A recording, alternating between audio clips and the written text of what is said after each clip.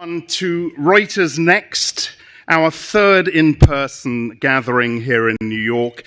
This is our flagship live journalism event, at which we strive to make sense of an increasingly unpredictable context and pick the brains of global newsmakers about what they see as the greatest challenges and opportunities facing the world at large.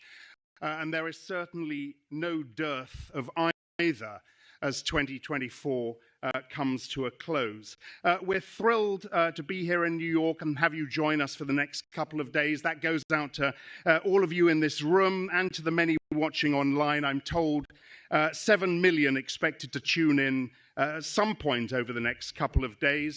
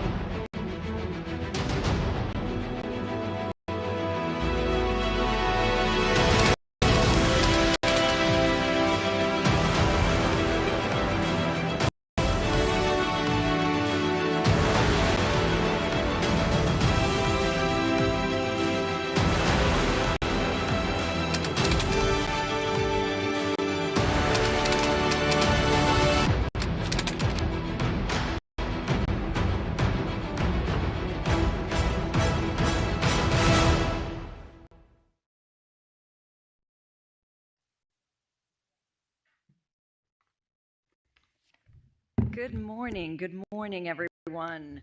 My name is Alessandra Galloni. I'm Editor-in-Chief of Reuters. Axel, thank you very much for the introduction. You're not only a great editor and presenter, but you bring a certain flair to the housekeeping portion of the show, so thank you. Thank you.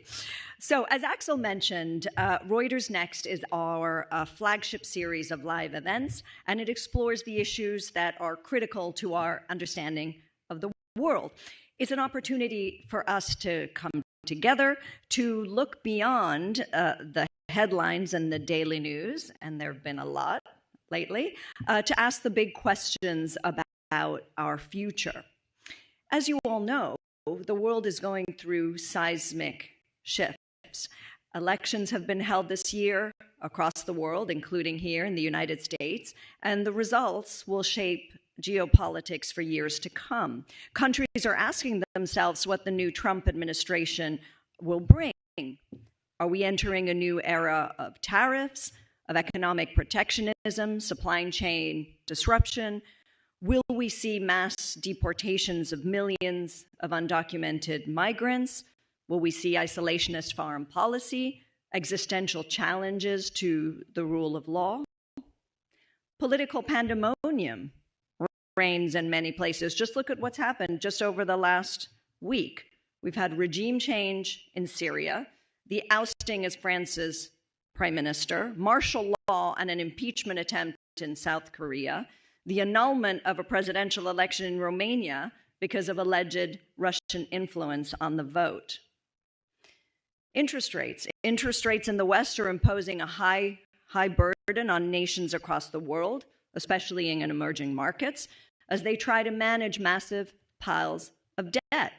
We have two major wars still raging, and attempts to create a more environmentally savvy, climate resilient future around the world are being challenged by rising sea levels, heat waves, droughts, and policy stalemates. And of course, the topic on everybody's minds, the global race in artificial intelligence. Is AI an opportunity? Is it a threat? Is it a fundamental shift in human history? The discussions that take place on the Reuters Next stage today and tomorrow will get into all these issues. We will speak with CEOs, with policymakers, with thought leaders. Over the course of the 2 days, we will examine 6 main themes: geopolitics, economy and markets, banking and finance, technology and AI, climate and sustainability, and leadership through change. Just to give you a taste of what's ahead, we're going to discuss the conflicts in Ukraine and Gaza with a number of policymakers, with Spain Foreign Minister José Manuel Álvarez Bueno, with Sweden Finance Minister Elisabeth Svantesson, Latvia Foreign Minister Baiba Braže, and the incoming Lithuanian Defense Minister Dovilė Šakalienė. We have many discussions on AI. Later today, I'll be interviewing OpenAI Chief Financial Officer Sarah Friar and Alphabet and Google President Ruth Porat. We will take a close look at coming regulation, the role of the media, and how consumer businesses are using AI, and crucially, where the smart money is going. And here, of course, in New York, the world's financial capital, we have conversations with several leading bank and financial CEOs, including the Goldman Sachs CEO, David Solomon, Bank of New York CEO, Robin Vince, Lazard CEO, Peter Orszag, Warburg Pincus CEO, Jeffrey Perlman, and New York Stock Exchange President Lynn Martin. You all know all of these figures. We also we'll bring our Reuters journalists to the stage, 2 Reuters editors' briefings, where you can hear directly from our experts reporting on the news as it happens. So on the world stage this morning, we're going to have our White House correspondent, Jeff Mason. He's here somewhere, I saw him before. And he's going to lead a discussion on the political and economic repercussions of Trump's election win. Many of you will have seen Jeff on TV over the years. On the banking and market stage tomorrow, we have Breaking Views global editor Peter Thal Larsen, who's going to host a conversation about the likely impact of the election on business and markets. So look, over the next 2 days, we are here to talk about the future. But the truth is that the future is not something that we journalists can predict. Our job, and we take this job very seriously at Reuters, is to deliver the facts. Our journalists work tirelessly to give people around the world access to reliable, unbiased, and independent information. We empower our readers and our viewers to make their own decisions by delivering our unique brand of trusted journalism every day. The World Stage Conversations, as Axel mentioned, will be broadcast live to a viewership of millions on our streaming platform and our broadcast channels. We're expecting, as you said, more than 7.5 million viewers over 2 days for the World Stage live stream. The event is also going to be syndicated to Reuters clients, so bringing the potential reach to about 3 billion people worldwide. And because it's developed in collaboration with the Reuters newsroom, we are providing a trusted platform for leaders to discuss the major challenges and opportunities facing the world. So with that, welcome again, and here we open Reuters Next 2024.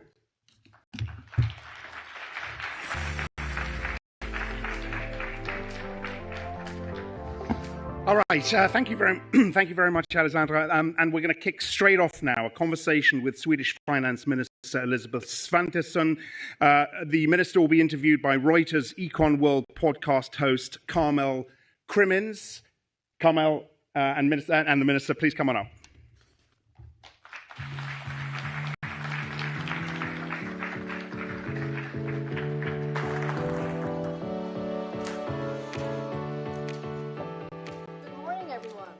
Welcome to the opening session of Reuters Next. I'm delighted to be speaking to Sweden's Finance Minister, Elisabeth Svantesson. Welcome. Thank you. Can't hear me? Oh. Not a complaint. She said you're so welcome. Is there someone there? Oh, there I am. Shall I? Welcome to the opening session of Reuters Next. Let's do this all again. I'm delighted to be interviewing Elisabeth Svantesson, Sweden's Finance Minister. And I've got to tell you guys, she actually gave up the opportunity to be at the Nobel Prize ceremony in Stockholm to be with us here today. I'd say that's a good gig. So we better make it worth her while. It's Elisabeth, a spectacular dinner, actually. It's a a spectacular dinner. It's also quite spectacular. Well, I don't think I can bring the same sort of intellectual heft as you're going to get at the Nobel ceremony, but I'm sure we've got a few geniuses in the audience. And the main thing is we'll learn something from you. So let's kick it off. We're here in New York on the cusp of a new US administration, one that isn't particularly sympathetic to Europe. How concerned are you about Europe facing across-the-board tariffs? Actually, I'm more concerned of Europe lagging after coming. I mean, we are far back from US when it comes to development, productivity. So my biggest fear is it's not the tariffs. Of course, tariffs are really bad for not only for Sweden or Europe, but also for America. But the problem we have right now in EU is low productivity. I mean, the growth is too bad, and we need to step up when it comes to investments, more private investments. So that's my main concern. So I mean, the destiny of Europe is not in a new administration's hand, it's in our own hands, and we need to step up. With that said, of course, I mean, tariffs, if we should see kind of a war with tariffs, it's bad for everyone. Are you sort of scenario planning? Are you gaming it out and preparing for like a worst case scenario? I mean, but before the election, we prepared for different scenarios, of course.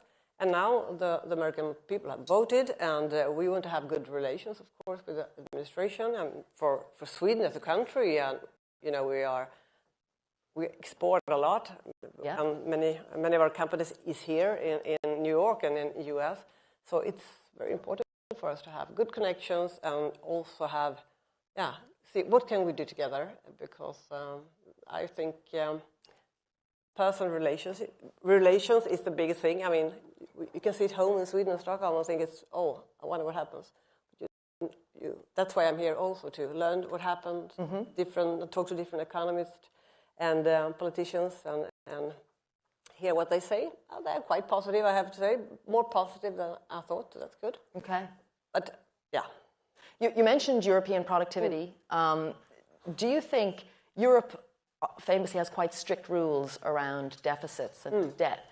Do you think, given the challenges that Europe faces, that countries should be allowed to perhaps build up their debt, build up their fiscal deficits?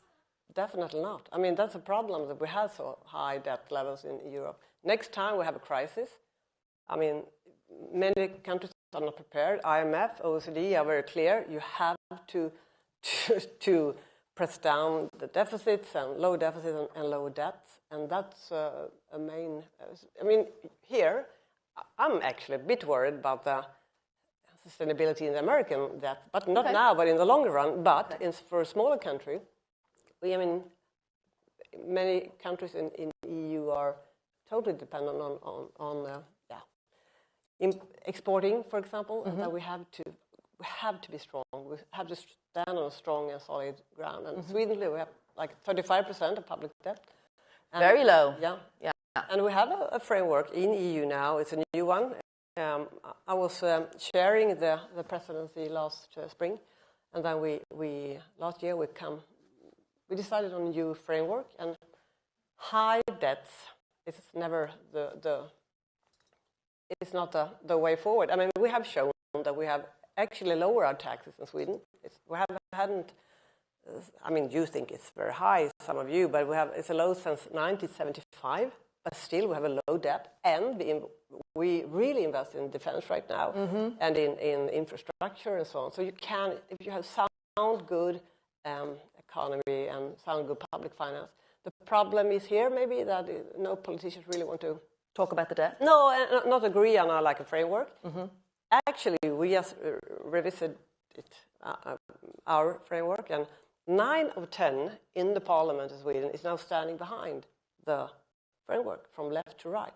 And that's very, I'm happy for that, because in a small country, in an uncertain world, and I also have a majority for the budget. I know it will pass, and it will, as I see, get growth both on the long and short term. So that's what we're aiming for right now. You have increased spending, though, certainly on the military defence spending, and recently joined NATO, and are one of the members that spends more than 2% of GDP. But there is an expectation, perhaps, that when the Trump presidency takes office, that European nations are going to have to step up to the plate more and spend more. Is that something you could see happening? Would you consider, I mean, I'm suspecting no, but would you consider raising debt levels to fund more military spending? Yeah, but it's an interesting question, because everyone asks me all the time that we need to have more loans. I mean, we need growth. And just 0% of GDP growing is like very good for the budget. I mean, we need growth, and we can prioritize in different ways. We have shown that. This government, I've been in this job for 2 years. We have, so it's like, I don't know what Elon Musk will do. It's a new job, but anyway, in Sweden we are pretty good, at least this government, to cut down some spending and and say, okay, defense and police is right now we have a lot of trouble with gang criminality. We have to prioritize. If the state doesn't, who should pay? So priorities, and of course, I mean, we have loans, but that's not the way forward. Okay.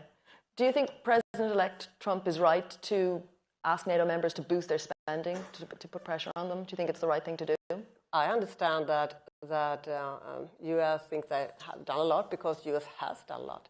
And what's worrying me right now is perhaps what will happen with Ukraine. I mean, the Nordic Baltic states and almost all EU states are quite engaged in helping Ukraine not lose the war. And if other countries back from that, I mean, I don't know what will happen here, but then we have to step forward. You would step forward? Yeah, definitely, because this is a war. It's not just a war of a piece of land somewhere in the east of Ukraine. It's a war of freedom. What Europe do we want? Because Putin is imperialist. He likes to build big empires, and Sweden and Finland, and you never know what he will do next. Yeah, I know that's very close to us. I've been to Ukraine, and he's a good friend of mine, my colleague, Sergei Marchenko, who's the Minister of Finance there. I think it can be a bit difficult to be a Minister of Finance in Sweden, but it's nothing compared to be a Minister of Finance in the middle of war. That is concerning me. Of course, if we need to spend more, we have to do that. And it's easier for Sweden with good and sound rock-solid finances. Yeah. Your government is currently investigating potential act of sabotage in the Baltic Sea. There's been other suspected sabotage. I mean, does it feel to you like there's a new Cold War? Not maybe Cold War, but when Russia invaded Ukraine and you saw the fragmentation, not only geopolitical but also economically, it feels, for me, I had this sense of West-East, 80s. So it's a different world now. Yeah? It's a different world now compared to 5 years ago. I don't know if you knew exactly what you did 5 years ago from this day. I have no idea what I did, but I know I was happily unaware what would happen the 5 years to come. The pandemic, the war, inflation, energy prices, and so on in Europe it's been tough. And if we need to do more, we will.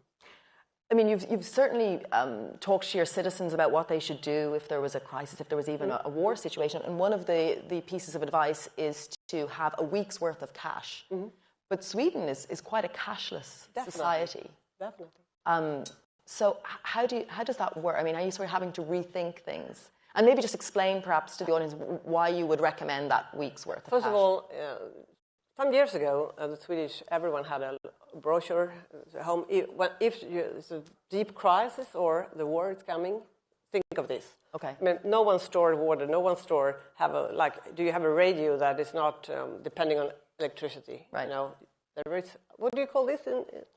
Like a wind-up? Yeah. Okay. Many different things you can have at home if you get into war. Anyway, and the reason for this was, of course, to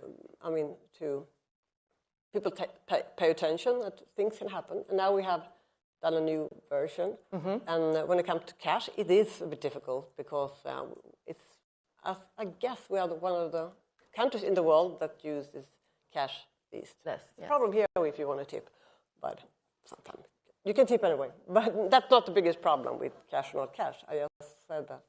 But are you speaking to the central bank about ways that you can maybe reintroduce perhaps more cash or get cash more accepted in shops? Yeah, and the shops doesn't want to have cash. It's a security matter also, of course. Yeah. But we are actually, right now we have a commission that works with the issue, because in times of war, or it can also be if you're 89 years old, you don't, like my mom, she has never had an iPhone.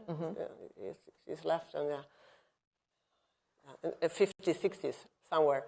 I mean, she needs cash. So many elderly people need it. So we are looking into that. Yeah. Sweden is obviously someone that really wanted to promote the green energy agenda. But we saw recently Northvolt, the Swedish battery maker, filing for US bankruptcy. Is Sweden doing enough to fund green energy? Is Europe doing enough to fund green energy? I think we have maybe a different, even in EU, I mean, when I discuss this with my colleagues, we have a bit of, we are not thinking exactly the same.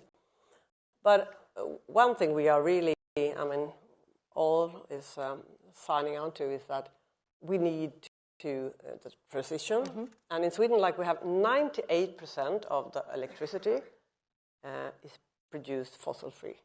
So, and we have the lowest emission per capita in EU. So we are doing quite a lot, and we also support technique. We are not very fond of supporting companies like with big, not pay companies, but technique, shifts and so on. So that we have been doing that. But when it comes to Northvolt, the problem is that they work too slow. It's a good product, work too slow, and even green companies can fail. But that mean it's wrong with the green transition. I mean, it's just a new, it's a new and not so mature market. Mm-hmm. Where does that leave Europe, though, and actually, frankly, the US as well, in relation to China when it comes to EVs? I mean, it's a worry for Europe, right? China is dominating this sector. Definitely. And for Germany, for example, I mean, Germany has a lot of production also in China. So it's very difficult for them and for many of us, of course. But we have to do things better. I mean, and better is not it's not always subventions. Right? Mm-hmm. So we need to do it in a smarter way. Yeah. So, but it's difficult when you see the US IRA, when you see China, China's industrial policy, subsidies. I mean, I suppose what I'm saying is, does Europe need to do a rethink, maybe sort of really fundamentally rethink how it's funding things, and maybe look at those restrictions around debt and budget deficits? Okay, I heard something about the 3-point plan. I have a 3-point plan too for Europe. And the first is that absolutely ensure the maximum 3% deficit, because that's what we need. Secondly, we need more of investments in R&D, 3% in whole Europe, and more private capital. That's the difference between EU and US. We have quite a lot of public investment, but not so much private, and that needs to be changed. So that's the two things, and now I just forget the third thing. I have some of my staff here. I'm sorry. The capital market. That has been really discussion for more than a year in the Eurogroup. And I have been surprised, I have to say. Did you know that there is 11,000 billion euros sleeping in bank accounts, saving accounts in the EU? In Sweden, 8 of 10 is saving actively in funds, in stocks, but in most countries, the money is just on their saving account, doing not so much. But if you invest them, you get money back, and even more important, the capital comes to innovation and to the companies. So I see that's an important thing too. So we must have triple our capital market, and it's too bad right now. So these three things. Okay. So the way I think it's so interesting. I'm not arguing with you just a bit, but I think it's so interesting because we have the debate in Sweden. We need to have a bigger debts. I mean, but we have invested a lot. We have a framework that makes us invest both in recession and in good times. So and we also have now changed the framework from surplus goal to balance. So that will give us some more money. But to have you want the private sector to step up. You want the private sector to step up. And we must see to that. Okay. Delighted. The geniuses in the crowd have put some questions in. I'm delighted. Let me pull up some of them. What are your 3 priorities for Sweden in 2025 and beyond? Oh, thank you. I mean, when I got the job 2 years ago, my first priority was definitely it was 10% inflation to defeat that. So I had 2 budgets that were wasn't expansionary at all, the opposite, but at the same time helping households and getting through. So now the inflation is one, the high inflation is not left there. So now we are focusing on growth. The first thing I did, and I know you don't win any elections saying this, but we have a commission work for a couple of years with how can we be more productive in different areas in the economy. So working with productivity in the long run, because I think I can come back to and in short run try to get the wheel spinning again, because we are in a recession now, because we are households and companies are very sensitive to higher rates. As some of you know, Swedish households have very big debts. So as soon as the interest rate went up, I don't think a lot of people know that, adjustable rate. Very high debt. I mean, 60% in Sweden has adjustable rate 3 months. And here I think it's like 80% that have 30 years or something. Yeah, it's a big difference. Anyway, so get the economy going.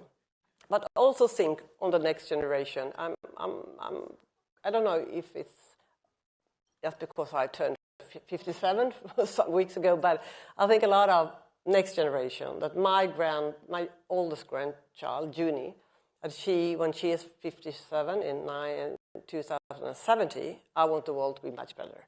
Because when my grandma was born, funny, at 1892 in Sweden, women didn't vote in all elections. We were really poor. I mean, why 20% of all Swedes went here to America. I mean, we were poor. And then 100 years of a tremendous journey, which then made Sweden one of the richest countries in the world. And I'm absolutely confident that that could be done again. You know, the Nobel Prize, for example, I mean, so happy that they lifted institutions, because the institutions is the absolute foundations for a good society and for growth. So Sweden, I think we have quite good, I mean, I don't know if so many countries have, like the tax agency is one of the most popular agencies. Really? I told that to my friend in Ukraine, he just, what? Was that? Yeah. Why? Because they do a good job. I think maybe we have also nowadays a tax system that people understand. And the agency have decided to be very service-minded, digital for a long time. So it's just interesting. Super interesting. Did I answer the question? Probably many questions at the same time, I'm sorry.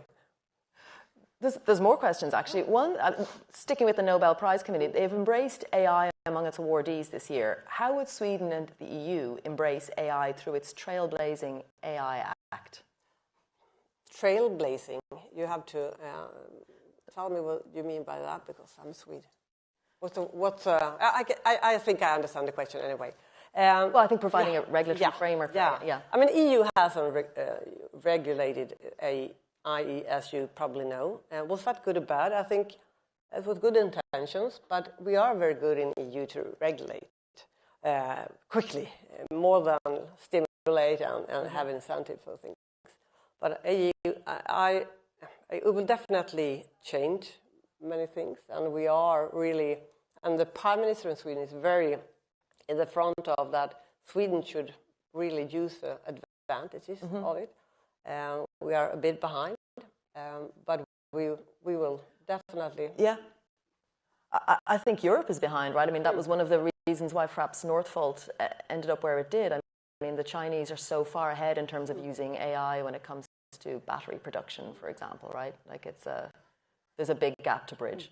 Yeah. I don't know if it was AI that was the difference in with Northvolt, but anyway, it's important to do it right, because it's good and bad, of course, pros and cons with it. Yeah. There was another question about contingency planning for Trump, for the Trump presidency. Yeah. Is that something that the Swedish government has looked to do? Can you just... I suppose preparing how you're going to navigate. Absolutely, yeah. Trump in the White House. Definitely. That's also a reason to be here. I met some people that know him more or less, because I mean EU need, but Sweden needs to have good relations and good contacts. We are very depending on what's happening here, and we will work together with whoever is president and the administration that comes now in January. Of course, we will work with them, and so we need to understand how. And I come to understand that Mr. Trump is quite transactional, and I like to do business. So you never know. That's things to do, I guess. Yeah. I mean, last time, I think many Europeans just backed off, and they really. I mean, he will be president for a couple of years, and maybe more. Yeah. I'm sorry. But I mean, do you think to that point about transactional nature? Do you think it's posturing when he talks about an across-the-board tariff? Do you think it's sort of a bargaining tactic? I don't know. I don't really know. But I guess it's a bargaining too. But I'm pretty sure that he will do something. But I mean, 60% against China, that's probably a bargaining. I don't know. But if I guess, I mean, some of you might have better guesses. But I think we will see a change in tariffs, absolutely. And that's bad, of course, yeah. But on the other side, as I said, Europe's economic problem is worse than tariffs. It's coming at a very bad time. Yeah. But we did see Brussels ink that trade deal with the Latin American countries. Is that a sign of things to come, perhaps forging alliances with other trade blocs as a way of... I hope so, because, I mean, especially for a small country, we have a lot of export. We are so dependent on trade. And that would make Sweden rich once, too, of course, that we could trade with others. So I hope we will see more of that and not too much protectionism, because that's really not good for anyone in the long run. Mm-hmm. Can feel good in the beginning, I guess, but we know the economy doesn't get stronger if we are having too much hinder and tariffs. Elizabeth, thank you so much for your time. Thank you. Nice to be here. Thank you. I'll lead you off this way.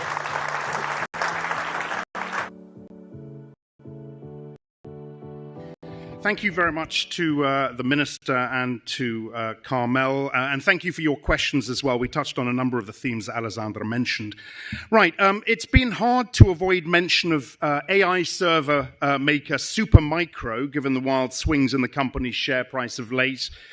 To tell us where things are now, please welcome Supermicro CEO Charles Liang to the stage. Charles is in conversation with head of Reuters Professional Josh London, and this is a fireside, I must add, held in partnership with Supermicro. Come on up.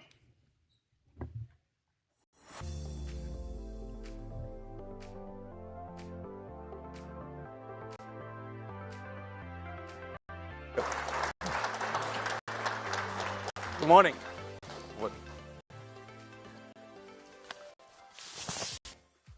Good morning, Charles. Good morning, Josh. And good morning, everyone. I'm so glad we could be here together. Charles, it's my pleasure to introduce you as the founder and CEO of Supermicro. According to IDC, Supermicro is the #2 data center provider in the world. And according to NVIDIA's most recent earnings, the #1 OEM for servers built with NVIDIA AI infrastructure. Based in Silicon Valley for 31 years, Supermicro is a key infrastructure provider for the AI revolution, which is driving their move from systems provider to a full rack-scale data center solutions provider, which we'll talk about in a moment. Yeah. Charles, while I know we'll focus on Supermicro's business strategy and technology, Supermicro's been in the news a lot lately, so I need to ask, is there any update you want to provide? Oh, thank you. Thank you for the question. Yes, I mean, with the AI boom happened so strong. And we happen to be one of the best AI infrastructure company. If not the best, at least one of the best. So we have been growing very fast. Just last year alone, we grew more than double in revenue. And last 3 years, we grow 4x, quadruple. So with this kind of faster growth, for sure, there are lots of transition. There are lots of enhancement.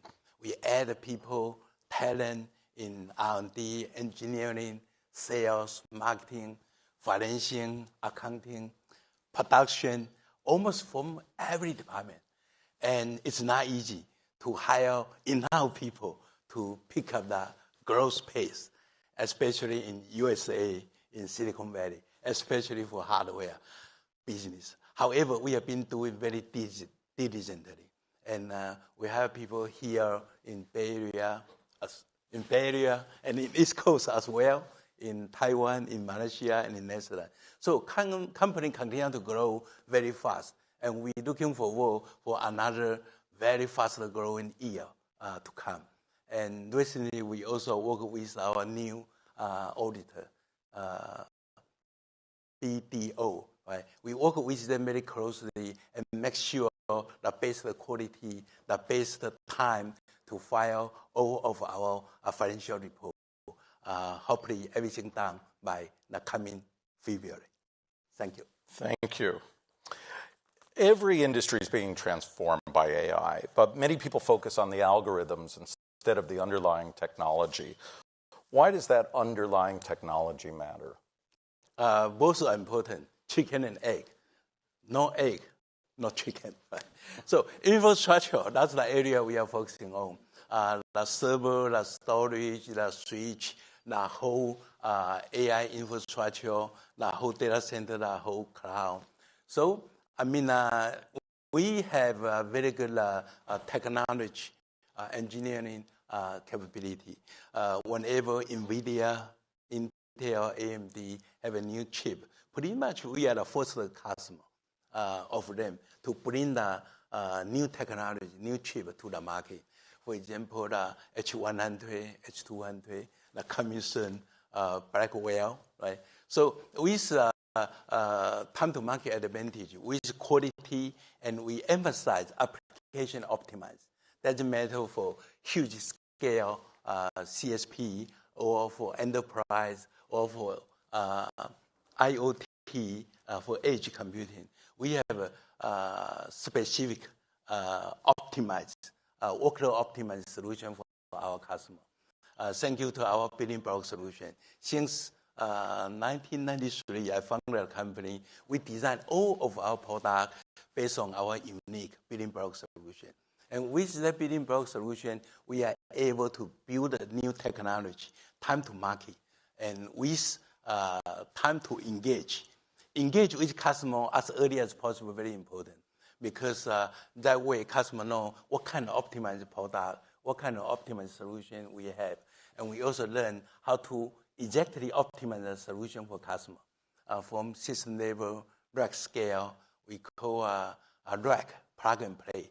That means we build a whole rack with all our hardware, server, storage, switch, and management software. So when we ship to customer side, customer just simply plug two cables, power and data, and then ready to run. Wait a second. Recently, customer needed another cable, water cable. So with water cable, plug in liquid cooling. Water cooling is ready to go. And water cooling have a lot of advantage. Later, I'd like to share a little bit more with everyone here. Thank you. It appears that we're in an AI arms race with the largest and most influential companies all competing. What does it take to win the AI arms race? We're based in Silicon Valley. Silicon Valley is like New York, a very expensive city. So I like that because the high living cost that encourages everyone to work smarter, to work better. Right? So we have a couple of advantages. For example, I just mentioned about time to market. Whenever our supplier like NVIDIA have a new chip available, we are able to build rack scale AI platform available for our customer. And then TTE, right? Time to engage.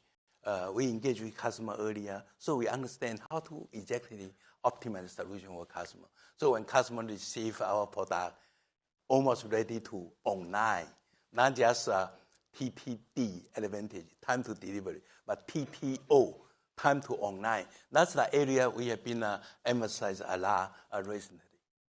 We were talking earlier about how data centers power everything, from social media to banks to airlines. But AI data centers are different. What makes an AI data center different? AI data center, compared with traditional data center. Traditional data center pretty much powered by traditional CPU. And each rack about 6 kW or 10 kW. Now AI based on GPU for accelerating computing. And the computing power is about 50 times or even 100 times, 500 times faster than a traditional data center. Although it consumes more power, but performance per watt have been 5 times, 10 times, or even more than traditional data center. And each rack now, we are shipping not 10 kW, not 20 kW, it's 100 kW. Each rack, the same size, 42U, 100 kW. So the computing density is much, much higher than traditional data center. And even NVIDIA have a much higher efficiency chip. Even we have a liquid cooling, but still, each rack, 100 kW, but deliver 100 times or even 500 times faster performance. Can you explain how the scale of AI infrastructure differs from traditional data centers, and both the scale, the technological scale, but also the scale of investment needed? Okay, let's say computing power, right? Traditional data center powered by CPU. Now AI data center powered by a GPU. So the performance is 100 times or 500 times or even 1,000 times faster. Because people want AI to be more fancier, to be more accurate, to be easier for interface, and to be more fancier, right? So doesn't matter for living style, for engineering, for medical, or for business automation. So everyone wants things to be faster, better, more accurate. Yes. So in terms of power consumption, traditional tower data center, for example, it's like 10 kW, now it's 100 kW. And indeed, we are working on a rack with much more power than 200 kW. Wow. So lots of new technology, a new product will be available quarter after quarter instead of year after year. Now, we lots of time counted by quarter after quarter. You shared an example of a recent data center that you opened for a customer. Can you tell us about that? Okay. That's a really great honor. I have a chance to work with Elon Musk and Jensen Huang. I mean, we are very lucky. We are able to use NVIDIA's solution, their chip, and support Elon's XAI. So both guys, as you know, all looking for the best technology, the best quality, best performance. And it's a really huge data center. Just phase one is including about 100,000 GPU. And 100,000 GPU is about 100 megawatt power requirement. That's power difference, right? In terms of performance, compared with traditional data center, I believe the performance is kind of 500 times or even 5,000 times faster. And very surprised me, XAI are able to build a data center from day one to finish. Traditional data center may need 2 years.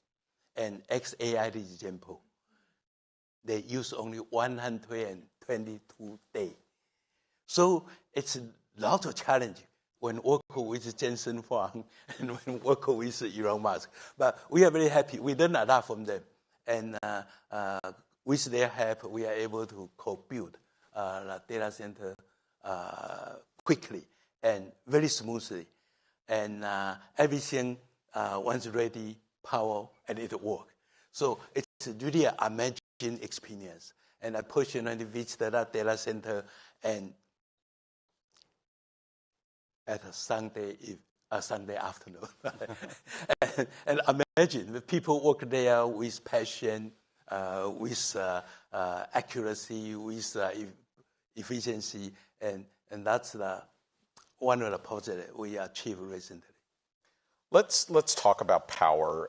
AI is expected to consume a significant amount of power, with one researcher estimating that by 2027, the sector could have the same annual energy demand as the Netherlands. Yeah. How do you address the environmental challenges that AI presents?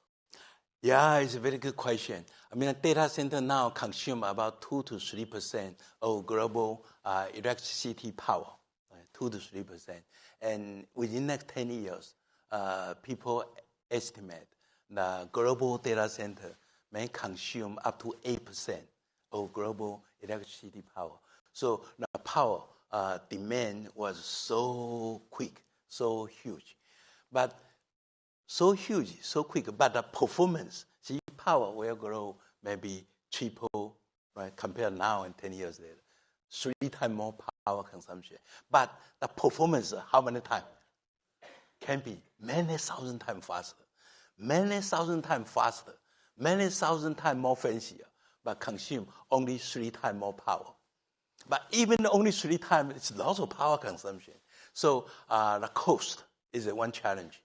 So that's why, I mean, people work together, kind of like all the technology leader work together, including Supermicro. We recently very aggressively promote liquid cooling. So instead of traditional air cooler, right, now we, indeed, the last 2 quarters, more than 50% of our product shipped with liquid cooling. 50% product shipped from supermicro and liquid cooling. While compared with the whole world, I believe maybe only 5%. 5%. So we are leading ahead the industry, and we feel very happy, very kind of great honor to lead the liquid cooling because it consumes much less power. From our detailed deep calculation, a data center or a rack cooled down by liquid cooling, we can save up to 40% of electricity power for customers. Save 40%, up to 40% of energy cost, and save up to 40% of water as well. Some people want to say, hey, liquid cooling needs a lot of water. Indeed, liquid cooling can save up to 30 to 40% of water. And also save space. Liquid cooling, because the density can be triple or even much more than triple. Let me keep it confidential. I believe with technology leader working together, kind of like we have a goal to make a per rack more than 200 kW very soon. So that means higher density, and that means smaller data center space. And also smaller in cost, up to 20% cost saving. So when people go to liquid cooling rack scale, liquid cooling data center, indeed, our goal is to save customer up to 20% of cost. And for sure, lower the pollution, because less power consumption. That's why less CO2, less pollution. So when we develop new technology, grow AI technology service, for sure, it's a great honor, a great experience to help reduce the environmental impact. AI is transforming and reshaping so many industries globally, but it's also affected your business. You've been around for 31 years. AI has changed Supermicro as well. How has it changed your company? Lots of change. I mean, before we focus on board level in Silicon Valley, and then later we expanded to a system level service, and now very huge volume in rack scale. Right? We ship a computer rack plug and play. 3 years ago, we were very happy. Finally, we ship more than 100 rack per month. And today, we have a 5,000 rack per month capacity. And around that 5,000 rack per month capacity, 2,000 can be liquid cooling. So for sure, it's a big change. Before, we have a 2 to 3 small buildings in Silicon Valley. Now we have, I don't know, I lost count, maybe 30 or a little bit more buildings than that in Silicon Valley. And we have about maybe 20 buildings in Taiwan and Malaysia. Yeah. So the scale change has been really big. And looking forward, the AI boom will continue to speed up. And we like to not just keep the pace, but like to grow quickly. So to hopefully provide the best computing power to the industry. How has AI transformed how you deliver solutions for your customers? Again? How has AI transformed how you, Supermicro, deliver solutions for your customers? Yeah, kind of like before system level, now rack scale. And indeed, we are preparing for another transformation, transfer to data center scale delivery. So we try to provide a technology called DCBBS, Data Center Building Block Solution. That means we design, optimize all the subsystems. And when customer engage with us, we just move our block by block, and move everything to customer's data center and make it a fully end-to-end solution from server, storage, switch, cabling, rack, water cooling, management software, service, everything form one partnership. Thank you. I want to ask you about Silicon Valley. Yeah. Many, if not most companies, hardware companies, have left Silicon Valley, but Supermicro is headquartered there. Why are you based in Silicon Valley? I like to be stable. I started a company at Silicon Valley, and I like to stay in Silicon Valley because Silicon Valley is a very good city, although expensive, but very good city, right? In Silicon Valley, it's close to our technology partner, and like NVIDIA, AMD, Intel, Broadcom. We work together from early morning to midnight if we want, right? So also in Silicon Valley, we are able to work with all the leading edge customers. So we understand what customer need. When customer have some good idea, they can visit our office, visit our lab, and most team work together right away. So in lots of case, in the evening, people have an idea. In the early morning, the solution have been proved, right? So that's all the advantage. So kind of better technology and a better time to market, better engagement, easier for communication, and easier to put in the AI with optimization, workload optimization to customers. So here's the big question that I think a lot of people are wondering. Yeah. Where does AI go next? AI go to where? You people pretty much all have a good answer, right? I mean, people like AI because AI help people from every angle, right? And, living style, entertainment, your work, your even education or even culture, everything, right? And people want AI to be more friendly, easy to get together, more safe, more convenient, more fancier. So there are lots of room to grow. I believe, and AI is still not as smart as people here, right? So there are lots of room for AI to improve. Right? AI, now people say, hey, robot consume only about 200 watt, and robot today can be very smart. How about compare with we human beings? We consume only how many watt of energy? Maybe only 10 watt, 20 watt, right? And then we are much smarter than today's robots still. So still lots of room for AI to improve.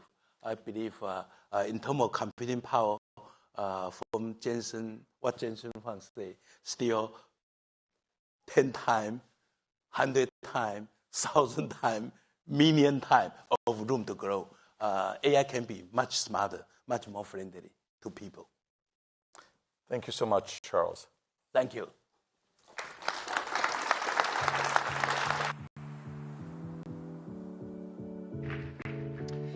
Good. Thank you, Josh. Thank you, Charles. Right, back to the global policy arena. As a former senior NATO official and now Latvia's foreign minister, our next speaker is well placed to talk, among other things, Ukraine's membership of the Transatlantic Alliance. Please welcome Reuters executive editor Simon Robinson to our stage, who will speak with Minister Baiba Braje, who joins us virtually, I believe, from Riga. Come on up, Simon.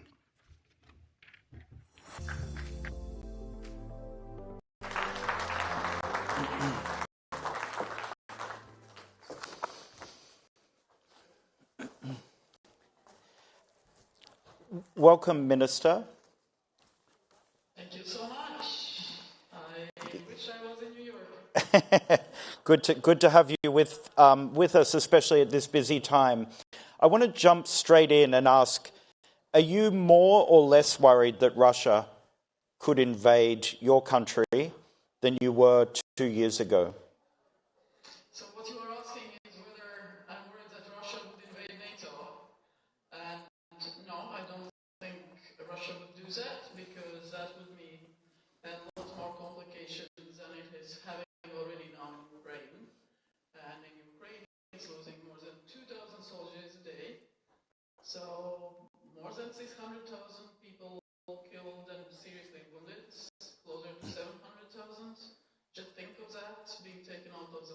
market, what it means overall for the economy, what it means for the crippled soldiers going back into the country with all the war syndromes and everything. So Russia is not doing very well, also economically. So we don't have direct military threats, but we are very serious about our defense. Russia's policy is war. All the NATO countries agree on that Russia is a direct threat to Euro-Atlantic alliance, and we take it seriously. So Ukraine has repeatedly asked to join NATO, and just last week it pushed for a decision on that. You said last week that Latvia is ready to bring Ukraine in, but that other members of NATO want to wait until Trump is in the White House again before making a decision. Why wait? That is what NATO treaty provides. The Washington Treaty provides that to accept new members, it has to be a European country, so Ukraine is a European country. It has to contribute to Euro-Atlantic security. We know very surely that Ukraine currently, of course, fighting its war of liberation and defending against Russian aggression, is fighting for all of the free world and standing up to the values that we have declared in all our constitutions. So clearly, Ukraine is contributing to Euro-Atlantic security. But there also has to be a consensus, so all the members have to agree. And I don't want to point out at anyone particular, but we have to. We are shaping that consensus. So politically, decision has been made already in 2008, but also in the Washington summit this summer, that Ukraine will be a member of NATO. So the question is how we get there. So I want to focus on something that happened last week in Europe. There was a meeting of the Organization for Security and Cooperation in Europe, and you very publicly said that you would not be in the same room as your Russian counterpart, Sergei Lavrov, and you, in fact, said, I cannot be in the same room as an aggressor state. So I want to push you on that a little bit and ask, isn't that what is needed, that we need dialogue? Today, clearly, all our intelligence agency, policy analysts, planners, experts agree that Russia's policy is war. All of the indicators, all of the instruments of power that we are watching, whether it's political, economic, religion, private sector, media, anything, is oriented towards one goal, which is war. And the objective of that war is to erase Ukraine from the face of the earth. So not just take a few villages in the east of Ukraine, but actually really take over the country and establish a Soviet regime, Soviet type of regime, obviously. So it's an imperialistic war. So for me to sit in the same room as someone who has been lying and traveling around and repeating those lies again and again and again, I don't honor this person with my presence. I'm sorry. Let's turn to President-elect Trump. He has said that he will end the war in Ukraine in a day, on his first day. How do you rate his chances of that? My principle always is that commenting on other countries' internal politics and what other politicians have said, especially allied politicians, especially President Trump, would be unbiased, let's put it that way. So what we do is we constructively engage, and we had a very good cooperation with President Trump's administration in the first term, so I'm sure we'll have it again now. We know there were conversations. He was in Paris on Saturday. He had conversations with allies, with President Zelensky. President Zelensky's son has been to Washington, D.C., so there's a lot happening in the background, but I will keep it in the background because it's between those involved parties, and I don't think that I can help much by relieving what I know because it's not going to be complete. So we all wish for peace in Ukraine. It has to be on Ukrainian terms, meaning that Ukraine has to define what is a victory, what is a peace.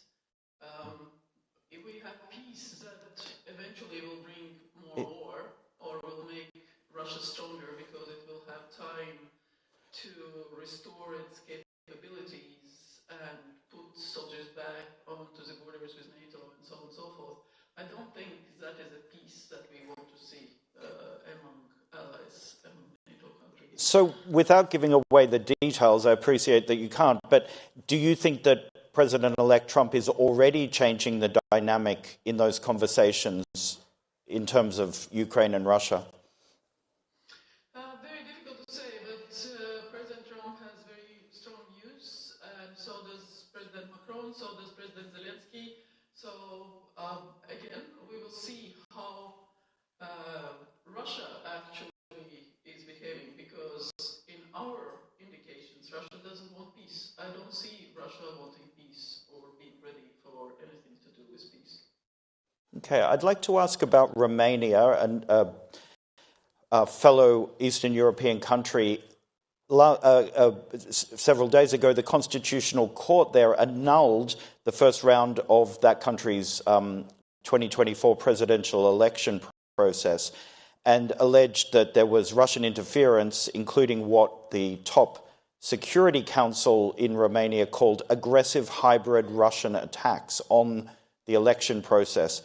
Russia, I should point out, has denied this. What's happening, and what should countries do? What does your country do to protect its election process to make sure that it's sound? It's nothing new. Russia, remember the election, presidential election in France when President Macron was first elected, where they called out Russia by name, by interfering in those elections. We have seen those processes happening one way or the other in a number of places. Our parliamentary election was 2 years ago, so we didn't have significant interference directly from Russia. We made sure that both in terms of our legislation, but also in terms of practices with social media, with people who could be trying to do that there was very proper, well-organized sort of resilience here in Latvia. So as a result, we can't say that there was significant interference. Next election is in 2 years, in 26, so we are in a way already preparing.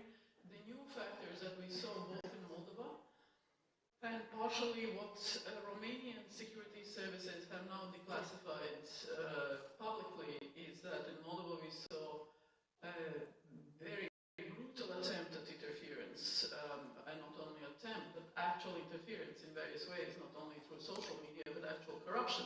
And praise to the journalists. The investigative journalists were the ones actually being able to uncover all that. They also tried to bust in electors from Russia. They tried to use all types of methods to influence that election, but also the referendum where the Moldovans installed their aim of becoming members of the EU in the constitution. So in Romania, I haven't yet spoken in detail to my colleagues in Romania, but we have exchanged the messages, and I know that our intel agencies are in touch. So clearly there was a large campaign organized through TikTok.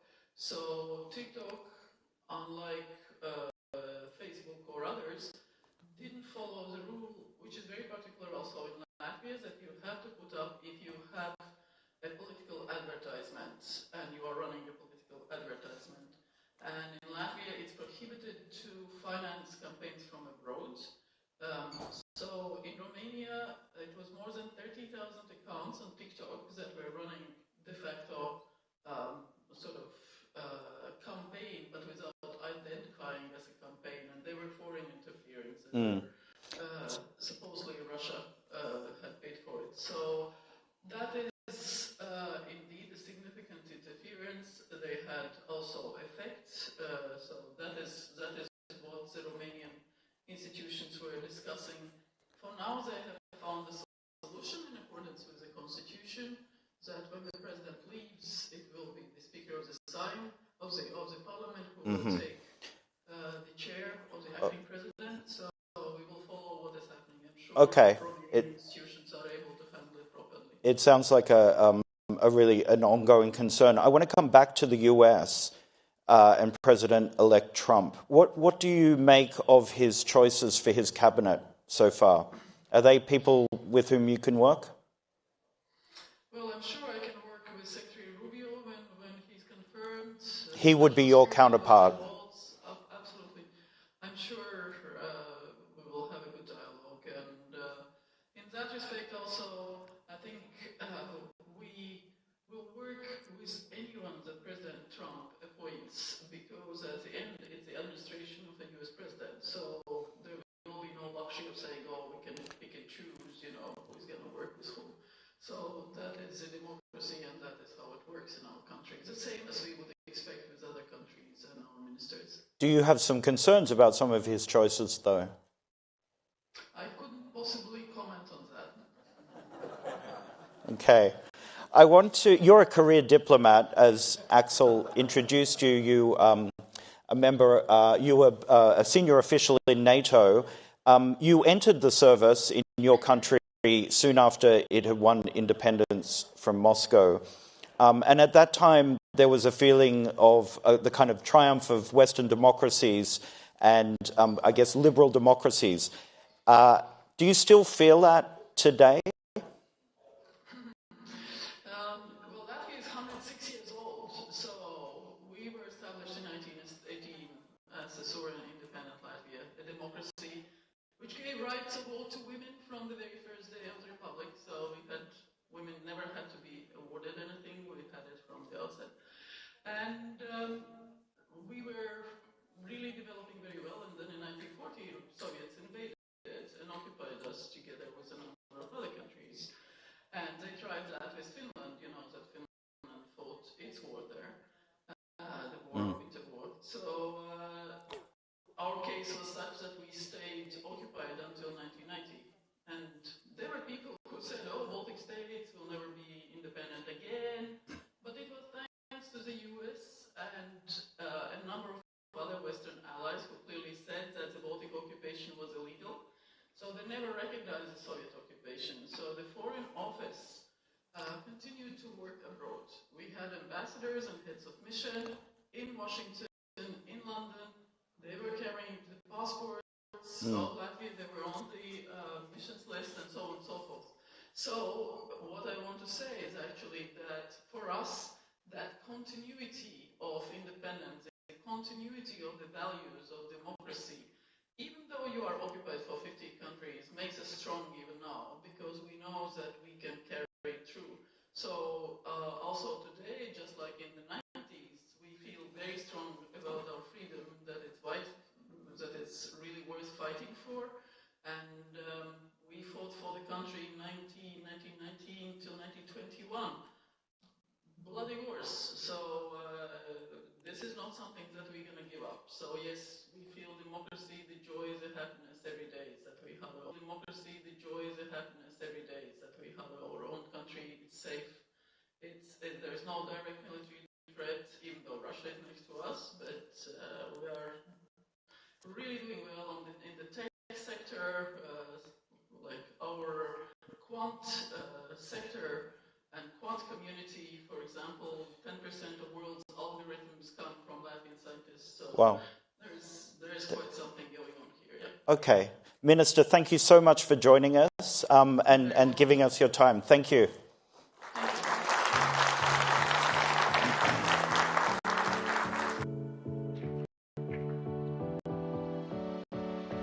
All right, thank you, Minister Brage, and thank you, Simon, for that. This next session is held in partnership with Experian.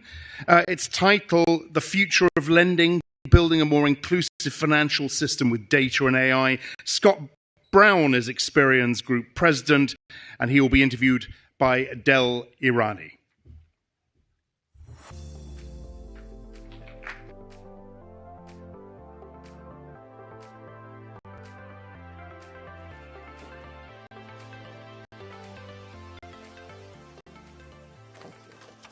Good morning, everyone. It's great to have you all joining us in the audience today and, of course, on the live stream as well. Now, many of you are leaders or managers of your respective organisations. And while your industries may differ, I'm sure there's one thing that many of you would agree upon, which is that you're always looking for better, faster, and smarter ways of doing things. And having the right data can go a long way in helping you achieve that. So then what happens when you add artificial intelligence to the mix? Well, lucky for you, Scott Brown is from Experian, which is a world leader in data and technology, and we're going to talk just about that. Scott, great to have you with us. Yeah, thanks for joining me. So Scott, we've been talking about AI for the last 10 years, and there's a lot of big statements around it. It's overrated, it's underrated, it's going to create jobs, it's going to take everyone's jobs.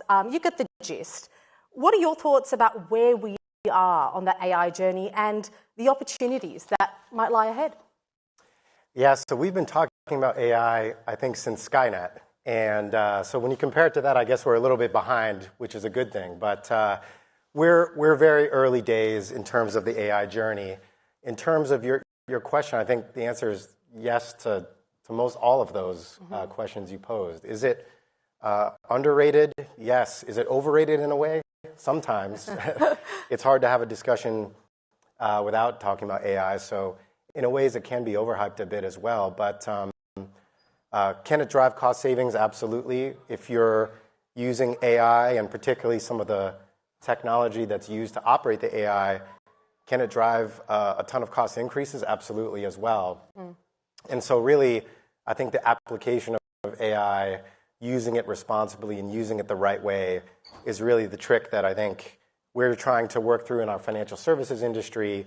And I think most of the attendees in the audience here are working through across their industries as well. I think the way I think about AI is almost like the rise of the internet in the 90s. If you think back to that, can you imagine ignoring the rise of the internet back in the 90s? Yeah. And if you think today, the 20 minutes of uninterrupted time that I have today, where I won't be on the internet, is probably in this discussion here. And so to just chalk AI up as hype and to not take it as transformative for your industry is obviously a mistake. I think that we are, in a way, in the early days of the internet here, where it's a little bit unknown, unproven. Regulation is still getting formulated, and so. But I think the bright side is, I think many leaders here and across different industries are really leaning into the opportunities with AI to transform their businesses and to help everyday consumers. Okay, so let's talk about the transformative nature of AI, but more specifically when it comes to financial services. Tell me about how AI and technology is playing a role when it comes to your business, and in particular the impact that you're seeing firsthand, that it's having an impact on your clients. Sure. So Experian works with a variety of different companies across every industry. And so the audience that's here in the room and on the webcast, I think it would be hard to find a company that we don't actually work with in a meaningful way. And so we have a very broad purview. When it comes to financial services specifically, we really sit at the intersection as not only the largest credit bureau in the world, but one of the largest independent data companies in the world as well. And so we're really working a lot with large banks, credit unions, fintechs, community banks, international financial services companies. And so we really get an interesting purview into this as sort of an independent data provider across those different constituents. And what we find is that, first of all, I start with the technology itself. Yeah. The financial services industry has experienced a significant amount of disruption and change in the last 10 to 15 years. Yeah. Just as a consumer, if you think about the way that you pay for merchandise during point-of-sale transactions in a retail environment, that's very different now than it was even 10, 15 years ago, where now you can use your phone, your Apple Watch, think about the way you send money to friends. That was a thought off into the future, a decade plus ago. You think about the consumer and the user experience. Mm-hmm. When you use different apps in your everyday life, it's actually hard to find something that doesn't have finance embedded in the app, even if it's not a financial services app to begin with. So I start the discussion thinking about, it's hard to find industries in the last decade in particular that have been impacted as much by the advancements in technology as financial services. But I'd also say there's a long way to go. So, we work with a lot of the largest banks in the world, and they have made significant progress in terms of catching up with some of the tech companies that have introduced a lot of this disruption. But I think we would all agree that there's a long way to go. Yeah. And one of the things that we work a lot with our clients is not just working on the technology transformation that I've been talking about, but also how do you use data responsibly with these high-powered tools that we now have at our disposal, with both cloud computing and AI coming together. Right. And we really think that leveraging data more inclusively along with those tools allows you to get a better view of the consumer, which is really what all banks and lending institutions are trying to do. So, Scott, give me a specific example. In terms of how, you mentioned some great things of how you're working with your clients. For the audience here today, can you put this in tangible terms? Give me an example of a customer that you've worked with and how you've helped them. Yeah, sure. So if you think about extending a line of credit or extending a loan, whether it's a consumer loan, small business, or for capital liquidity, ultimately the lender is looking at whoever they're extending that loan to almost through a keyhole. And they have limited information about the individual or about the business that they're looking to extend credit to and provide a loan to. And so what we're really spending a lot of time on is how do we expand the keyhole? And how do we do that by looking really at two main questions that all banks and lenders are looking to answer in a more complex world is, one, how do I confirm you are who you say you are? Mm-hmm. So with all of these advancements in tech and in AI, I think privacy, but specifically fraud, is becoming a greater challenge and concern. So we look at that in terms of fighting good with good, and that means with better data.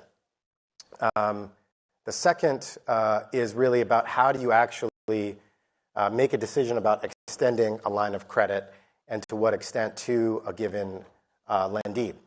And ultimately, what we're looking to do is to expand that keyhole again by leveraging more data, by giving more data to the lending community so that they can leverage that for a more holistic view of a consumer, of a small business, of a big enterprise that's looking for capital and liquidity. That was always the goal within our industry, but now with the advancements in some of the technology that has to underpin how those decisions are made, how risk is weighed, how fraud is verified, the opportunities are really accelerating now.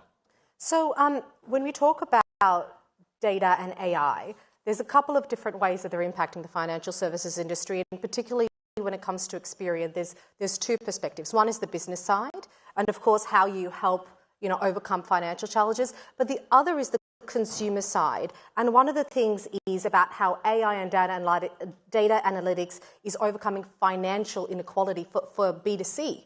So talk to me about both those elements and how it works for businesses and consumers. Yeah, so businesses are trying to do some of the things that I was just mentioning, specifically around having a much more integrated user experience first and foremost. Yeah. So if you are extending a line of credit to a given consumer, how do you do so in a way that's integrated into their everyday lives? And that's where the concept of embedded finance comes in. And how do you embed finance into a consumer's life, not the other way around? Yeah. And then the way in which our lenders think about balancing risk and optimizing their P&L while also expanding the keyhole to be able to reach more consumers is really built off the back of greater analytics on more data enabled by more cloud computing. So that's on the B2B side. On the consumer side, this is really where Experian's mission is really focused, is around financial inclusion, because it's a real problem in the US and in many countries where just so many everyday people are actually locked out of the financial system and are not able to get basic credit. Right. So one data point behind that is that in the US alone, there's over 100 million consumers who do not have access to mainstream credit. 100 million.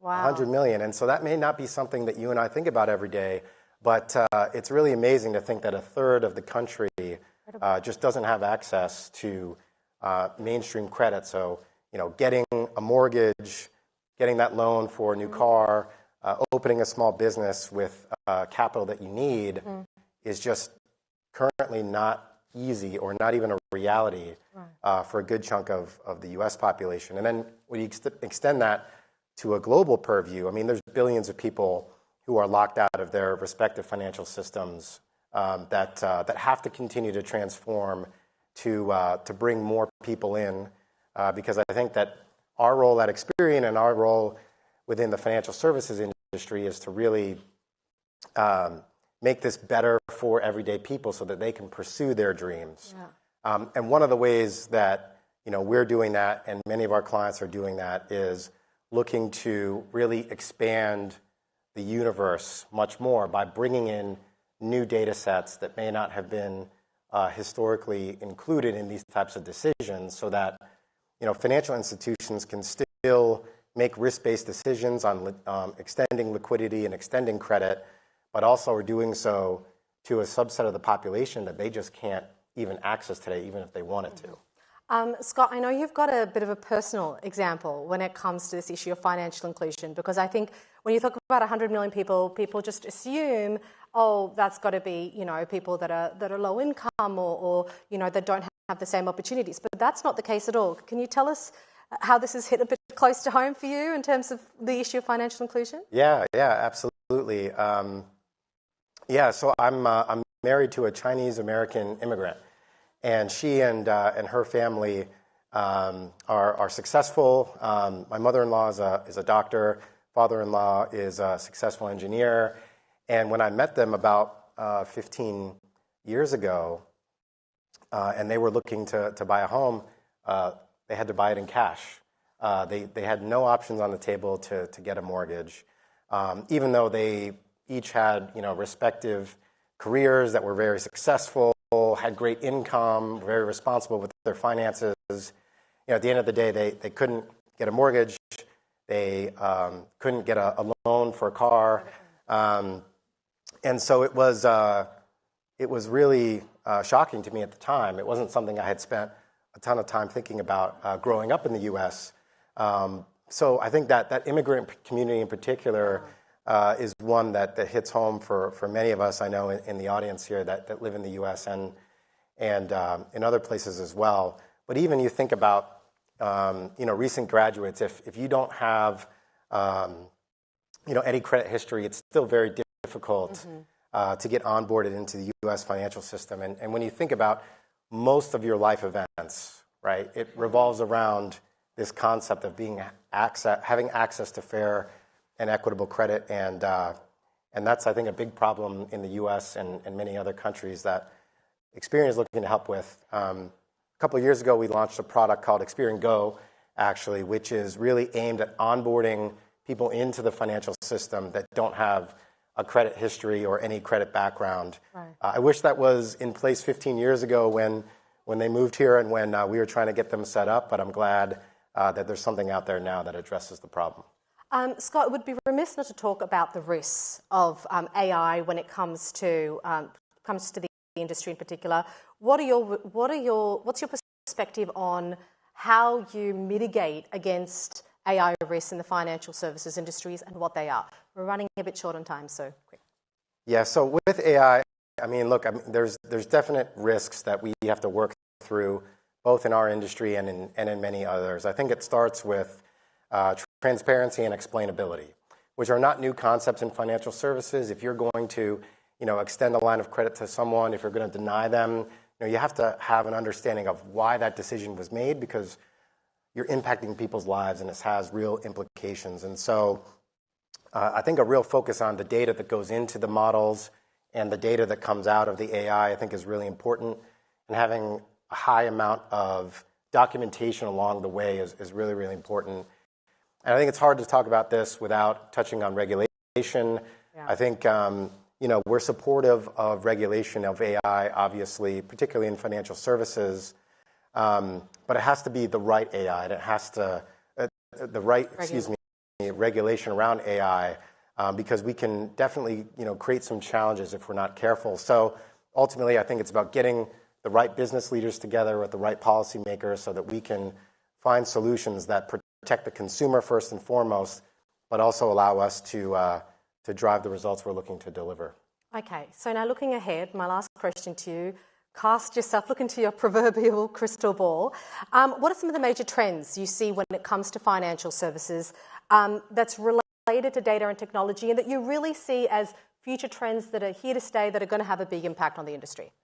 Yeah, so with the advancements of data and AI in particular, there's one trend that is really picking up speed in the US. It actually started overseas in Europe and in other countries and is now coming to the US more, and that's called open banking. Mm-hmm. And what that really is this concept where consumers can contribute their data in exchange for better products from financial institutions. So Del, if you were to, as an example, sign up for Experience Boost product, you can contribute some of your transaction history to us, and then in return, we can deliver you a better improved credit score, assuming that you're up to date with your bills and everything like that.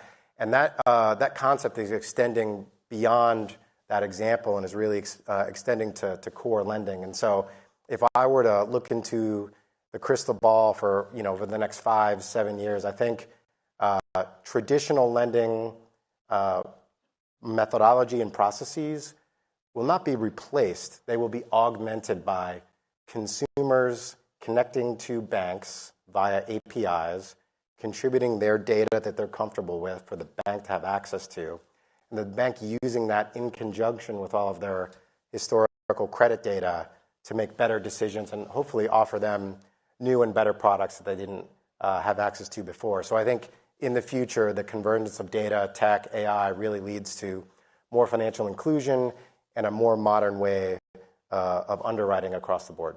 Either way, it's here to stay. Absolutely. Scott Brown, thank you so much for your time. Great talking to you today. Thank you. Thank you. Thank you.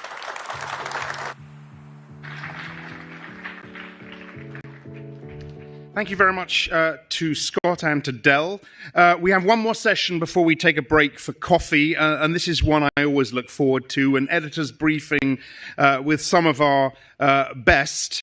The title is a big one, the US election and what's next for global politics and economics, all that in 25 minutes. I'll let White House correspondent Jeff Mason handle this one and introduce his panel. Come on up, everybody.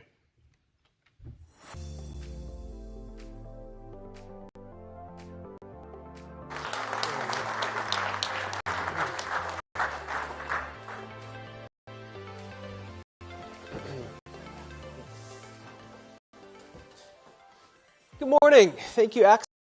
And it's great to be here with all of you and with this terrific panel. My name is Jeff Mason, and I'm a White House correspondent for Reuters. I've covered the White House for about 16 years now, amazingly, and been with Reuters for 24.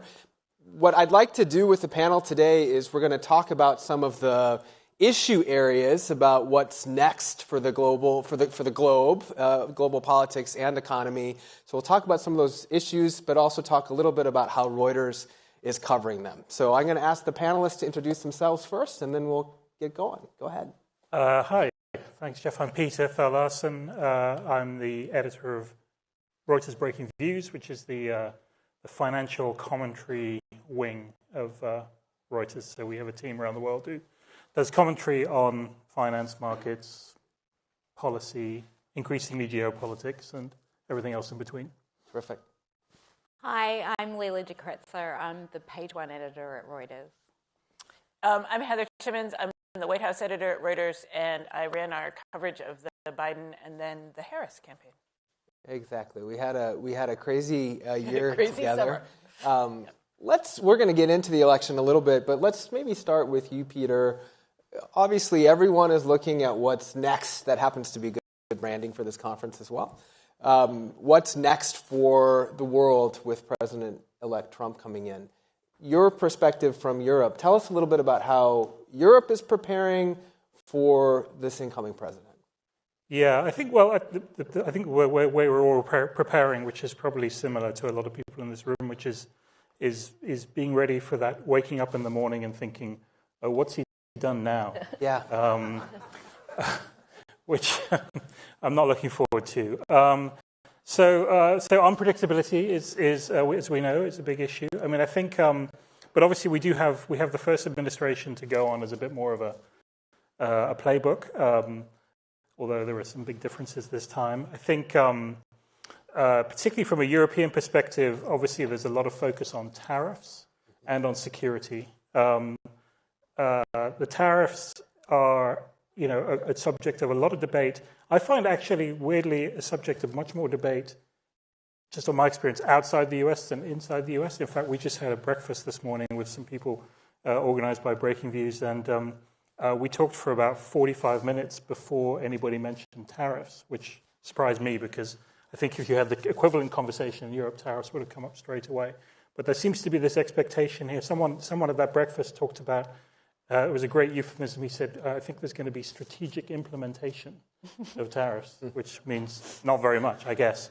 So maybe that explains some of the difference. The other issue, obviously, for Europe, the big issue is the security issue. People are worrying a lot about Russia, about Ukraine, wondering how the Ukraine-Russia conflict will be resolved, if it can be resolved, and what that then means in terms of Russia posing potentially a threat to the rest of Europe. And obviously, Trump during the campaign raising doubts about, NATO and so forth. So that's a subject of great concern. Just piggybacking on the tariff issue, I remember when President Trump was first elected in 2016, I had somebody at the church that I go to come up and who was not in favor of President Trump say, I hope you guys in the media don't give him a platform. And I said to her, well, he's now the president-elect, and he's going to be the president, and it's not our decision now whether or not to give him a platform. And the reason I bring that up in the context of tariffs is one of the things that everyone in the world, including the press corps, was always watching was his Twitter account, right? How many of you were watching Twitter and freaking out every time something new would come out during those years? Well, one of the reasons we had to give coverage to that is he would tweet a major policy announcement like, I'm going to impose 20% tariffs on X country. So it wasn't just musings or random complaints about the world. It was actual policy. Heather was involved in leading Reuters coverage of tariffs back then. What's your take on what will be different now and how it will compare to Trump 1.0? I think, and this is talking to Steve Holland and other reporters that have been really closely covering Trump through this transition period. It's kind of a cliche to ever say Trump and discipline together. People laugh, but he is maybe not disciplined in the way that he speaks or the way that he tweets, but he has been disciplined in his transition. He has got, you don't see the sort of photo ops with, I'd like this guy, and people shaking hands outside Mar-a-Lago. You're not seeing readouts when he's having meetings with foreign leaders. He is behind the scenes actually working on who he's going to pick, and not just the big names. He's not just casting people for looks, is what it felt like the first time a little bit. And this time he really does, he comes in with some ideas that are unusual, and he really does understand a lot better how the system works. And he wants to put people in there that are loyal to him, that aren't going to go against his wishes, but also that can execute what he wants. And so I think that we're going to see a lot more cleaner and deliberate process, with him. And that doesn't mean that he's not going to tweet crazy things. And that doesn't mean he's not going to come out and say something and do a dance and whatever. All those things will continue to happen. But in terms of getting done what he wants to get done, he is setting himself up in a better way to actually do it. And I think with the tariffs, when you throw out a number like 10% across the board tariffs, you have to think of that with Trump as a negotiation point. It's a man that likes a deal. He likes to make a deal. He likes to talk a deal. So that 10% number, that's your starting point. That's where you start. Yeah, totally. I think we've even seen that a little bit with his cabinet picks. Like, let's start with Matt Gaetz and then see what we get. See if that's going to work, and if not, we'll pick somebody else. Something else that's been a little bit different so far with Trump 2.0 is access to the media. And we don't have a working, well, let me rephrase that. We have a working pool in Florida, but the Trump team is not using that. I can talk a little bit more about that in a second, but I'd like to, Leela, get your take on, in terms of broad coverage, how is Reuters approaching covering Trump and what our role is as in using our trust principles and our theory and our philosophy? I mean, I think one of the nice things right now is we've moved out of what ifs, right? So the one great thing right now is we're past the election. We know who is going to be the president. And what if journalism can be tiresome because it often can be people's opinions, it can be commentary. And I think this is actually a great opportunity for us because we're not restricted to just covering Trump out of DC, right? Our news organization is on the ground in Ukraine, is in Moscow, is across Europe. They are dealing with the actual ramifications of a president who has said that on the first day he is president, he's going to do a deal on Ukraine. And that's a really powerful thing for us. We are also, you know, talking to most CEOs, many people in Wall Street, many of you here know our journalists. And that gives us an ability to report what's actually happening. And I think, again, you know, we just talked about tariffs, 10%, 25%. Will it be avocados? Will it be a widget that is, you know, these are the questions. And what we're focused on is delivering the answers on that. And I do like being in the next stage where it isn't what if. I mean, when we first started covering Trump, we set up something called the Trump effect. And the idea was to really focus on 4 areas where we'd cover his impact on America. And, you know, trade was not covered from the policy side. It was also covered from the people, like people on the ground and how it's affected them. And I think we're going to continue to do that. Yeah, well said. I encourage the audience to submit questions. I see one that I'll take first. It says, how do you as journalists maintain an unbiased stance? I love that question. It's perfect for a Reuters reporter. And my answer to that is both sides in the U.S. in terms of covering politics have always given me reason to be skeptical.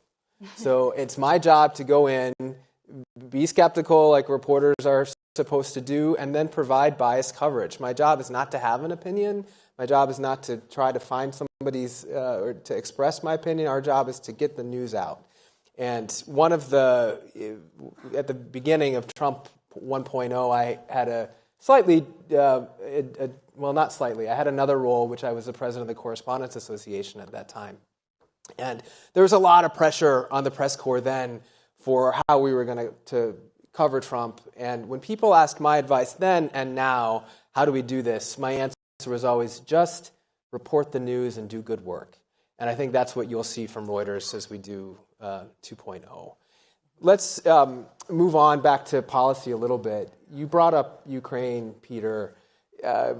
Obviously, there's a big difference between President-elect Trump's view on Ukraine and the war and outgoing President Biden's. What does that mean for Kyiv, and what is that going to mean for the war?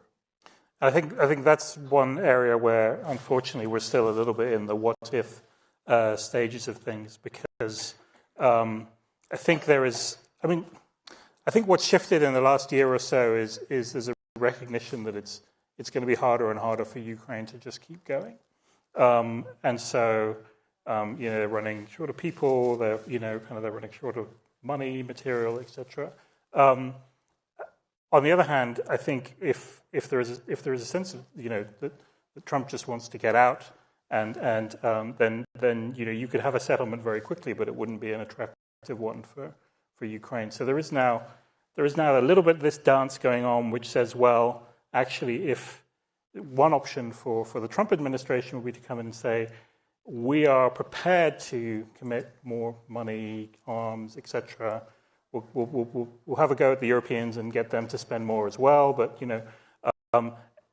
in the expectation that would then force Putin to come to the table. Maybe a little bit of wishful thinking, but I think there's still a sort of there are a number of different possibilities in terms of that could all lead to a deal, but would be a very different deal. Mm-hmm. And then you get into what kind of security guarantees does Ukraine get as part of a deal and so forth. What kind of what territories do they give up? So I think there's a wide range of outcomes, all of which could end in a deal.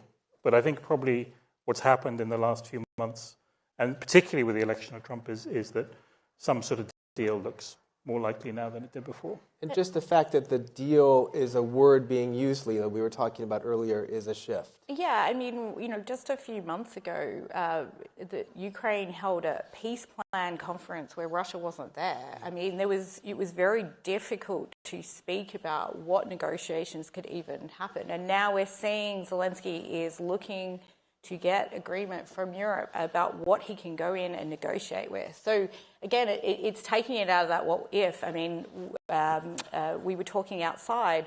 Trump has already almost been in power. We're seeing things shift on the ground in a number of places. I mean, we talk about Ukraine and what's been going on in terms of Europe agreeing on what they could go in and get a deal done. But we also, see expectations that we might see this in the Middle East too. There is action happening on the ground as people scramble to try and figure out where they're going to be. I'm going to bring a couple topics together now and share a story with you all about negotiations. I wonder if we might have a little more transparency, ironically, with the Trump administration than we did with Biden, because he likes to perform and do some of these things in front of the press. I was in the Oval Office once when the president was on a phone call, then President Trump, with Bibi Netanyahu. And it was during COVID. I had a mask on. Trump didn't like masks.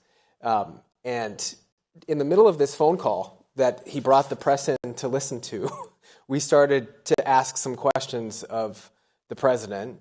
And then he said to Netanyahu, Bibi or Prime Minister or whatever, Jeff Mason is here and he's got this huge mask on and he wants to ask you a question. On the phone in the Oval. So I'll be curious to see if we get in on some of that negotiations in terms of the press. We'll see if we can get more access than we're getting now. Another piece of this, Heather, this panel is also about politics, obviously. President Trump won very convincingly in 2024. You and I and our team spent a lot of time covering Harris. What happens next for the Dems, and how are they dealing with all of this? Yeah, I think they're still sort of sorting through the rubble. I mean, just losing every single battleground state was a result that I don't think any of them predicted. And she did get a huge outpouring. We all saw of sort of young people and money and donations. And all those people are still sort of walking around now. And again, it's another young generation of Americans who just got into politics going, wait, I thought we weren't going back. Like, what do we do now? And it's been very interesting to hear a lot of Democrats in Washington starting to talk about some of the ideas that Bernie Sanders has been talking about for years. We saw Ro Khanna talking about Medicare for all recently, and talking about how they've lost the working class. And, there's a lot of similarity between some of the ideas Bernie Sanders had and some of the things that Trump said when he ran the first time, especially. Talking just about costs and talking about that's what really won him the election this time in a lot of ways. People were concerned about how much stuff cost, and Trump promised them that he would bring those costs down. Does the policy of putting tariffs on a whole bunch of all of our imports make sense? Maybe not, but that's what he promised, and that's what people want. So you are seeing some Democrats starting to talk about how do we really address things like that. There'll be a Democratic National Committee election in February. Right now, there's 5 people running for it. They're all men. There's no women on that for the first time in a while in that election. So, it'll be months probably before you see people starting to emerge from that you say, oh, maybe that's a candidate for 2028. Yeah, lots for the party to recover from. I want to go to a question from the audience. Some Trump voters tend to follow the quote, but he doesn't really mean it logic. Are they right, especially in the context of the U.S. leaving NATO? I think, I'm going to jump in on that. I Sure. think one of the things that we've learned out of the election was that Democrats focused on what Trump said. And many people believe one of the reasons they lost the election was that they were so focused on what he said rather than who he is and what he wants to do. And I think his voters actually don't focus on what he says so much, honestly. honestly. They focus on who he is, the rejection of elitism, many other things that he kind of represents, but also the negotiation and where he's going to end up.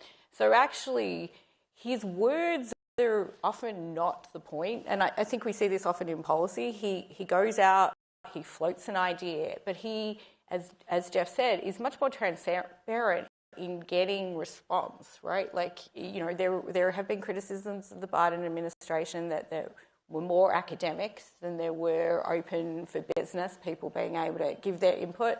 So what Trump tends to do is float a, balloon, and then he has everyone come in. CEOs will say, no, you can't put that tariff in that way because it's going to screw this person, or, a financier say, well, this will be the impact. So the words are maybe not the point, if that makes sense. They are, and Rutte is, do you say Rutte or Rutte? This is where I get it wrong, Peter. Rutte, thanks. He's already sort of the head of NATO. Committed NATO to 2% funding, right? He's pushing some of the things that Trump wanted, and that's more than the words that are being said, I would say. Yeah. This also applies to the issue of tariffs, right? I was struck after Trump tweeted or used Truth Social to say, I'm going to put massive tariffs on Canada and Mexico, that the market the next day didn't really react. The Dow had just hit, I think, 45 the day before, barely a reaction. Is that because people are assuming these tariffs aren't actually going to happen?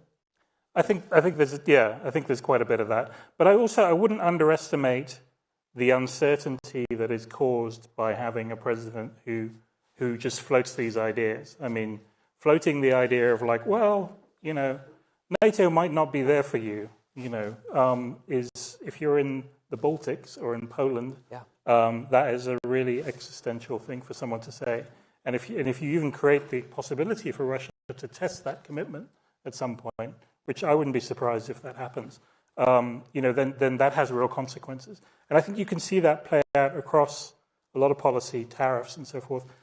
Companies are trying to plan, they're trying to make strategic, and they're sort of looking at this and saying, this is the direction of travel. It may not happen exactly as he's saying it in his tweets, but that's where it's heading. And by the way, we can't really be sure that this is an aberration. I think with the first Trump administration, there was a sense of like, this is an aberration, it will correct, and then we'll kind of go back to where we were before.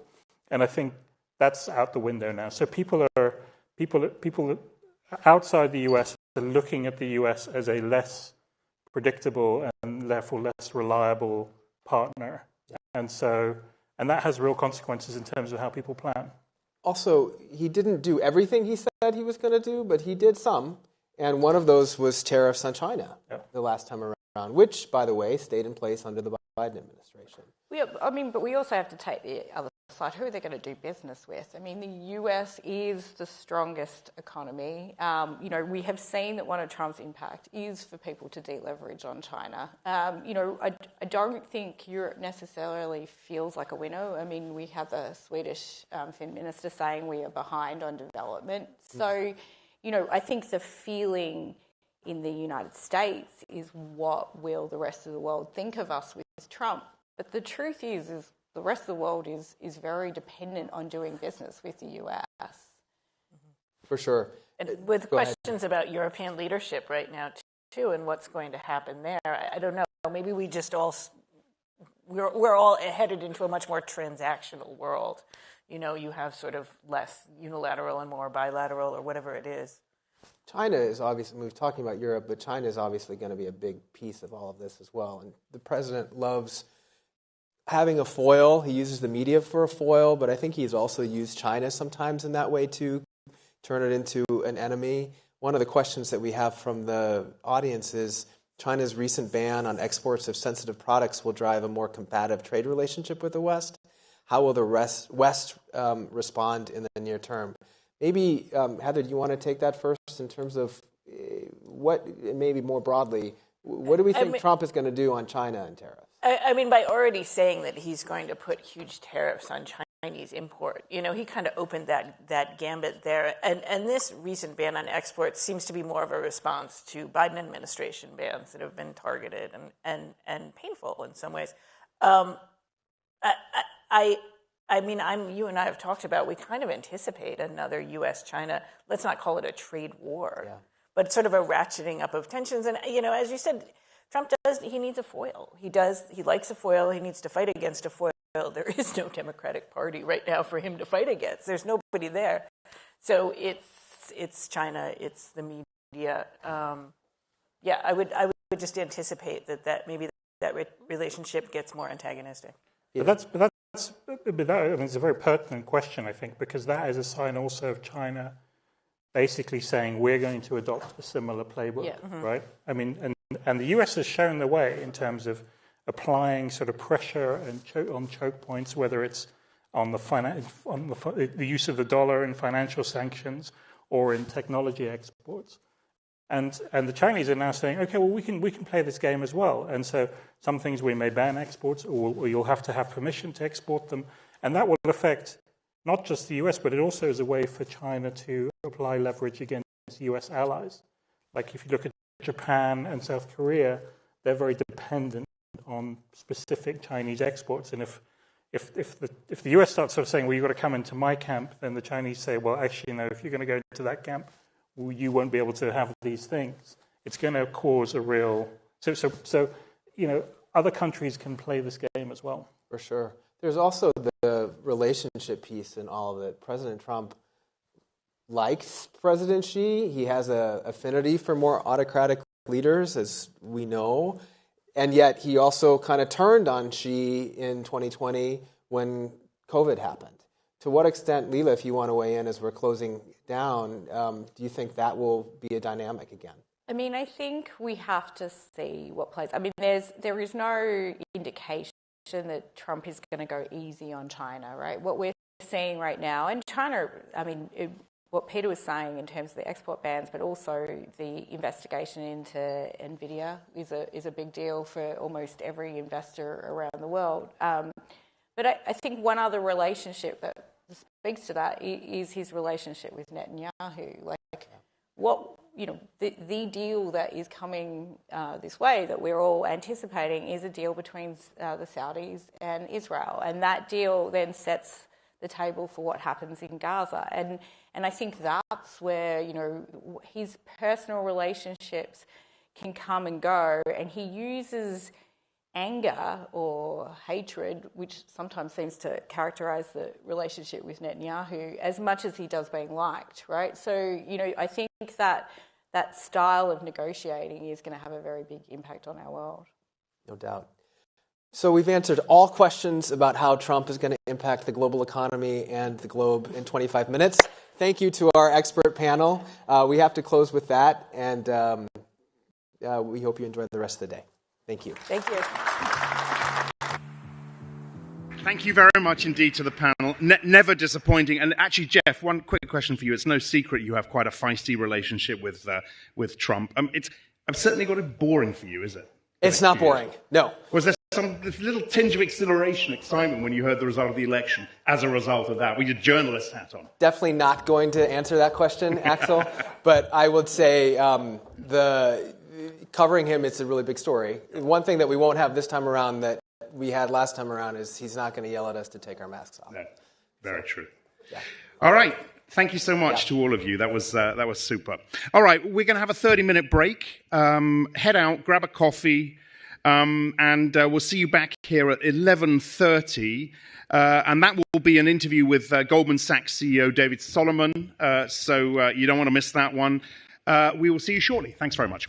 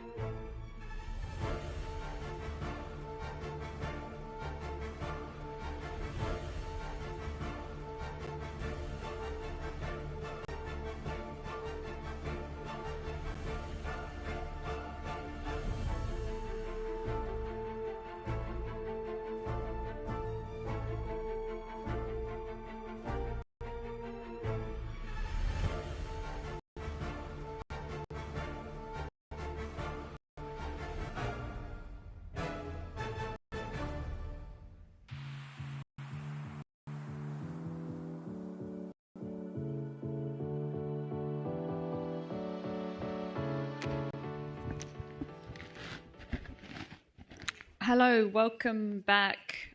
Please do come in and take a seat. As Axel mentioned this morning, my name is Jane Wardell. I'm the editorial events editor for Reuters, and it's a privilege for me to be able to work with our journalists around the world to create events like this, our flagship live journalism summit here in New York. We also this year launched in Singapore, where we will be back again for Reuters Asia next year in July. So with that, a quick reminder that our sessions that are held by the Reuters newsroom all come under the Reuters Trust principles. That means they are free and fair. We haven't agreed a specific list of questions in advance, and we haven't agreed to put anything off the table. The next series of sessions on our world stage will explore the key themes of banking and finance and economy and markets. So first up, I'm delighted to welcome to the stage Goldman Sachs Chairman and CEO David Solomon, and hosting him for the interview is my colleague, Reuters US Finance Editor Lana Nguyen. Please.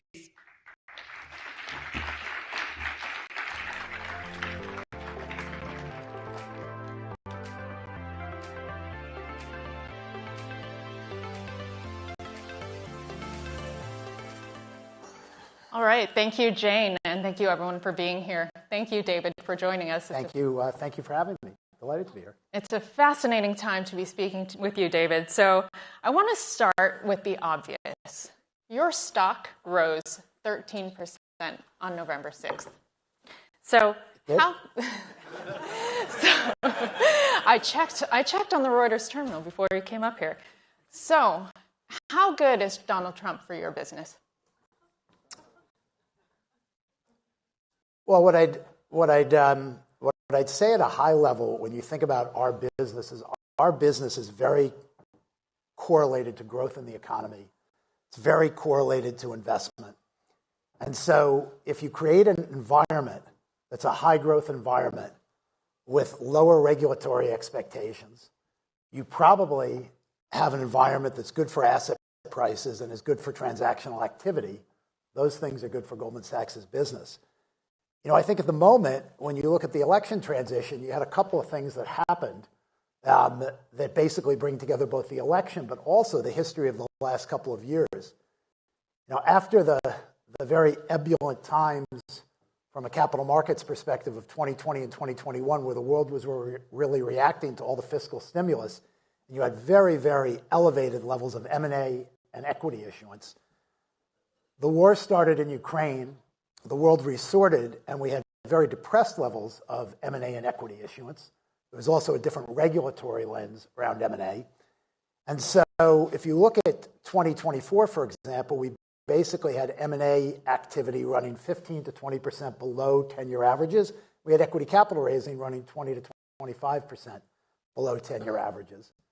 A combination of the fact that naturally we were getting to a point where those activities were picking up and the shift in administration, which I think appears to be an administration that's going to run a more growthy kind of playbook, is one that's quite good for our business and our business activity. Now, whether or not it plays out that way, the market's saying it's going to play out that way. But whether it does play out that way and how the combination of policy initiatives are ultimately implemented, you know, will have an impact on growth and asset prices, et cetera. Well, we talked about the fact that you may be going to Washington soon to meet with some of your fellow CEOs in the business roundtable. These are household names. We're talking Apple, Walmart, et cetera. So in your view, what's the biggest upside for this group from the new administration? And then also, what's the biggest risk?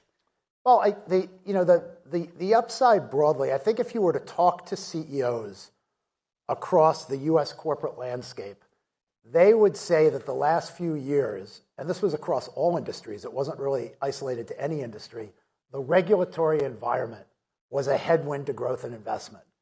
And it appears that we're going to swing that pendulum back a little bit to a degree that will open up more investment, more of a forward-looking view, and that's all constructive for growth. And so I think, broadly speaking, most CEOs that I talk to, when I talk to our clients, they're excited about a prospect of having that swing back. Now, broadly speaking, I'd love to get to a place where we can create more consistency. There's been too much of a back-and-forth pendulum around these issues, and I think if you really think about the U.S. preeminence as an attractive investment broadly, some of the things that really, I think, position the U.S.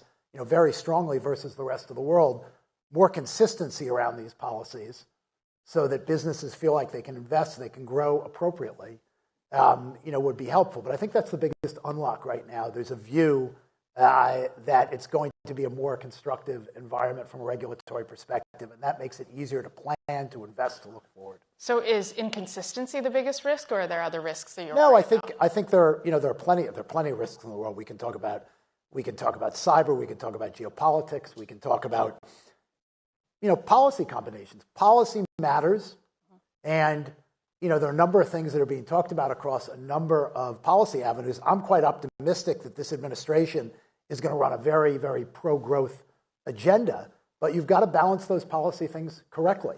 And if you don't balance them correctly, you have a risk of slowing down growth. You have a risk of changing market perception.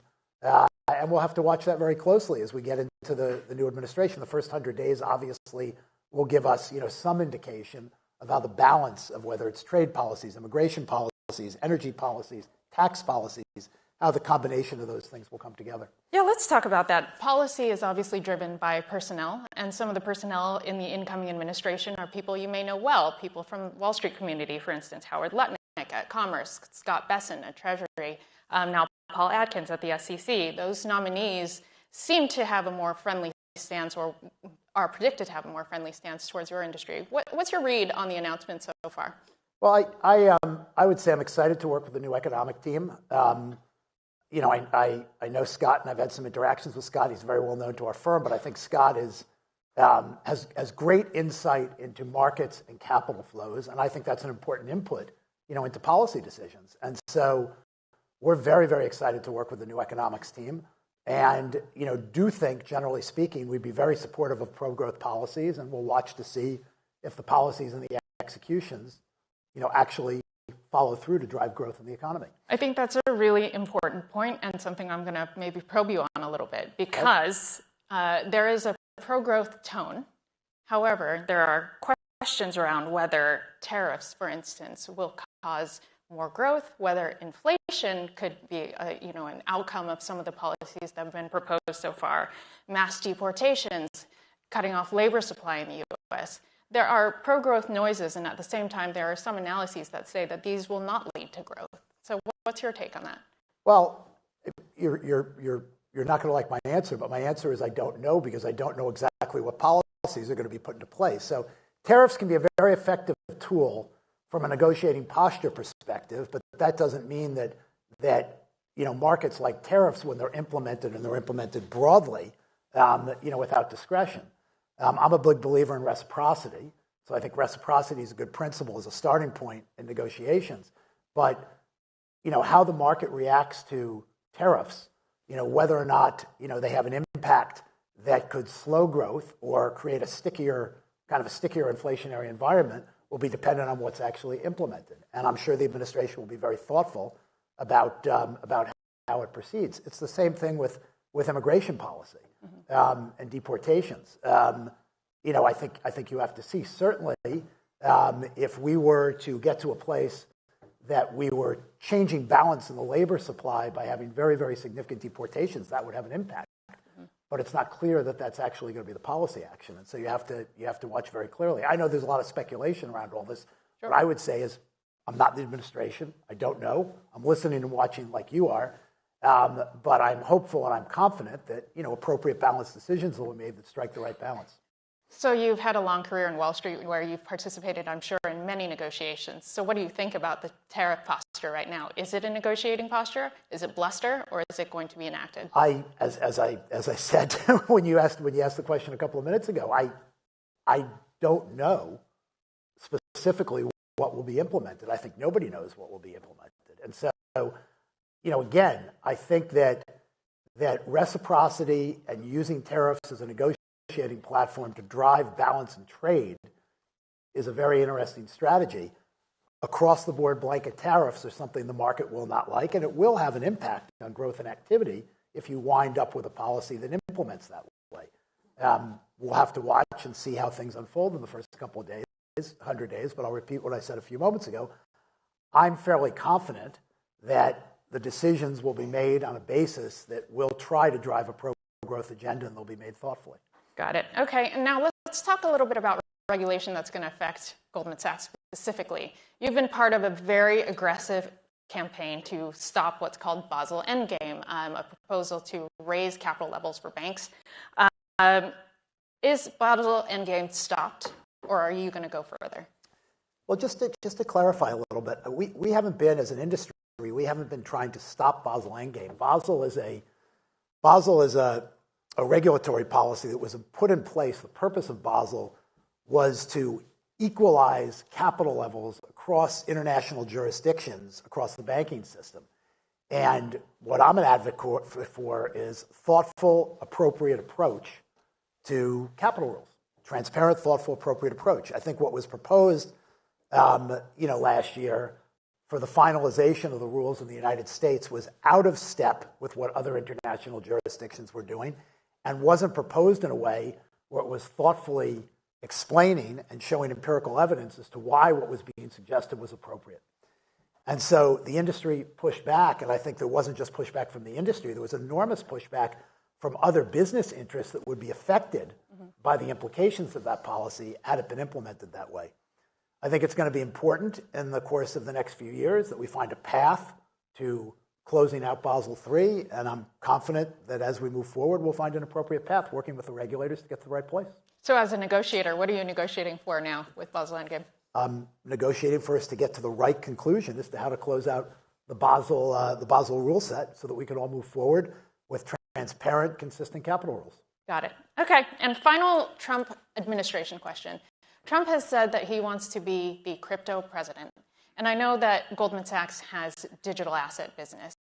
Talk to me about how likely it is and when you'll have spot Bitcoin trading at Goldman Sachs. Well, that's a question you have to ask to regulators, because at the moment, as a regulated banking institution, and I think you know this, we're not allowed to own a cryptocurrency like Bitcoin as a principle. I do think that these technologies are interesting, and they're getting a lot of attention at the moment because there's a view that the regulatory framework is going to evolve as we go forward differently than it seemed like it was evolving under the last administration. I would just say that the regulatory framework has to evolve, okay? And everyone's speculating as to how that regulatory framework will evolve, but it's still unclear how the regulatory framework is going to evolve. And so, we help serve our clients, and we give our clients advice around a variety of these technologies and these issues. We'll continue to do that. But for the moment, our ability to act in these markets is extremely limited from a regulatory perspective. But are you able to build something in advance of a regulatory shift? I don't, to build by building, I'm not sure that I know, what you mean. We have deep expertise around these issues. We advise clients. We have people that help clients think about all these issues. But, if from a regulatory perspective, we were allowed to interact in these assets, we have a pretty big infrastructure to interact in assets. Sure. We don't have to, if the regulatory structure was different, Goldman Sachs could choose to participate in markets differently than we can now. So could you make markets in Bitcoin or Ethereum? Well, we can't. Got it. I mean, if the regulatory structure changed, we would evaluate that. But at the moment, we're not permitted to. Got it. Next question. It's hard to ignore a Bitcoin price at $100,000, but I am curious. Well, I'm having no trouble with that. I think you're doing just fine. But the question is, for folks in the crypto industry, you mentioned some clients do want to be active in multiple asset classes, including potentially digital assets. But you have cases like Sam Bankman-Fried, who's in jail. You have these reputational risks. How do you manage that if your clients say, hey, I want to trade digital assets with Goldman Sachs versus the reputational risk? Well, I don't correlate what you said about Sam Bankman-Fried with digital assets. There are, There are plenty of people that commit criminal actions with respect to fiat currency, and that doesn't create reputational risk around fiat currency. Who you do business with, we all have to have a reputational lens as to who we do business with. But, these assets, Bitcoin, for example, these are speculative assets at the moment, but people are very interested in them. I understand why. I don't correlate the two things the same way you did. From a regulatory perspective, as we've been talking, there are limitations on what a regulated financial institution can do. But for an individual or a business that thinks that this is a potential store of value or an interesting speculative asset, they absolutely have the right to participate in those markets and think about those markets. And I certainly encourage that. I think it's interesting. So just building on the technology point for a moment, AI has been a huge buzzword. We actually have a special parallel section on AI today here at Reuters. You, Morgan Stanley, Citi, you all have tools that are intended to sort of help your staff make their lives easier with regard to AI. So where are you spending money on AI? Where are you going to save money? And where are you going to make money with AI? Well, we've used AI for decades. Now, obviously, when people are talking about large language models and generative AI and the power and the speed of compute today versus 5-10 years ago, there's an evolution and all that. But we've been using compute, machine learning, and AI for an extended period of time in our business. We obviously have extraordinary data sets, and that information helps us serve our clients in a very, very meaningful way. And we've always tried to be differentiated in that. I think what's happening now is there's an acceleration in the ability of a business like ours to give our people and our clients tools that can make them more productive in a variety of ways. And I think the ability to very quickly put powerful tools in productive people's hands and increase their productivity is obvious given the way this has evolved. The most obvious thing I'd point to in our business is we have, in a 46 or 47,000 person organization, we have 11,000 engineers. We do an enormous amount of coding. We build an enormous amount of technology infrastructure. If we can increase with these tools their coding productivity by 20 or 30%, it's a huge tailwind for us in the context of things we want to invest in and the things we want to do to both serve our clients and to grow our business. And so that's a pretty easy thing to execute on. And of course, we're spending money to do things like that. I think the more complicated things for business, and we're spending a lot of time talking to our clients and helping our clients think about this, is how do these technologies allow you to fundamentally change underlying processes in businesses so you go through underlying processes in a very different way. Mm-hmm. And in a very different way, you create operating efficiency, leverage, you automate. Yeah. By the way, there can be safety in automation as opposed to analog processes, which for a regulated institution is very, very important. Those things are harder to do. Sure. They're not easy. They're harder to do. Organizations, especially large organizations, do not like change, and they change processes, very, very slowly. And processes also have to be fit for purpose. And so, we're giving a lot of advice around that to our clients and also spending a lot of time thinking about it at Goldman Sachs. And if you get those things right over time, that actually, people always, you ask the question in the context of saving money. Mm-hmm. I kind of think about it increasing productivity because one of our constraints, as a public company, there are a lot of things that we'd want to invest in more quickly and to accelerate our ability to serve our clients or grow our business. But we have to balance that with what we deliver on a quarter-to-quarter, year-to-year basis. If you can create more productivity, it throws up an ability to invest faster in the business. And by the way, if we step back and we think about all businesses doing that, that increases the ability to invest in businesses broadly, which grows the economy more quickly and should be a very, very productive thing for economic activity. But this is a question for business leaders writ large. Absolutely. And the question is this going to lead to layoffs? Is the amount of grunt work that's done by, for instance, your analysts then going to be sort of automated out of the business? And what do they do in the meantime? Well, 40 years ago, I started as a young analyst, and I was asked to do a common stock comparison. And to do that, you had to go to the library, you had to go to the microfiche, you had to go to back issues of the Wall Street Journal, which was the only data source that had that. You had to pick the dates, pull the numbers, plot the graph, copy it on a Xerox machine, and go to the client. It took 4 to 6 hours. We don't have less analysts, even though you can do that in a fraction of a second. Yeah. So this is an evolutionary journey. Will there be jobs that will be replaced with these technologies? Absolutely. I go to the airport and I come back into the city in both directions. I don't go through a toll booth. Okay, for years and years I went through a toll booth. You know, we constantly use technology to evolve and change labor in our economy, but our economy, given the innovation of our economy, the dynamism of our economy, is pretty good at adopting those shifts. So I don't fall into the camp. There absolutely, technology creates disruption, but I don't fall into the camp that it's somehow seismically different this time, and we don't continue to evolve in our economy. And as we replace old jobs, create new jobs, we have a very, very vibrant, dynamic economy. So your 46,000 jobs are safe? I'm sorry? So the 46,000 employees at Goldman Sachs are safe? Well, what I would say is if you looked at Goldman Sachs 10 years from now, my guess it would be a bigger firm, and my guess is we'd probably have more people. Just like if you went back, 10 years ago, it was a smaller firm. We had fewer people. By the way, we have more technology now. And so I just don't think it's as, for Goldman Sachs, what I can say, it's not as linear a relationship as you're implying. And just personally, I don't think it's as linear a relationship for most businesses. Okay, so of course, there are small niche businesses where you're going to fundamentally do something differently, and that would change that business. But for big scale business like Goldman Sachs, this is a productivity tool as opposed to an efficiency tool. Okay, so I've got two more topics to get through. First of all, just a very quick one on your outlook for investment banking and trading.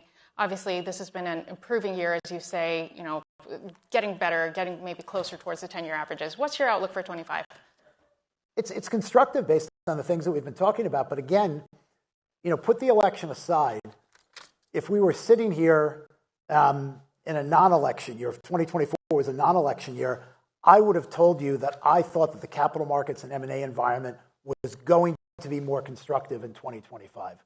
Obviously with the election and the policy discussion we were having at the beginning, I'm more constructive on that. So, I made the analogy of kind of 10-year averages for M&A activity and equity activity. I think in 2025 we'll certainly be at 10-year averages. We might be ahead of 10-year averages, given the environment that we're headed into. You had a 20% jump in the third quarter for investment banking fees. What's it going to look like this quarter? Well, you'll have to wait until we report earnings in the first quarter to find out. I had to try, David. Okay, finally. So a topic that I think everyone is very aware of, leadership, right? Let's talk about the consumer business at Goldman, and you're stepping back from that. A couple of weeks ago, you had an alumni event where I hear the mood was very good, and perhaps correlating with the surge in the stock price more generally.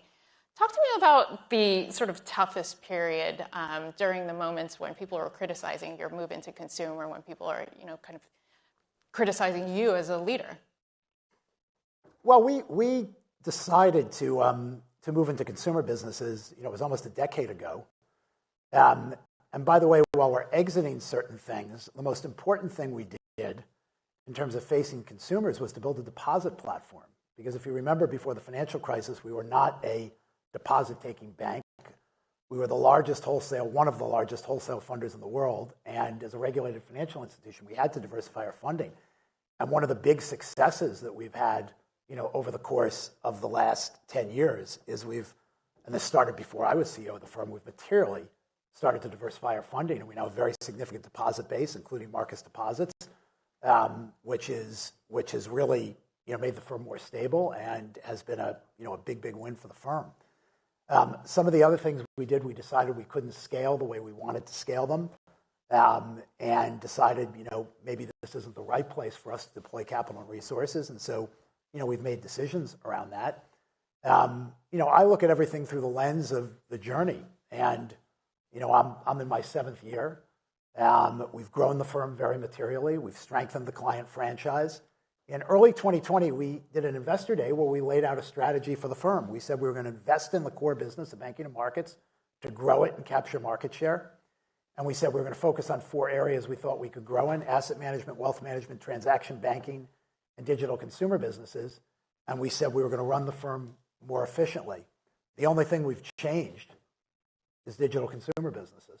Yeah. Limiting them to the deposit platform, winding down or continuing to work through our commitments on the credit card stuff. Everything else we've executed on, and as a result of that, We've grown the firm very successfully. We've grown the market cap of the firm very successfully, and we're very excited about the way the firm's positioned for the next few years for continued growth. So, you know, I wake up every day, I work with extraordinary people in an extraordinary firm, and, you know, when it's good, it's never as good as everybody thinks, and when it's bad, it's never as bad as everybody thinks. Our job is to wake up every day, serve our clients, invest in our firm, invest in our culture, grow the firm, and we've been doing that for the last 7 years, and I think we feel very good about where we are and excited, candidly, about what's ahead for the next few years for the firm. You mentioned that Investor Day. A lot of the senior executives who spoke at that Investor Day are no longer at the firm. So how do you line up your potential successors? And also, your last predecessor was in the seat for 12 years. You've been there, as you say, into your 7th year. How long are you planning to stay? Well, on the first question, a lot of the people that spoke at that Investor Day are still at the firm. So we have a very, very dynamic, very, very dynamic human capital firm. You look at our partner attrition, it looks very consistent over the last 25 years, including the last couple of years. It's one of the cool things about Goldman Sachs. People work at Goldman Sachs, and then they go off and they do other things. Many of them are clients of the firm. It's an incredible ecosystem. You referenced the partner alumni event last week. You said everybody was having a good time. The biggest reason they were all having a good time is they love the firm and they love each other. It's an extraordinary group of people, and they love coming together around the holidays to enjoy the time together. And on the second question, I've got a great job, and I'll be the CEO as long as the board wants me to be the CEO.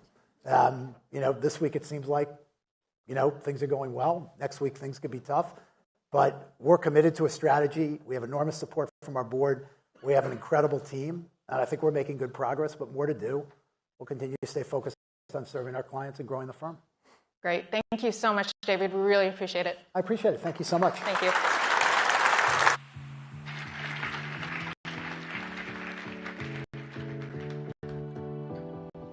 Thank you, Lenan. Thank you, David. We move on to another finance executive, and I'm expecting possibly some similar questions on a certain theme. So please welcome to the stage Warburg Pincus Chief Executive Officer Jeffrey Pearlman, who is being interviewed by Reuters Breakingviews Global Corporate Finance Editor Jeffrey Goldfarb.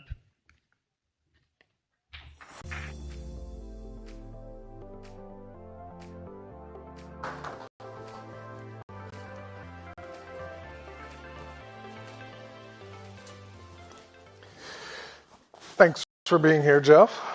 Good to be here.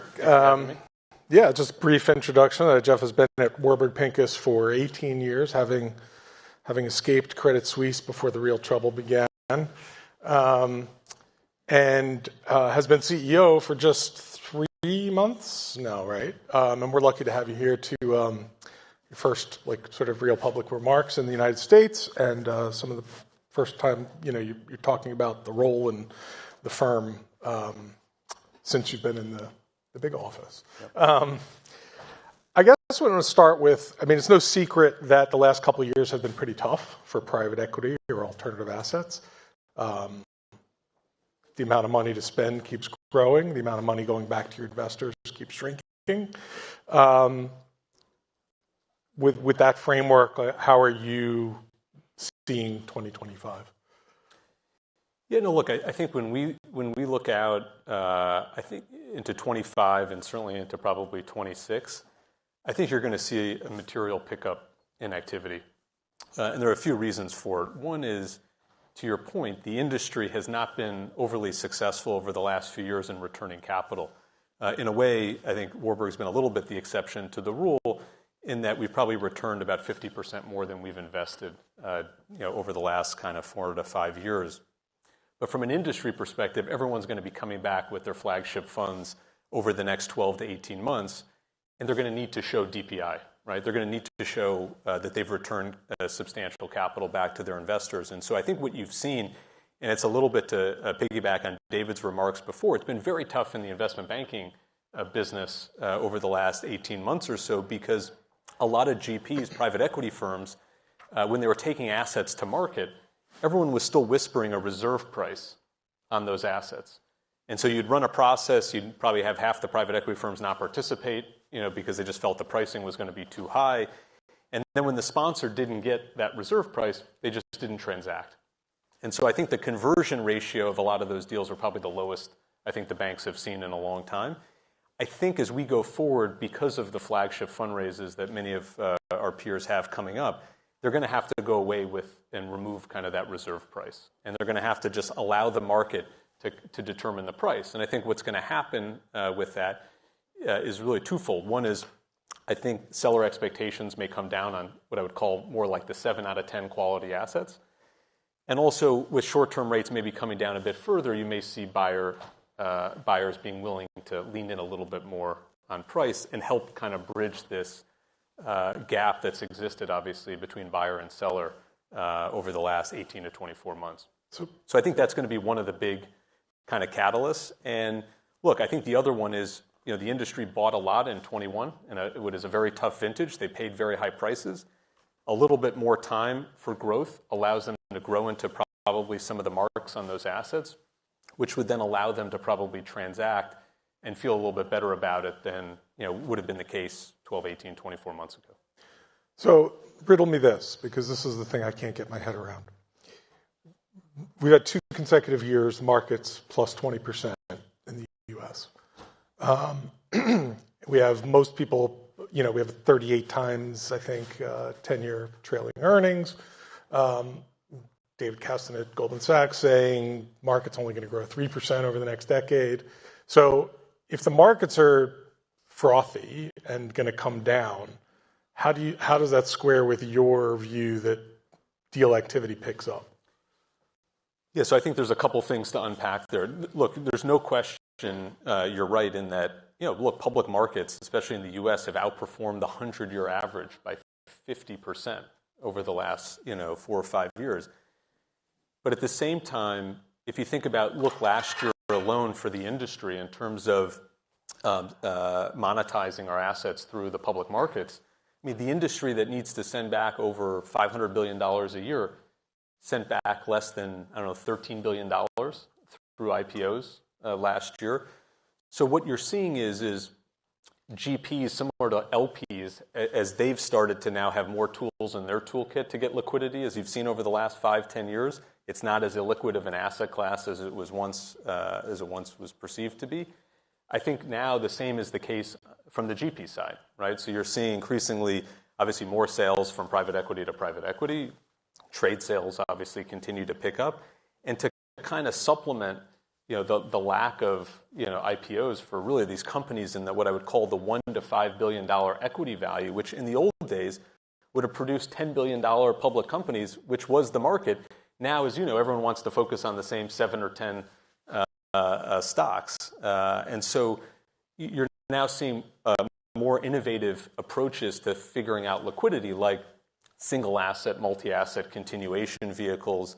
But the reality is everyone needs to see more from the capital markets going forward on the IPO side. There's a difference. If you're public, you've seen some of that performance, although, to be honest, even the public performance has been much more driven by tech and by a handful of names, within tech. I mean, you take tech out of the average, it halves, right? I mean, take the U.S. out of the global average, it halves, right? So, I mean, these are factors that are certainly, weighing on things, but I don't think that changes the deal activity. Businesses that have been 10 out of 10s the last 2 years have traded, and they've probably even traded at or above 21 levels for a number of those businesses. But it's really the rest of the industry, because let's not forget, private equity went from essentially 5,000 to 6,000 private equity-backed companies 5-6 years ago, about 1,500 exits a year. We now have over 25,000 private equity-backed companies. We still have a similar number of exits a year. The math at this point, obviously we've got to find other alternative ways to see these companies monetized. I mean, you talk about that. It's a good transition because you bring up the tech concentration. Obviously, Warburg Pincus is a global firm. You spend a lot of time in Asia. You have funds looking everywhere. And yet the big problem that we hear from a lot of the buy side is that the U.S. markets now account for something close to 70% of the world's market cap. They want to, diversification is the name of the game, but you can't ignore what's happening. How do you, is it the same in the private markets? I mean, I know you're dependent on the public markets as well for exits and things like that, but is it the same in the private markets, and how are you approaching that sort of quandary? Look, I mean, Warburg's the oldest, continuously run private equity firm in the world. We've been investing for nearly 60 years, and we've always maintained that core principle of diversification. We're looking for where the best, risk reward is. Now, at the same time, you can't ignore the beta, right? And so you're seeing increasingly, if I'm looking at our current 14th flagship fund, it's more weighted to mature markets. It's certainly more weighted to the U.S. Than maybe in the previous, few funds. But we still see, we still look out at Asia, and you look out over the next decade. I mean, 2/3 of global growth is slated to, to come from Asia. So I don't think it's a market that should be ignored. And if you take India out for a second, which is in its own microclimate, it's been a great market. We've been there nearly 30 years. We'll take out, about $1.5 billion, from the market this year, continuing to invest $1 billion a year. The rest of Asia is probably the cheapest of anywhere in the world today, right? So, and you're seeing obviously reforms in places like Japan, which is, I think, going to catalyze more activity on that front. So we think you still need to be exposed to these markets, because I think right now, to your point, everyone wants to put every last dollar into the United States. And by the way, we're big believers in the U.S., but I think any good investor knows that you shouldn't have all your eggs in one basket. Well, let's talk about diversification in a different way, which is when we get to Warburg Pincus and what you're thinking about in terms of strategy. A lot of your peers have done a lot of diversification into especially credit, real estate, infrastructure, a lot of it driven by being publicly traded. But you've kind of really, you've done a few different things, but you've pretty much stayed in your lane for 60 years. What do you think? How are you approaching that? Do you want to expand it in more products? Do you want to go public? Do you want to? How do you want to? What's the stamp you're going to put on Warburg Pincus? And look, I think a part of some of those strategy changes from some of our peers, I think, were driven by the fact that they were public, and the public market values fee-related earnings, as opposed to what's been an incredibly powerful tool in this aligned triangle of, if our portfolio companies do well, our LPs do well, and we do well in the process, and that's the inherent carry that comes from successful funds and successful deals. I think for us, we think it's a competitive advantage for us to be a investor-first private partnership. Now, that doesn't mean, as even today, we don't just do private equity, right? We have activities in real estate. We have our capital solutions business, so think about it as hybrid capital. And obviously, we continue to look at ways that we feel like meet a couple key criteria. One is that it leveraged this phenomenal deal engine that we've built over the past 50-plus years. Our ability to source, underwrite, and execute with a very large value creation team we think is very, very valuable. The second is that it's something that's scalable. The third is that our investors actually like the risk reward associated with it, as opposed to kind of forcing on them, in a way, a little bit of a supermarket element. And I think the last piece is it makes us better investors in the process. So take capital solutions that we went into about a year ago and raised a separate vehicle for. Now when our investment professionals go meet a company or a management team, they can go with a straight equity deal. They can go with a structured solution, depending on what's the better risk reward. Sometimes you could force and say, I'm going to push to get a deal done, but it's, maybe you're struggling to get to a 20% IRR. You can do a structured deal, be much more protected from a left tail perspective, and earn a 17, right? As long as you have the right source of capital for that, that feels like a better risk reward. So I think that's really how we've kind of focused ourselves. And my personal view is I think if we were ever in a situation where I feel like we'd be at a competitive disadvantage by not being public, then I think, like any leader, you have to revisit that. I think the opposite is true right now.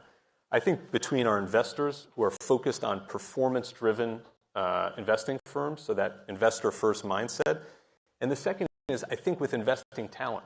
Investing talent wants to be and wants to gravitate towards firms that are focused on generating alpha. And I think that's the culture, that's the DNA of the firm, and I think that's worked well for us.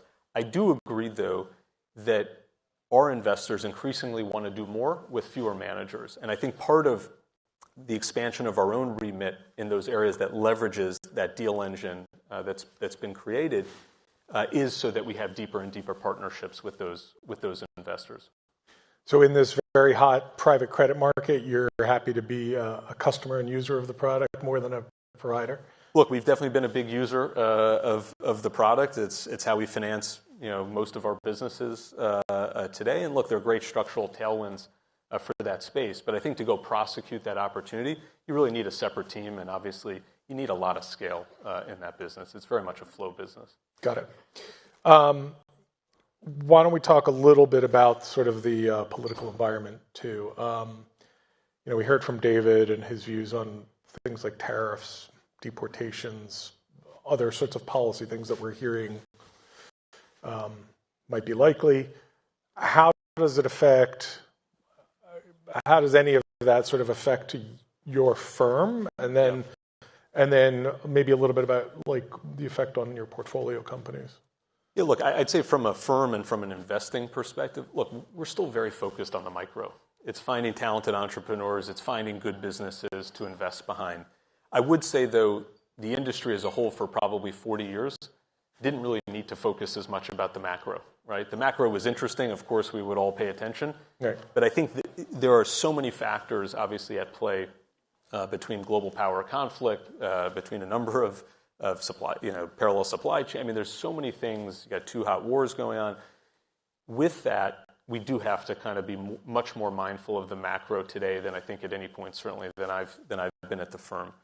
That being said, our success is tied to the investments that we make, and a lot of times it's more about the who than the what. It's who you're investing behind in those businesses. I would say for us, sector-wise, we think the core sectors we focus on between technology, financial services, healthcare, industrials, all of these are going to continue to find, we think, attractive and interesting opportunities. I would say the one that gets probably less press in private equity is financial services, in that it's something that's so unique. It's 20+% of the economy, but it's less than 2% of the dollars raised in private equity over the last decade. So we find it to be really less competitive. Continue to find very interesting opportunities, whether it's on the balance sheet side, asset management, insurance, fintech. I mean, it is a pretty broad set of opportunities. And again, if anything, on the bank side, with some of the regulatory changes that could be at play, that may create more opportunities within that space as well. I think to the second part of the question, within our portfolio, look, I mean, obviously, if there's substantial tariffs, and to David's point, we don't know the implementation, we don't know what that's going to look like. If there's an inflationary element of that, I mean, one of the single biggest things we focus on at the IC level, beyond obviously AI, which we heard them talk about before, is pricing power of businesses. Because ultimately, if there continues to be inflation, and you continue to see pressures on the wage side as well, you've got to be able to drive price increases. One of the things that's really important in this industry, we're going to see probably change over the next decade is, with higher rates, likely, the ability to kind of benefit from multiple expansion in the same way that's been the case. I mean, if you take a step back, 47% of returns over the past decade for top quartile funds came from multiple expansion. And so that momentum style of investing, we think kind of starts to turn back to, I think, our core focus of investing, which is focus on earnings and how you grow earnings.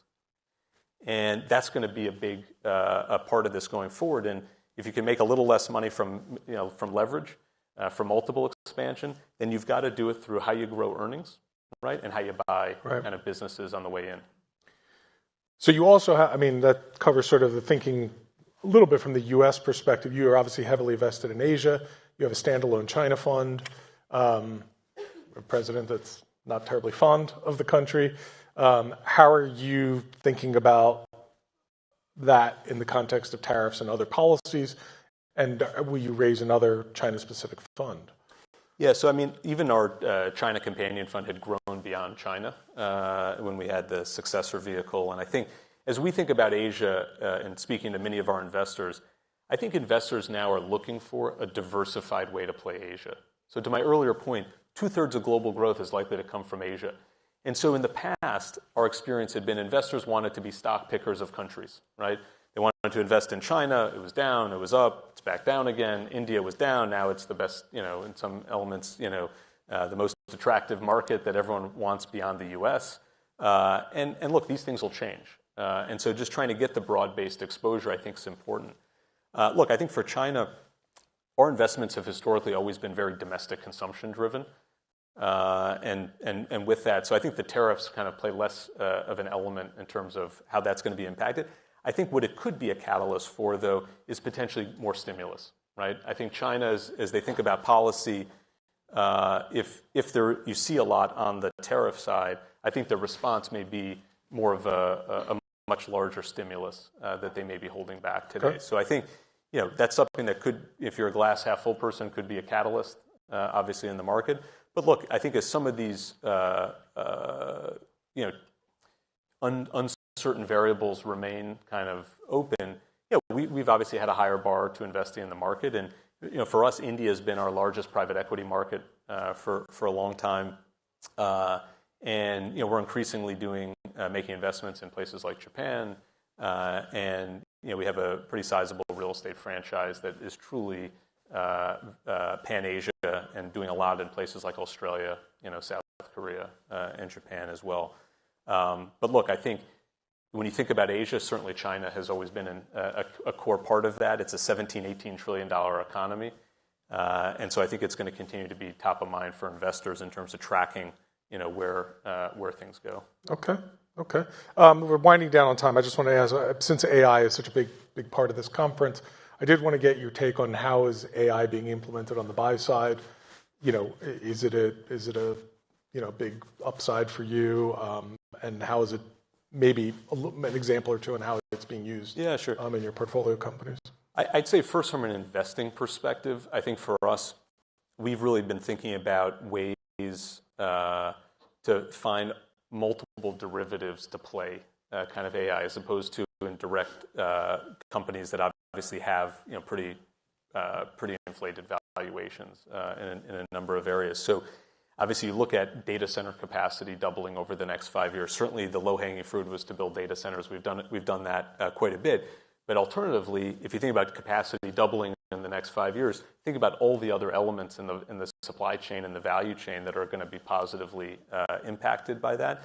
So one of the benefits of being an integrated firm with a single partnership is we can mobilize a task force. So we have an AI data center task force in terms of how it's impacting both on the positive, what are the areas and the subsectors we should be focusing on to invest. At the same time, what are some of our core sectors that we've covered that may be adversely impacted by some of these changes. So that's one big area.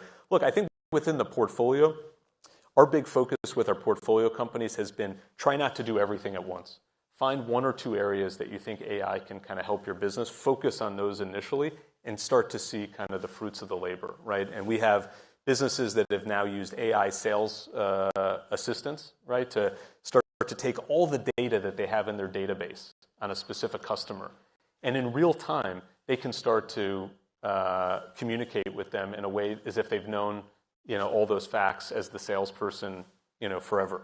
It's a huge advantage. And by the way, it's almost infinitely scalable, right, once you have kind of access to the information. So we think there's a great opportunity to really enhance the revenue side of the equation through AI. And, look, I think one thing that David said right before is there's a huge productivity increase that can kind of come from it as well. And, we see it on the Warburg side, even from a prospecting perspective. What we've done on that front is, when one of our investment professionals goes to a specific city, through the AI support, it can also highlight other companies that they should be go visiting while they're there within a 5, 10, 15-minute radius that maybe we haven't seen in 3 years, that they wouldn't have otherwise kind of thought about. So there's a lot of applications. I think the key is you want to be targeted. You don't want to try to do everything at once. And I think that's, at least for us, I think the lesson we've learned from the activity from our portfolio companies. That's really helpful. Before we let you go, I want to take you through a quick lightning round just to give us a few ideas to think about. Let's start with Bitcoin because it's obviously becoming more entrenched in the system. Buy, hold, or sell? Someone who doesn't own it, it's hard for me to have an opinion on it. Okay. Which will be the best performing stock market in the world next year? Look, I think it's hard to probably bet against the U.S., but I would say if I was using my gut, it would tell me that I think one of them in Asia may end up being the best performing because it may be coming off a much lower base. Okay. And finally, where will 10-year treasuries be in 3 years? Maybe you should ask the previous panelist that. Look, what I would say is, would I be surprised if it had a 5 in front of it? I think no. Could it easily be somewhere in the 4? Sure. But I think that the reality is for all the reasons we were talking about, I mean, you're likely to have, we're likely to be in a higher rate environment, not so high by historical standards, but certainly based on what we've lived through over the last 10 to 15 years. Okay, great. Good thing to leave us with. Thanks very much, Appreciate Jeff. it. Thanks, Jeff.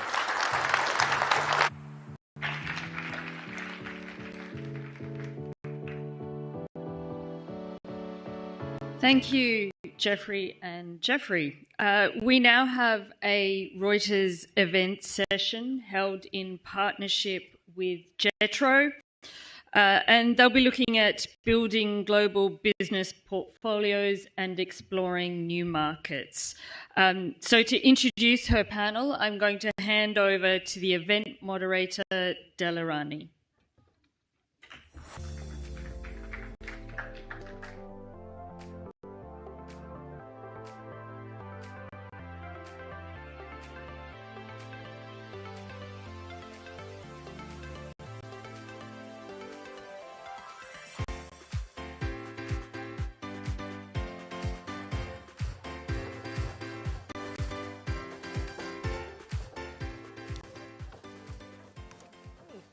Jane, thank you so much for that kind introduction.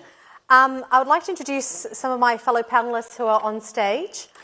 Over here is Mr. Takeo Nakajima from JETRO.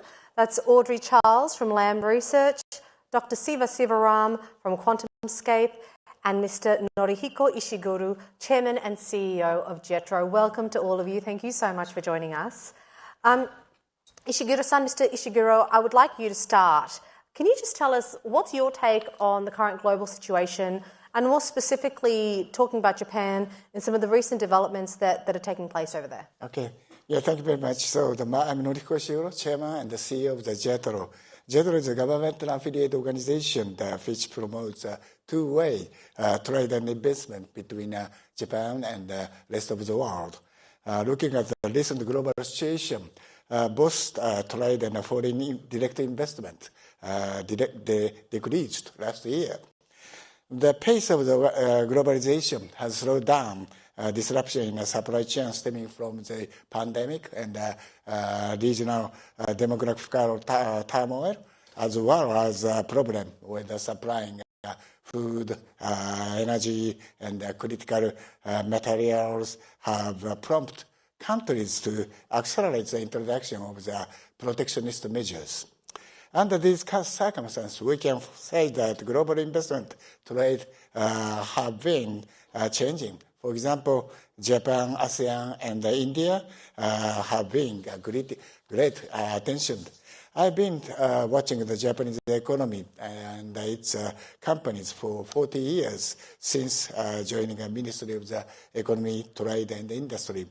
Today, I would like to talk about the 4 positive and dynamic change that have occurred recently in Japanese economy and the Japanese companies, as well as some attractive aspects of Japan that remain unchanged.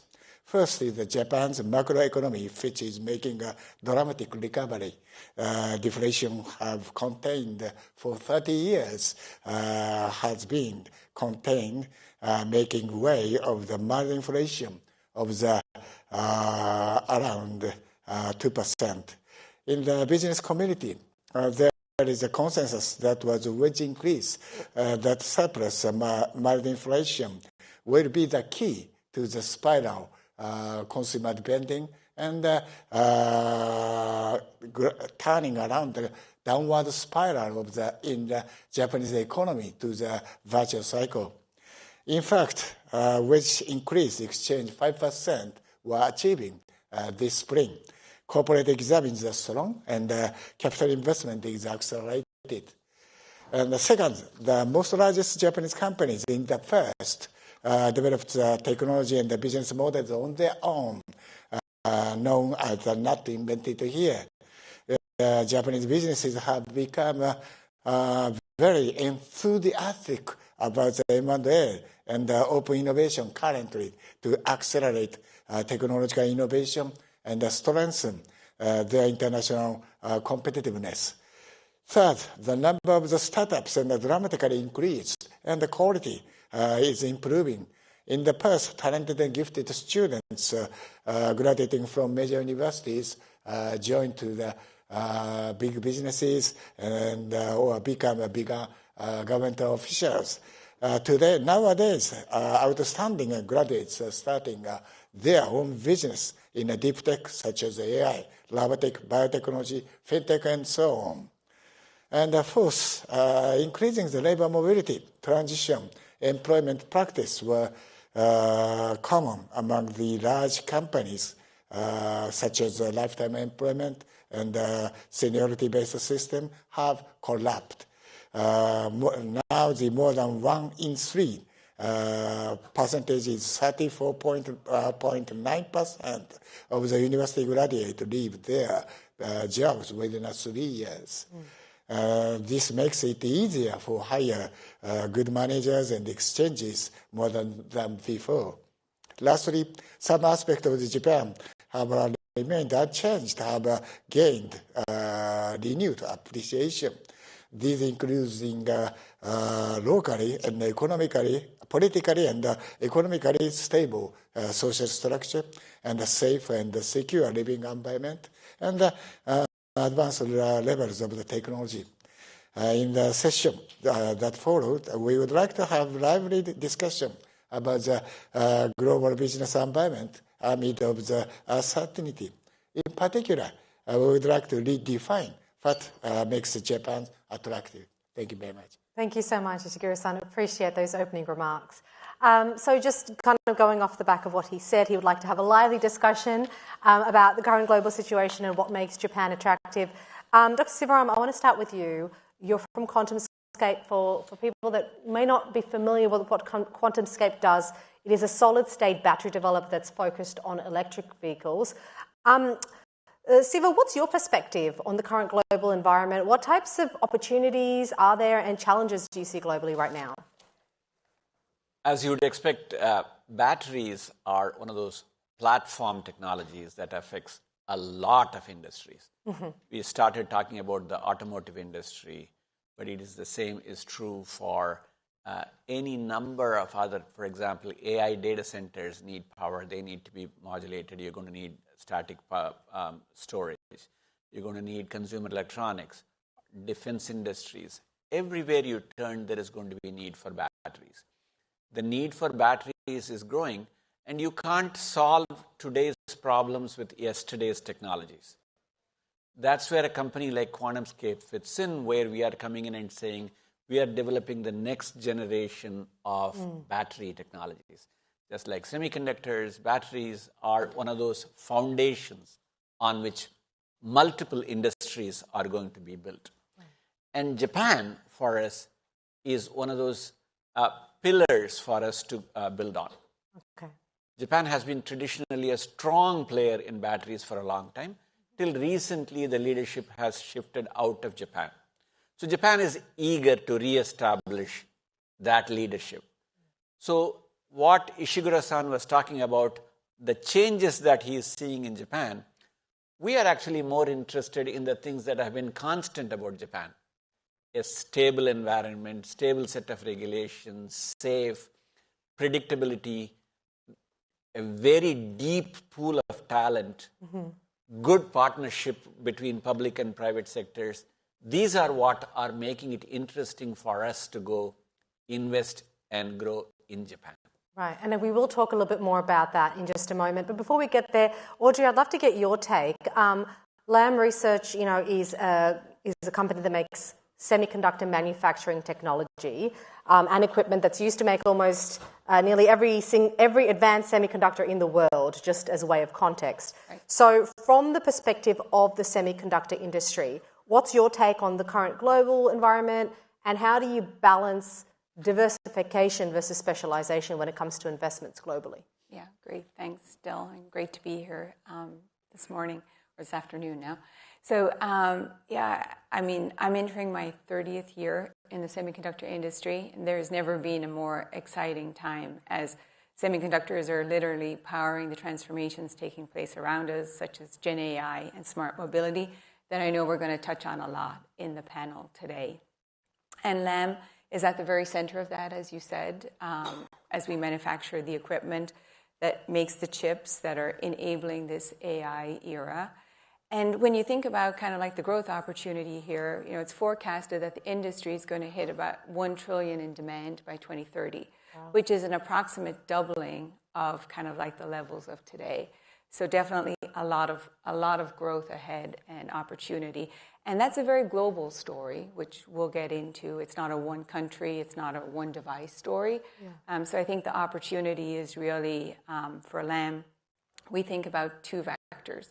Customer centricity, so being close to where our customers are and making sure we have the capability to support them with what they need to be successful. And the second thing is this is an innovation-driven industry, right?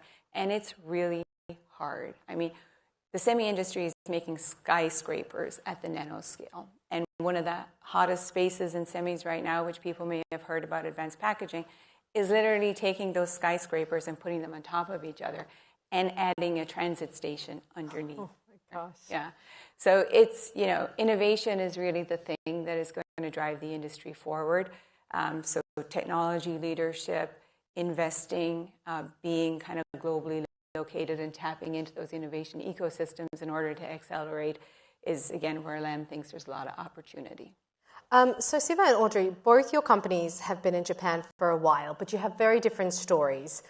Siva, I want to start with you. You set up a regional base in Japan in 2022, so pretty recently, a couple of years ago, and you set it up in Kyoto, not Tokyo. So tell us a little bit about why you made that decision, and what were the considerations when you were looking at Asia? Why Japan? Just like Audrey was talking about, we want to be close to our customers, and Japan's automotive industry is one of those. You know, all of us have driven Japanese cars growing up, and the industry is well established and the network is very, very strong. Now, having said that, we do look at globally. We have major partnerships in Germany. We are looking at, obviously, domestic partners in the United States. But for me, when I look at Japan, the talent pool and the depth of the knowledge that is there and the eagerness to get back into leadership is a perfect match for us to work with. We talked about the Ministry of Economy, Trade and Industry, which is a powerful body that is coordinating the public-private directions of where the country needs to grow. And batteries is on the forefront of it. Mm-hmm. And it is very important for us to establish that with the Japanese auto industry. It's not just the auto industry, as we were just talking about it. Other power needs, whether it be in stationary power, powering the utilities, or whether it is for consumer electronics, or whether it is the defense industries. It is a place from which we can build and grow. And the existing talent pool, surprisingly, is in Kyoto. Huh. Kyoto is where the large old battery manufacturing infrastructure exists. It is easy for us to go there. It's easier to attract talent there than in the ultra-high competitive Tokyo marketplace to go do it. And the universities in and around Kyoto, whether it is Osaka, whether it is in Hiroshima, whether it is in Kyoto University, or even from the rest of the university network in Japan, which, by the way, is extraordinarily strong, for us to attract those young professionals who want to come in, who want to work with lively startup kind of an infrastructure, getting up as opposed to going into the large behemoth companies from the past.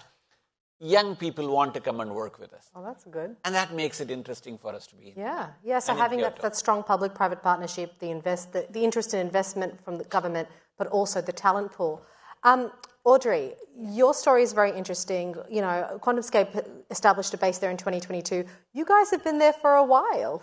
Since when? A few decades, right? Yes, early 90s. Yes. So why Japan, and what type of changes have you seen over the years? Well, it goes back to talking about needing to be close to the customer to be successful. So Japan has a long and a rich history in semiconductors. So that's definitely, again, kind of wherever our customers are, we're going to be there to make sure we're doing a great job supporting them. And I think now, you know, I was just in Japan a couple of weeks ago. I know Siva was also just there as well. It's just, again, it's a really exciting time, great energy and excitement, very strong statement of support from the Japanese government, as we've talked about. And while this is happening in multiple regions, it's really notable the focus in Japan and the progress over the last couple of years. A number of our global customers have opened new fabs, new operations in Japan, and deepened their partnerships in the region over the last couple of years. And we talked briefly as well beforehand about there's one very large and notable new customer in Japan, Rapidus. It's a very large-scale startup, and basically they're really focused on 2-nanometer advanced logic development and delivery with a very global view around collaboration. Mm-hmm. And I think, you know, Siva also has a good perspective on this, which you learned this morning, but it's kind of an exciting time. Yeah, tell us about Rapidus, Siva. You had some comments on it backstage. So let me give you a little bit background on myself, something that I really do not like to talk about in public. I have been to Japan maybe now over 125 times. So think of it, I live in California, 10 hours up, 10 hours down. That's 20 hours. That's 2,500 hours in a plane, which is more than one whole working year. Wow. I love you did the math. So I have been in Japan for a long time. Prior to this, we built multi-$10 billion investments jointly with the Japanese partner to go build large semiconductor facilities.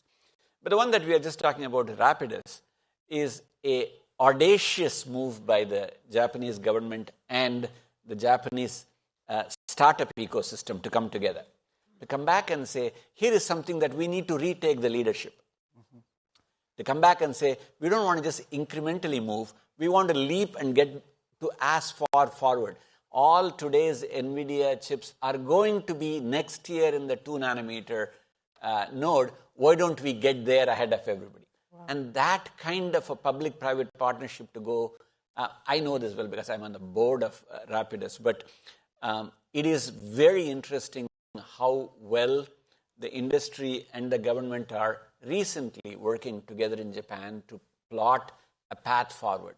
And redirecting it back to my own industry with batteries, that's the kind of things we are trying to do, where last year's technologies can be in manufacturing elsewhere.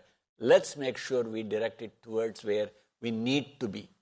That's the solid-state batteries that we're talking about. But Rapidus is one of those test cases of a large-scale startup and a public partnership to go reach farther out in the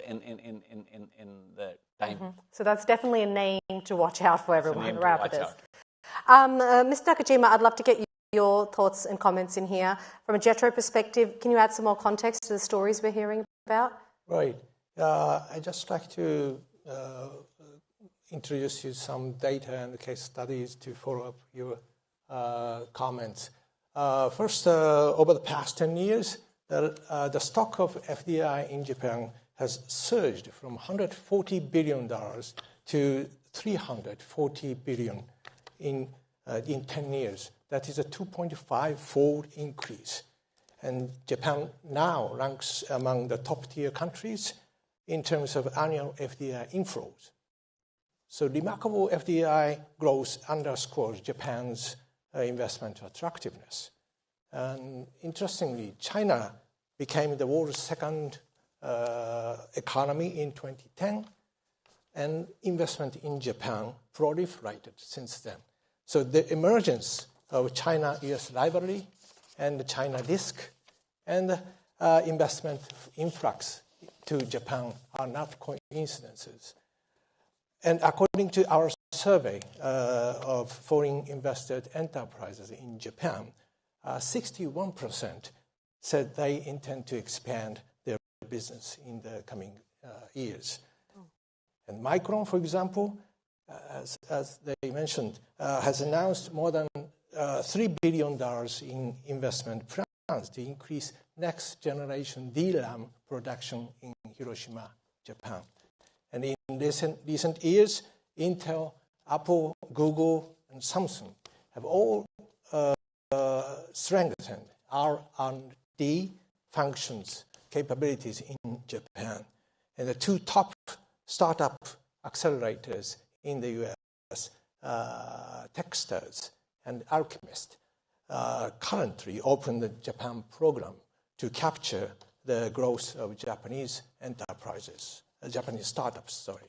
So lots of new things happen in Japan, and Reuters covered a lot. Thank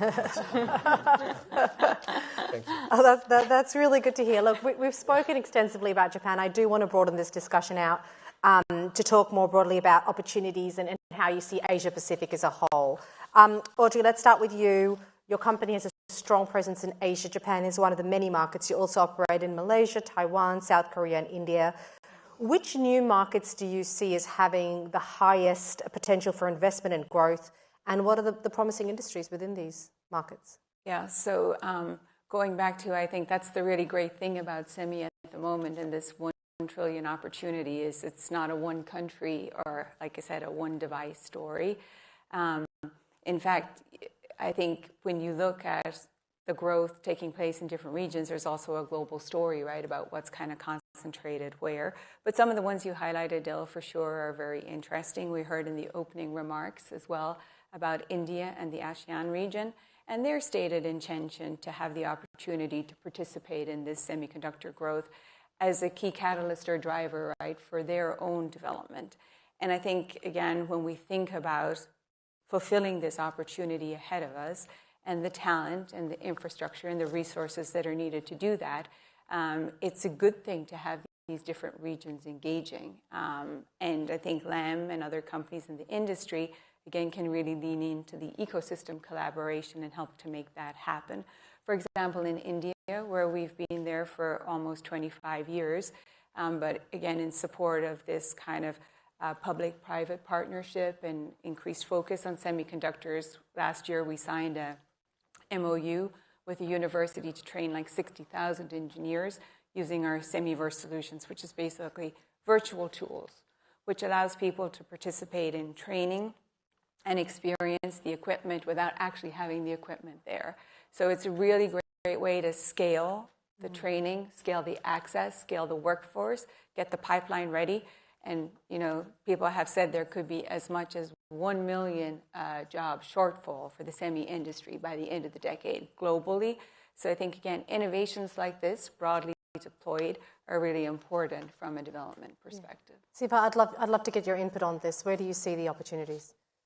So last quarter, just earlier this year in September, China announced that 51% of all cars sold in China in that quarter were either electric or hybrid. First time we have seen that majority change. The automotive industry in the US is about 5% of the country's GDP.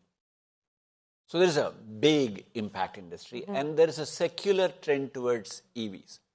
You know, in the short term, there is going to be turbulence up and down, but the longer term, it's very clear that we are going to go EV. And if you looked at everywhere, in India, there is a two-wheeler market that is the largest in the world, and that is rapidly electrifying. Everywhere we need to go get that going. So that market is going to be exploding. You are seeing battery factories being set up around the world specific to these industries. Defense industries across the world are gearing up on drones.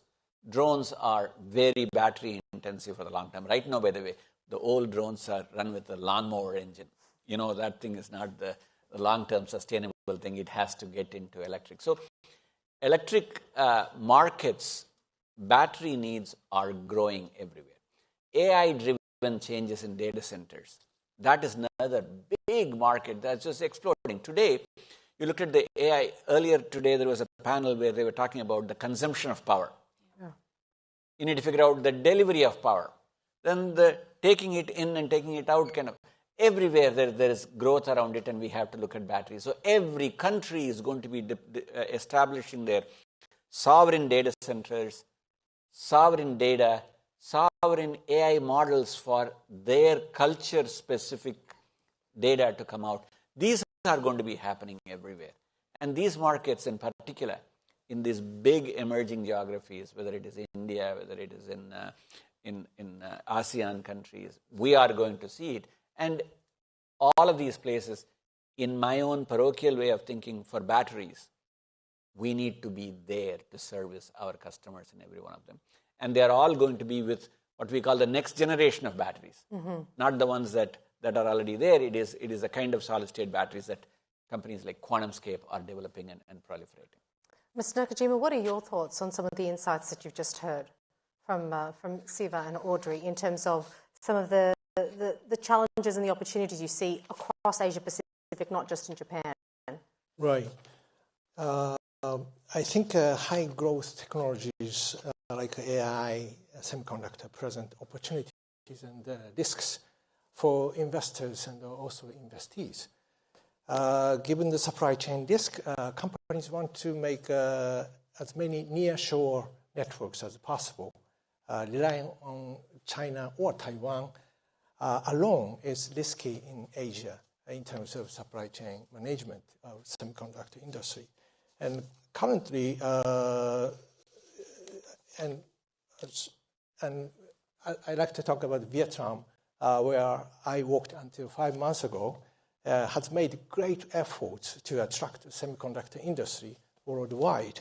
However, it has yet to attract high-end semiconductor processors as hoped because it lacks technical personnel, engineers, electricity, water, and industry players.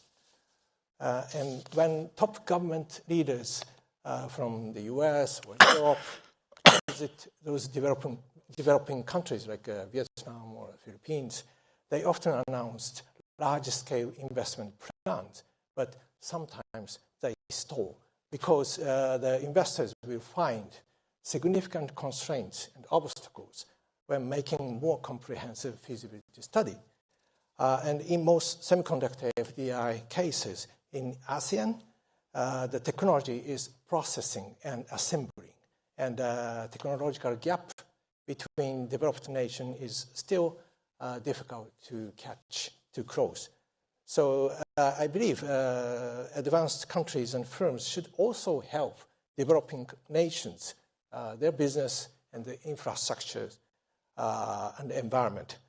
If you want to diversify risks and opportunity, making your investment more solid and robust. That's a really interesting point, Ms. Nakajima. Audrey and Siva, have you noticed that on your travels and your experiences, that you have investments in a lot of these countries, that you do notice that in Asia Pacific there is a big gap between countries such as Vietnam versus Japan, or even India versus Vietnam, and China and Taiwan, of course? I mean, can we just broaden it out and talk a little bit more about the other countries as well? There is no question on the point that Nakajima-san is making. In my prior life, we were trying to locate a factory around the world. We looked at first world, second world, third world countries, government incentives, where we can do plenty of water availability. But in the end, talent and infrastructure make a difference. Talent and infrastructure, you end up drifting back to where you have been there. So that process is not going to be instantaneous. You can't just come and say, tomorrow, let me build a battery plant or let me build a semiconductor plant in a Vietnam or India overnight. It is going to be a gradual process. You are going to go start with the peripheral industries and start to work yourself up. And that process is happening. For example, as we were saying, Audrey was talking about, Lam Research has had a presence in India for over 25 years. But still, we don't have a large fab in India yet. Same goes for Vietnam. In Malaysia and in Thailand, we have had assembly and test facilities now for over 50 years. Right. But you don't put major fabs there. We go back to put the fab in Japan. Right. You go back to put the fab in Ireland, or you put the fab in the United States. And that is still very true. Talent and infrastructure, stability of the government make a big difference. Audrey, I'd love to get your take, just kind of looking ahead and sort of forecasting as what you see are some of the most significant trends and opportunities that's going to shape the global landscape, moving forward. Yeah. So definitely AI. I mean, there is no doubt, right, that it's already having a huge impact on society as a whole. And that is only, we're at the start of the AI era, the AI inflection, and that's going to continue.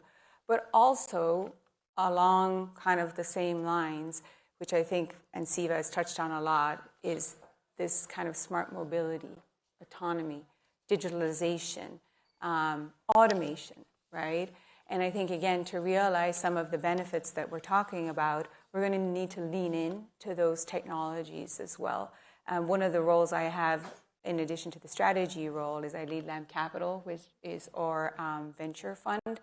And what we're doing there is really, again, kind of focusing on accelerating the semi-ecosystem by looking for technologies, disruptive approaches in startup companies. And you've heard here, right, like across the panel as well, how the startup ecosystem, the entrepreneurial ecosystem, is seen globally as really a way to kind of like jumpstart some of these learnings, right? Like have that kind of like disruptive, not iterative step forward.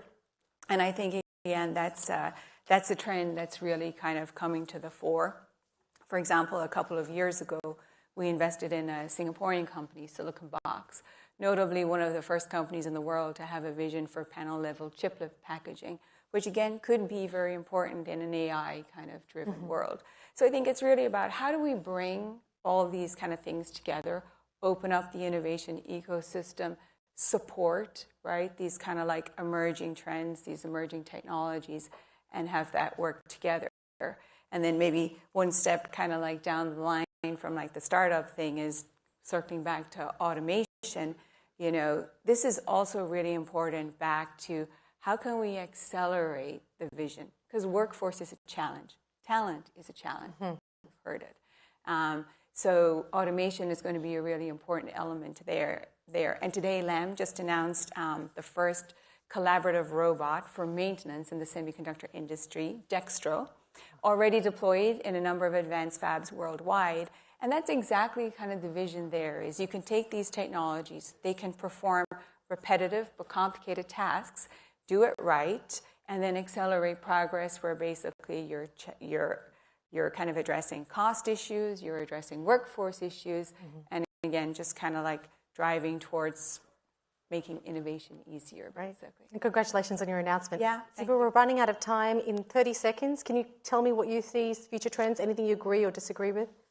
The AI gold rush is going to be serviced by a lot of people that supply the picks and the pans and the hardware. So the AI is going to be on the front end where it interacts with the humans is going to be hardware driven. So the infrastructural pieces, semiconductors, robotics, batteries, these kinds of industries are going to be the foundations on which the big, what you see outside, the AI revolution happening, is going to be built on the back of these foundational industries. And countries like Japan still hold much of the infrastructure and knowledge that we need to then take it and proliferate. Fantastic. And on that note, Ishiguro-san, what would be your closing remarks to the audience today? Yeah. So I would like to thank Dr. Siva Lam of the Quantum Space and Miss Audrey Charles of the Lam Research for their insightful comments about the outlook for business. So Shiba-san talked about the importance the cooperation between government and private sector. And also the Audrey talked about the importance of the technology. And so one of the background of them is many countries would like to make the supply chain resilient.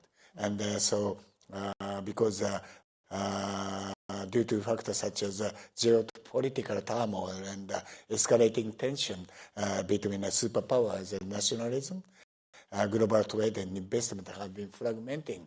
So that's why we have to make a strong supply chain in among the likely minded country.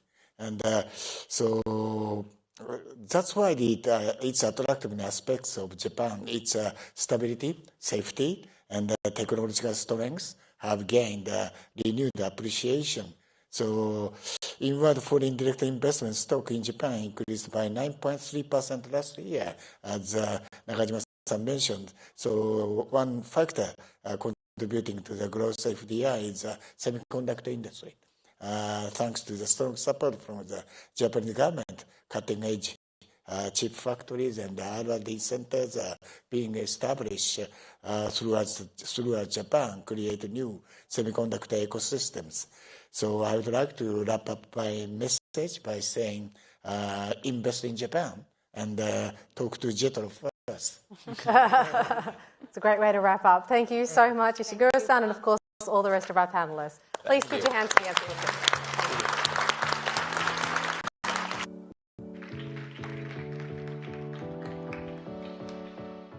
Thank you very much to Jetro and the panel. We have just a couple more sessions before we break for lunch. Shortly, our White House correspondent, Jeff Mason, who you heard from this morning, will be returning. But before then, we have another financial session. So I would like to welcome the Izumi Kobayashi, the Director for Mizuho Financial, Omron, and ANA. And this interview is being hosted by my colleague, Reuters Financial Industry and Financial Markets Editor, Paratosh Bansal.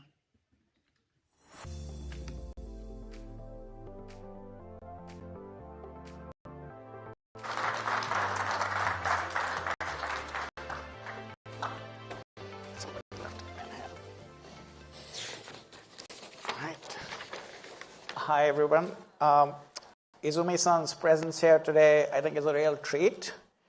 She flew in from Japan last night to be here with us because I think she felt it was really important for us to hear how corporate Japan's thinking about some of the recent events in the world, including the US elections and other sort of geopolitical issues. So let me dive straight into it. Welcome to New York and to Reuters Events. Is a second Trump presidency good or bad for Japan? From so far that the Japanese company, Japanese people, the base of our business to build a business strategy under the new Trump administration, the base is something unexpected. So we can't make any kind of story like right now. So be ready for something. The unexpected things happens. So take us inside the room a little bit. Like you're on 3 major boards of 3 major corporates in Japan. What's been the most memorable conversation in the last few days on those board meetings after the elections? The financial institutions, basically that's how the U.S. market will be, and also the tariff of the strategy which Trump may introduce, that may affect to the China, and China's the economy reflects to the majority of the Japanese business. That is the one. And also the airlines business is not that much. We have a discussion about it. And also that the manufacturers, yes, that's something similar, that what the Trump administration will take action to China. and how that may affect to China. So let's talk about tariffs then, because in my conversations with officials and executives abroad, that seems to be one of the key questions. Do you think when we hear 60% tariffs on China, is that an open negotiating position, or do you think that's where we'll actually end up? I think that so far that the percentage of the increased percentage is focused. But think about that. If there is any particular industry which the U.S. company is not competitive and unable to manufacture in here, there is no necessity to increase the tariff. So we have to be careful that to identify which particular industry or the goods may affect the new, the tariff. So I think that it's not necessary to afraid too much, but clearly identify, and if that particular, if any particular that the goods are exported to U.S., we have to take early action, like a car, especially that some Japanese companies have the manufacturing in Mexico. So those companies started to take actions. But I think that we should not overreact, I believe. So, but what's some of the scenario planning that you're doing? If you look at a company like Omron, for example, which is among the boards that you're on, is more manufacturer focused, has fairly big operations in China. How do they kind of plan for this? If it's 20%, 30% in the end on China, how do you change your supply chains? Well, what's some of the steps they're taking? Yeah, I think that there are I believe three things need to be done. One is that to see the overall portfolio of the business and to make the good balance of the China, not to rely on too much China. And the second, that if the manufacturing site is too much in China, it may affect to the export to U.S. So I think that to split the manufacturing site, not only China may, but to other Southeast Asian countries. So that movement is already happening. Yeah. Are you accelerating it? Is this? I think that many of the Japanese companies has already started. Well, not this particular administration, but from the previous administration time. And just sort of sticking to China for a second, like the other issue there is there has been tensions between U.S. and China. There's sort of worries about sanctions at some point if things were to get worse. How are Japanese companies trying to figure that out? I think that the one thing that the Japanese company considering is that even though there could be the sanction coming up and its effect to the business in China, but Chinese market, considering the size of the Chinese market, it is difficult to give up the Chinese market, withdraw from Chinese market, and also many of the company has already did a lot of investment to China, so we cannot throw away. So the one thing we can think about is how we can separate the Chinese business only inside in China. So manufacture in China and sell in China, and probably spec of those goods are more Chinese based on Chinese demand. I see. So is that something that Omron's doing as well as other sort of companies across corporate Japan? We are not particularly take action at this time because Omron is so far not affected directly to the sanction things. But on the other hand, we are considering that if we have to take actions, we'll be ready to do so. I see. But the challenge is that once we separate or isolate Chinese business, how we can manage the Chinese business. So in terms of the culture or the business efficiency. So how do you manage that? That's we've been discussing right now. So how to train the people. So there's more training happening in management? Training and also the management mechanism that. I see. Now, we had written a story about a year ago that the Japanese financial regulator had asked all the banks in Japan to prepare or do scenario planning for China-US tensions getting worse on some kind of sanctions. Has that planning happened? I think that it depends on how much exposure that each bank has. And so what can you sort of speak a little bit more about, like what sort of things you have to think about? First of all, that the human resource, the risk, because it's not necessary for the financial industry, but some of the Japanese companies, the employee has been arrested. So that kind of security of the employee, especially the expat, and also that the financing in China, that is another thing.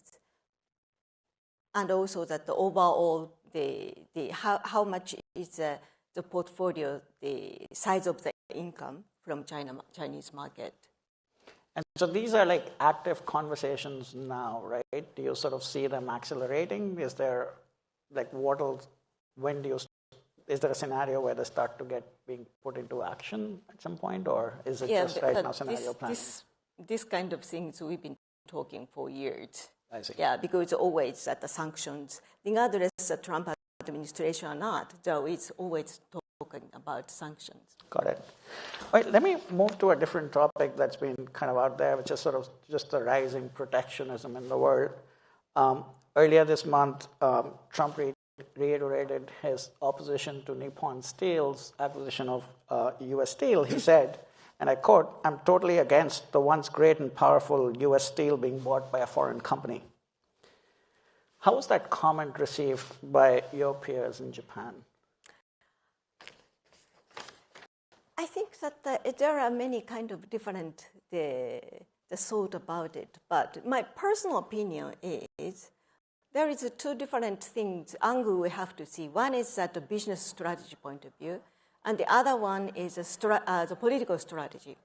And business strategy-wise, considering that the current steel market, the Chinese companies has a majority shares, and I think that they have a lot of capacity, overcapacity. So they export to all over the world the steel, and the steel price dropped.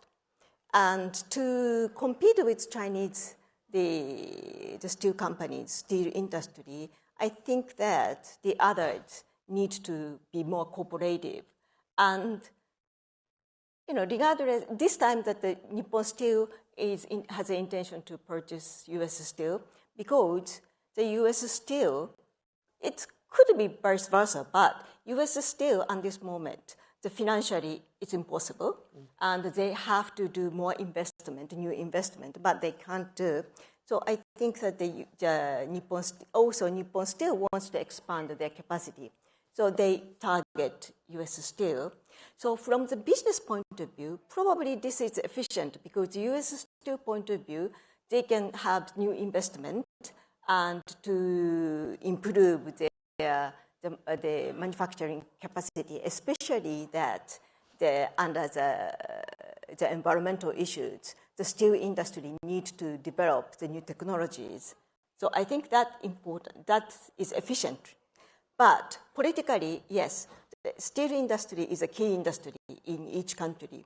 So political point of view, especially to general public, losing the ownership of the key company in own country is the serious issues. But if the politicians think about that, why the state or the country government did not support the steel industry earlier not to face current situation? So, but like if you are like thinking and speaking as, you know, Mizuho itself, like you're the chair of Mizuho, Mizuho bought Green Hill here, there's other deals that you're looking at. If you're sitting in corporate Japan and you see that kind of happen, what does that mean? Like, are there now sectors that you will not touch? Are there sort of, is there a blacklist and a whitelist almost being created? Like, how are you thinking, or how is corporate Japan more broadly thinking about acquisitions, especially as you search for growth in a market like the US? Of course, I think that from the national point of view, for example, that what happened in Toshiba, from a Japanese point of view, it is not the happy things, but think about from the business person, regardless that the Japanese or Americans or whatever. I think that there is some efficiency what happened. So it's difficult to switch the brain from which angle we see the matters. Okay, so let me turn the lens around then. So we talk about 7&I, which is seeing a bid from Couche-Tard, and there's general resistance to it. Now, if you're looking at it from the outside, should the world see that as a sign of Japan being insular and sort of being suspicious of foreign companies buying a national treasure like 7-Eleven, which I know it plays a really important role in society there? The 7-Eleven, I'm a frequent user of the 7-Eleven because it's 3 minutes walk from my house. So, but the 7-Eleven, first of all, the Couche-Tard, I still do not understand which part of the 7&I the Couche-Tard interested in. If it's a U.S. business, I understand. But in Japan, not only 7-Eleven, but the many of the convenience stores, not only it is not only the grocery store. It's provide the banking services, the delivery counter for individual or the small businesses, and also they provide the government. They take some government services as well. So it's a private company, but it means it takes a part of the public service as well. So public service, if the private company purchases public service, it's not easy to withdraw from the business. And I wonder that how they can keep making money constantly, especially it's a franchise. So I am not sure that how much Couche-Tard examined that kind of detail of the business and how they can commit to keep providing those services for long term. In terms of the clients of 7-Eleven, I really worry about it because I love those menus they provide time to time. It's very attractive.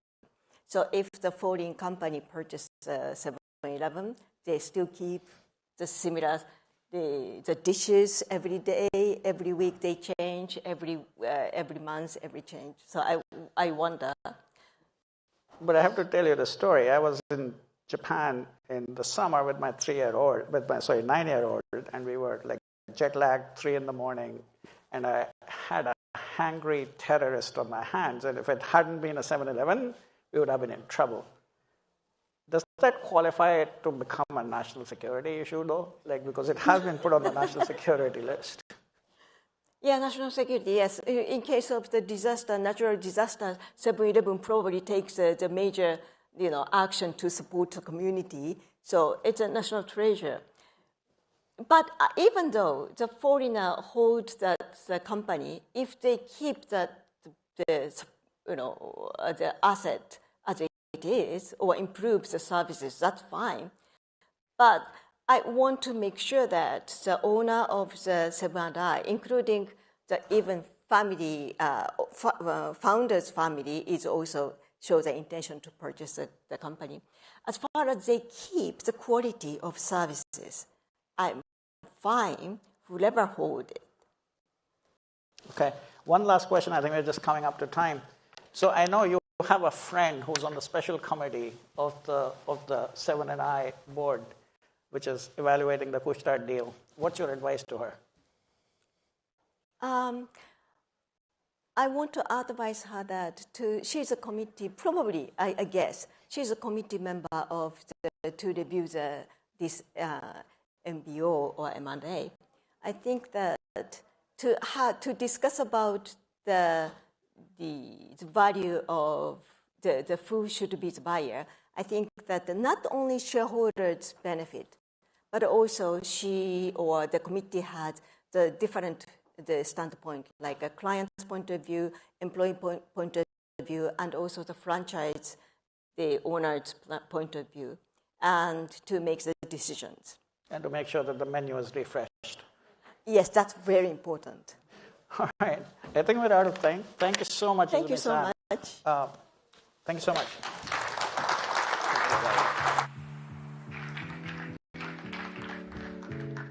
Thank you. There was significantly more discussion about 7-Eleven as a national treasure and hangry 9-year-olds than I was expecting from that conversation. For our last session before lunch, I would like to welcome back my colleague Jeff Mason, our White House correspondent, and he will be doing a virtual interview with John Feiner, the US Principal Deputy National Security Advisor. Jeff, please come on up.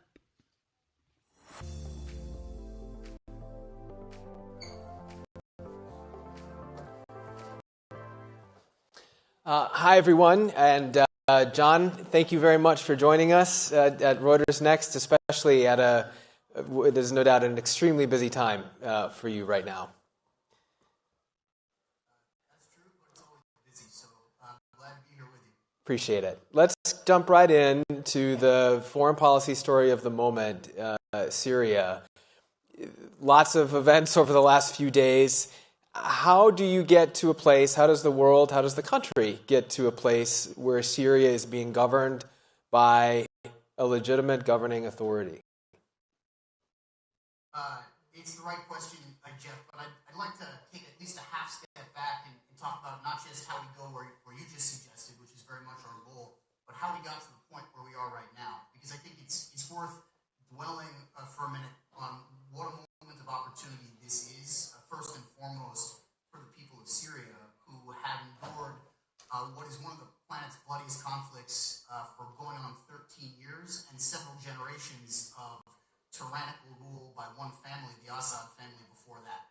They have thrown off that governance, they have ended that civil war with Assad, and they now have the opportunity for the first time in decades to determine their own future.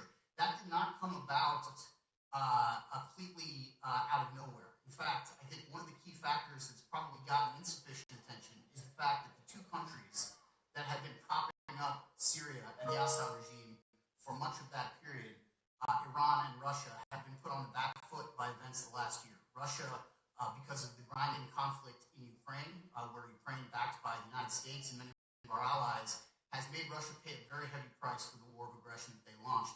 And Iran, which made a historic mistake in the aftermath of the October 7th attacks by Hamas on Israel, and tried to launch a multi-front conflict with its proxies in the Middle East, only to see its two main proxies, Hamas and Hezbollah, badly damaged, and its own attempts to threaten and attack Israel thwarted again with the help of the United States. So those two key allies of Assad were unable to come to his aid in his time of greatest need, and that resulted in no small part by the work of the United States and our partners. So where do we go from here? Because that is the big question. Yes. In addition to this being a significant moment of opportunity, there's risk associated with it. Some of these groups that are now taking responsibility over the future of Syria have their own checkered history, as you well know, a history replete with ties to terrorism, with human rights abuses. And so we are paying very close attention, not just to the past, and not just to what those groups are saying now, some of which we have seen reported, and it's quite constructive, but what they actually do going forward, and whether they actually are committed to bringing about the sort of credible, inclusive governance for Syria that its people deserve. And is the U.S. in direct talks right now with those groups, specifically HTS? Are you speaking to them, and if so, who's doing that, and what are you hearing? clear about the fact that we are able to convey and receive messages to a broad range of groups that are operating as part of the Syrian opposition. If and when we have more to speak about direct conversations with particular groups, we will be sure and let you know. But for now, I'd like to leave it at that. This is still very early days, and we are still working through exactly how we will be engaging these groups that, again, just recently started to take on responsibility to try to govern Syrian territory. Let me follow up on that. At least one of those groups, the one that I just mentioned, is on the U.S. terrorist list. Is that something that the United States is open to changing? I guess what I'd say about that is there has been no formal change in any policies related to any of these groups, including the one that you just referenced. And that's for the very simple reason that I mentioned earlier. Those designations are not made based on what groups say or what they say their intentions are or they intend to do. It's about actions. And so we will be watching very closely again to see how these groups actually try to go about the very difficult business of governing Syria in a better way fundamentally than it has been governed for quite some time. And so the decisions are better left until we have a bit more information about what exactly they're going to do. But would it help U.S. leverage in the region if you said this is on the table, this is something we would consider lifting? Look, I mean, I won't speculate about what does or doesn't give us more leverage. Frankly, these are decisions that have to be based on facts. And right now, we are only a couple days into this experience. As I said, these groups history that led to these designations that were very well and very much justified. And we will see how they operate going forward and make decisions accordingly for the rest of this administration. The U.S. has a presence in Syria, roughly 900 troops, I believe. How committed is the U.S. government right now to keeping those troops there? And is that also a piece of leverage that you may or may not offer to the incoming government? So those troops are there for a very specific and important reason, not as some sort of bargaining chip. They're there, have been there now for the better part of a decade or more to fight ISIS, a terrorist group that threatened not just the United States, but many of our partners and allies all around the world, including in Europe and in the region.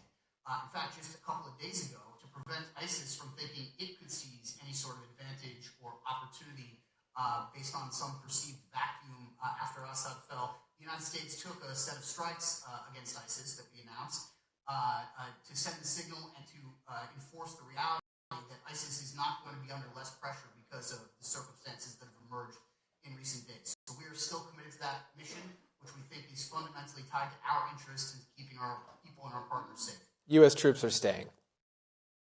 Yes. The Israeli government also has troops in Syria right now. Are you concerned about their incursion? So the Israeli government has set up what they have described as a sort of temporary buffer along their border along the Golan Heights. I'll let you ask them if you get the opportunity to speak to what their goals and their intentions are. But what we've been told by them and what they've said publicly is that this is a temporary measure based on the perception of potential threats along their border. Look, countries that are on the border of Syria are understandably concerned and uncertain about where this is all headed. I think there's broad agreement that this is both a moment of opportunity and a moment fraught with significant risk. And so I think countries are going to take their own interests into hand accordingly and do what they believe is necessary to prevent threats to their own people. I think that's what Israel is doing. That's what other countries in the region will do. For us, the United States, we are focused first and foremost on the security of our partners, the threat posed by ISIS, and working with the Syrian people, both to meet their humanitarian needs, but even more consequentially over time, to try to help shape the governance that emerges in a better direction going forward.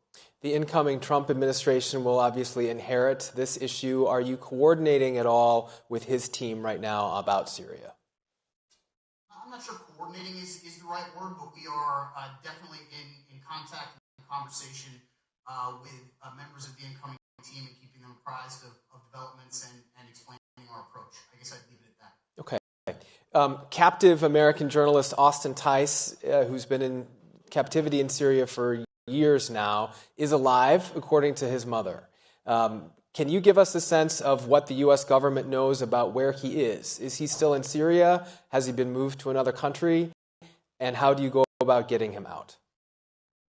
So I do want to say an enormous priority for the president, and he spoke to this the other day when he made remarks on Syria, and frankly for all of us on his team. And I'll say on a personal level, I've known Austin Tice's family for almost 12 years. He's been in captivity now for more than 12 years, and met with them repeatedly during that time. What they have gone through is horrific, and something that I wish no one would ever have to go through. Obviously, first and foremost, what Austin must be going through in Syria.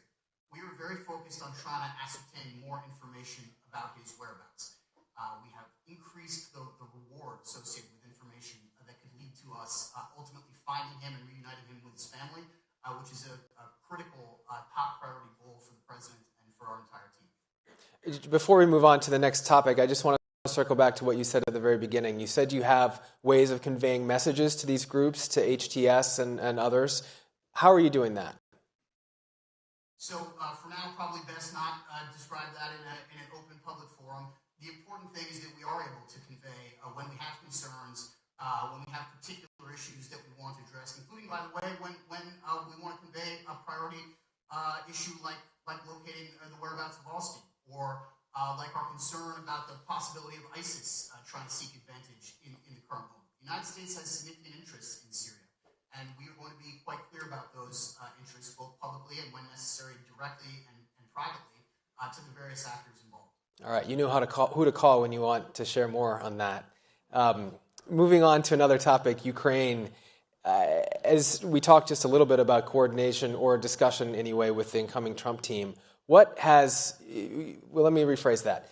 What concerns do you have about President-elect Trump's intention or desire to continue providing Ukraine with U.S. weapons? So, look, I'm not going to play analyst of what the new administration is likely to do, or certainly not going to make predictions. I feel like that can be a fool's errand about issues like this. And so I'll leave it to that administration and the people who will serve in roles like mine to explain and articulate what they're ultimately going to do. Obviously, first and foremost, the incoming president. But what I will say is our goal, and we are acting on this every single day, is to leave Ukraine and therefore the incoming administration with the strongest possible hand to play in this conflict with Russia. We are surging military materiel to Ukraine. Every single day there are significant deliveries that are arriving to enable them to strengthen their hand on the battlefield.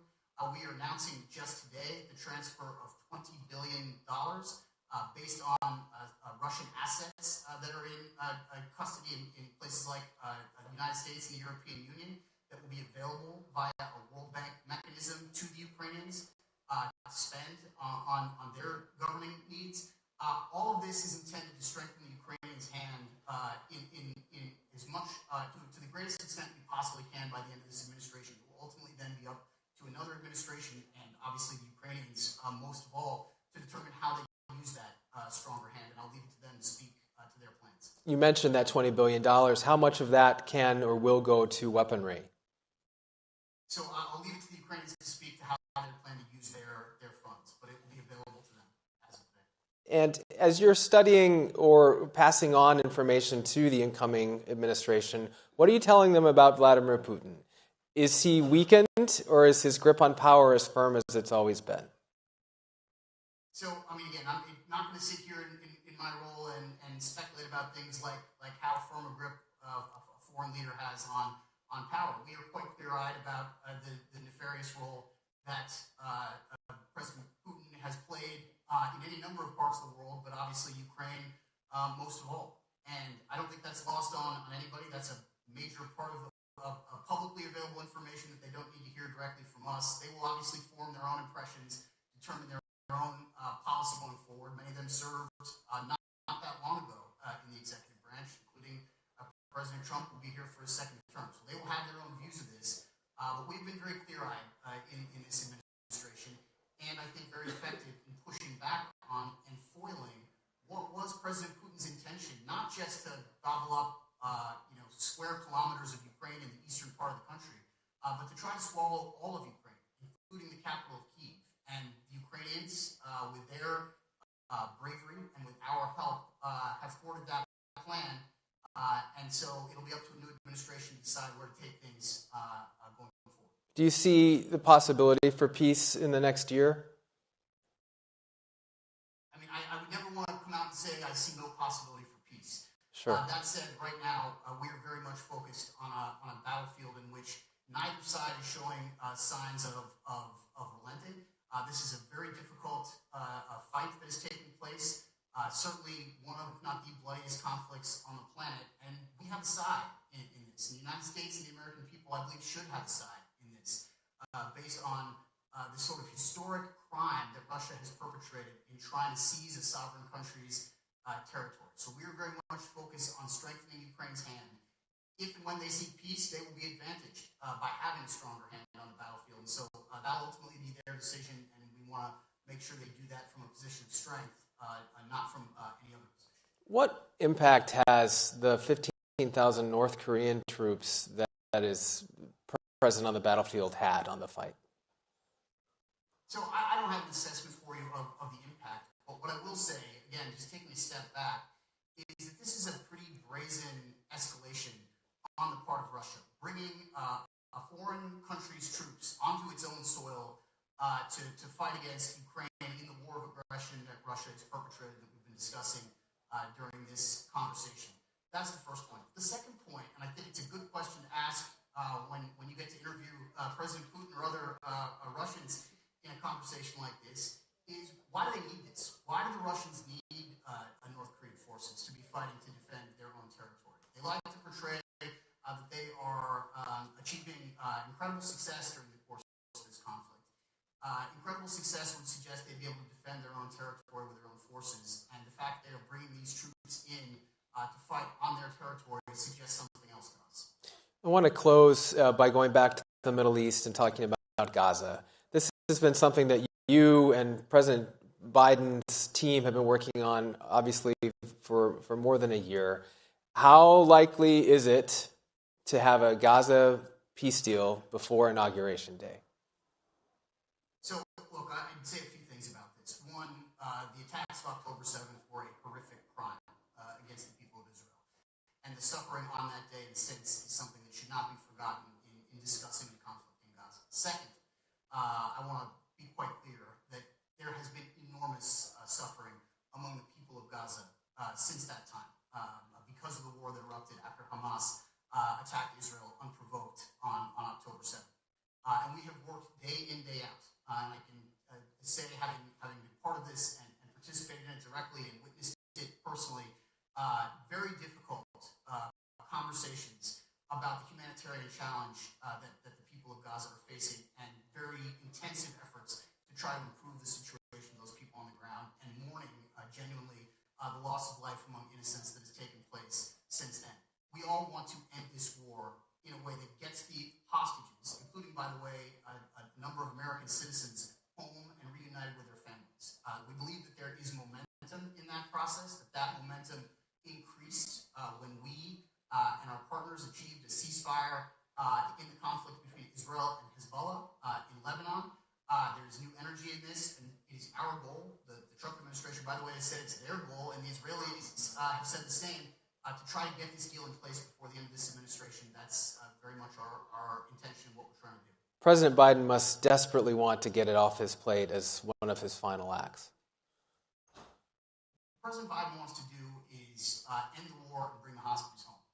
Yeah. Well, we're just at the final moments here. Can you give us, just as a final comment, can you tell us what's next in that process, and how do you close that? How do you close it up in this short few weeks left? So the United States will be deploying senior officials to the Middle East, frankly, for a range of reasons over the course of this week and next week. Obviously, a lot of intensive conversations about the future of Syria and the need to coordinate with our partners and our allies to make sure that we're all rowing in the same direction on the big consequential conversation that we were having just earlier on about governance in Syria. Also, be focused conversations about trying to get the hostage deal across the line for all of the reasons that I think are quite familiar to your audience and certainly to us. Ease the humanitarian suffering, reunite the hostages who have been captive now for more than a year with their families, and start to put that war onto a footing people's lives can get back to a degree of normalcy or at least reduced suffering. That's the goal for the weeks that we've got left in this administration. All right, John, we could go on for another 20 minutes very easily, but we have to leave it there. Thank you again for spending time with us today.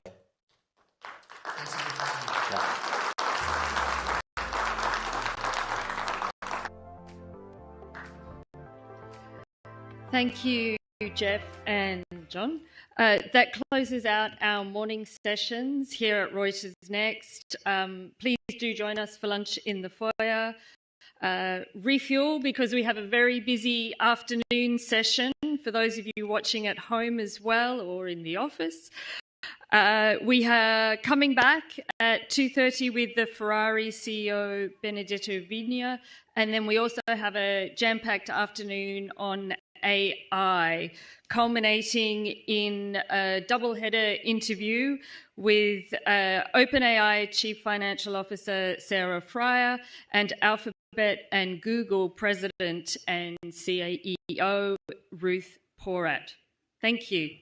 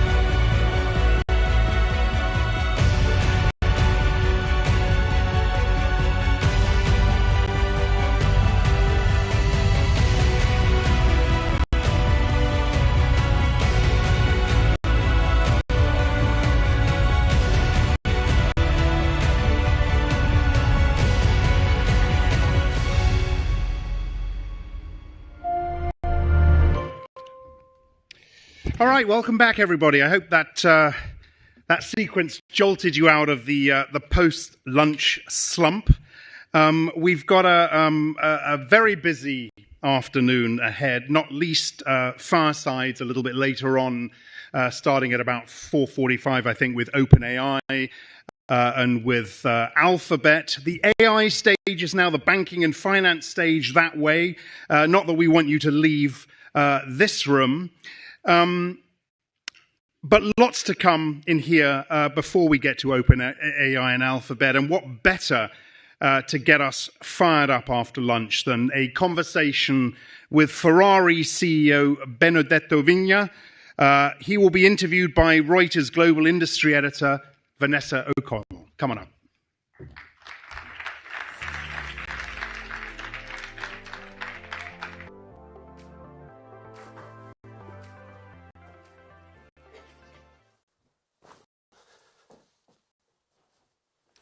Benedetto, big news today. Good afternoon. Good afternoon. Big news today. What I'm sure you know. Which one? The news that if the Cadillac team is added to Formula One in 2026, I believe, yeah, it's going to be using Ferrari. We left this news for you. Tell me about that. Why is it's an important day. You got it. So this is the surprise. Yes, we will have 11 teams, and this team will use our engine. We are very proud of this because our company has a magic purpose. Our company purpose is very simple. We audaciously redefine the limit of possible. We are redefining also the limit of what is possible in F1. So we are very glad of this selection. And this makes us proud. And also, we have a sense of responsibility because the success of these other teams, it also depends on our engine. So we'll not forget this day. December 2024 is a good one. Where do you see Formula One heading, broadly speaking? We saw LVMH step in with a big sponsorship of Formula One earlier this year, for example, that will last many years. I think it was $100 million. Where do you see Formula One heading? Look, the company I'm working for is a company that has been starting with competition. In our DNA, there is racing. We have been present in this sport that is becoming more and more entertainment now since the beginning. We have been always present over there since the beginning. We did not get in, get out. We have been always there. And this is very important for our company because it helps to push the limit of what we do always ahead. That's the spirit of Ferrari. When you think about Ferrari, clearly you may think about our sport car, about our racing. Well, think about a company that keeps constantly redefining the limit of possible. And that's what we are doing in F1 by offering a platform to many sponsors like HP, our title sponsor, that can make unique things together with us. So this is a demonstration that it was good for Ferrari to be always present in this competition because it's becoming more and more important. And if you want, for a company like ours, having a sport team embedded in the company, you may win one weekend, we may lose the following one. It always reminds that you have to do your best because the competition is there. And you have to always keep high the attention. Ferrari was founded by Enzo Ferrari, very interesting, legendary figure. How involved is the Ferrari family currently in Ferrari? Ferrari was involved, let's say, the family, the company started, in March 1947. He made something that people at that time did not believe it was doable. I like to read the history. I like to talk with the son of the founder, Piero. He's vice chairman of the board. I like to talk with him because he has a lot of anecdote and he's teaching me a lot of things. And I can tell you that it's beautiful when you read things, but also you have a person that is telling you something. I remember the story of the spoiler, a technical detail that all the cars have. And he told me this story. It's very, very interesting. So it's a unique opportunity to have people in the family that are supporting the management, telling you about the past, but also exchanging interesting views with the future. Since the beginning, I remember when I had my interview for the selection with different board members, among which there was the son of the founder, we were talking about the pedal shift on the steering wheel, but also what can we do in the future. So very interesting. It's a good learning occasion for me. There are pros and cons to having family involvement if you're the CEO, of course. What do you think the drawbacks are? There are always good. I mean, each moment in our life, each person of us is like a coin. No, there are good pros and cons. I think that it depends a lot on the people. If the people understand that the responsibility of the management is one and the responsibility of the shareholder is another one that is different, then everything flies well, and that's what is happening with the shareholder. The problem usually arises when the roles are confounded, but this is not the case of Ferrari. So I think it's I have the luck and the pleasure to work with people that respect their role and they respect the role of the management. Ferrari has intentionally kept production low. Are you looking to continue to do that? And is there a magic number of Ferraris that are produced each year globally? When you talk about Ferrari, you talk about the emotional side of the people. Usually numbers are not so emotional, okay? Sorry. No, I mean, I have a technical background, but I can tell you that numbers, they are not funny at all. Well, there's a rumor that production is capped at 15,000 vehicles a year. Is that accurate? What is funny about Ferrari? It's every day you have a list.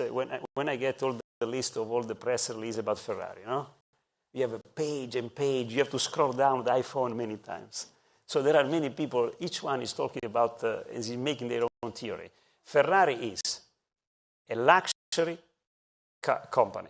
It's a luxury player in the absolute space. It's an absolute luxury space. We are not an aspirational luxury company, number one.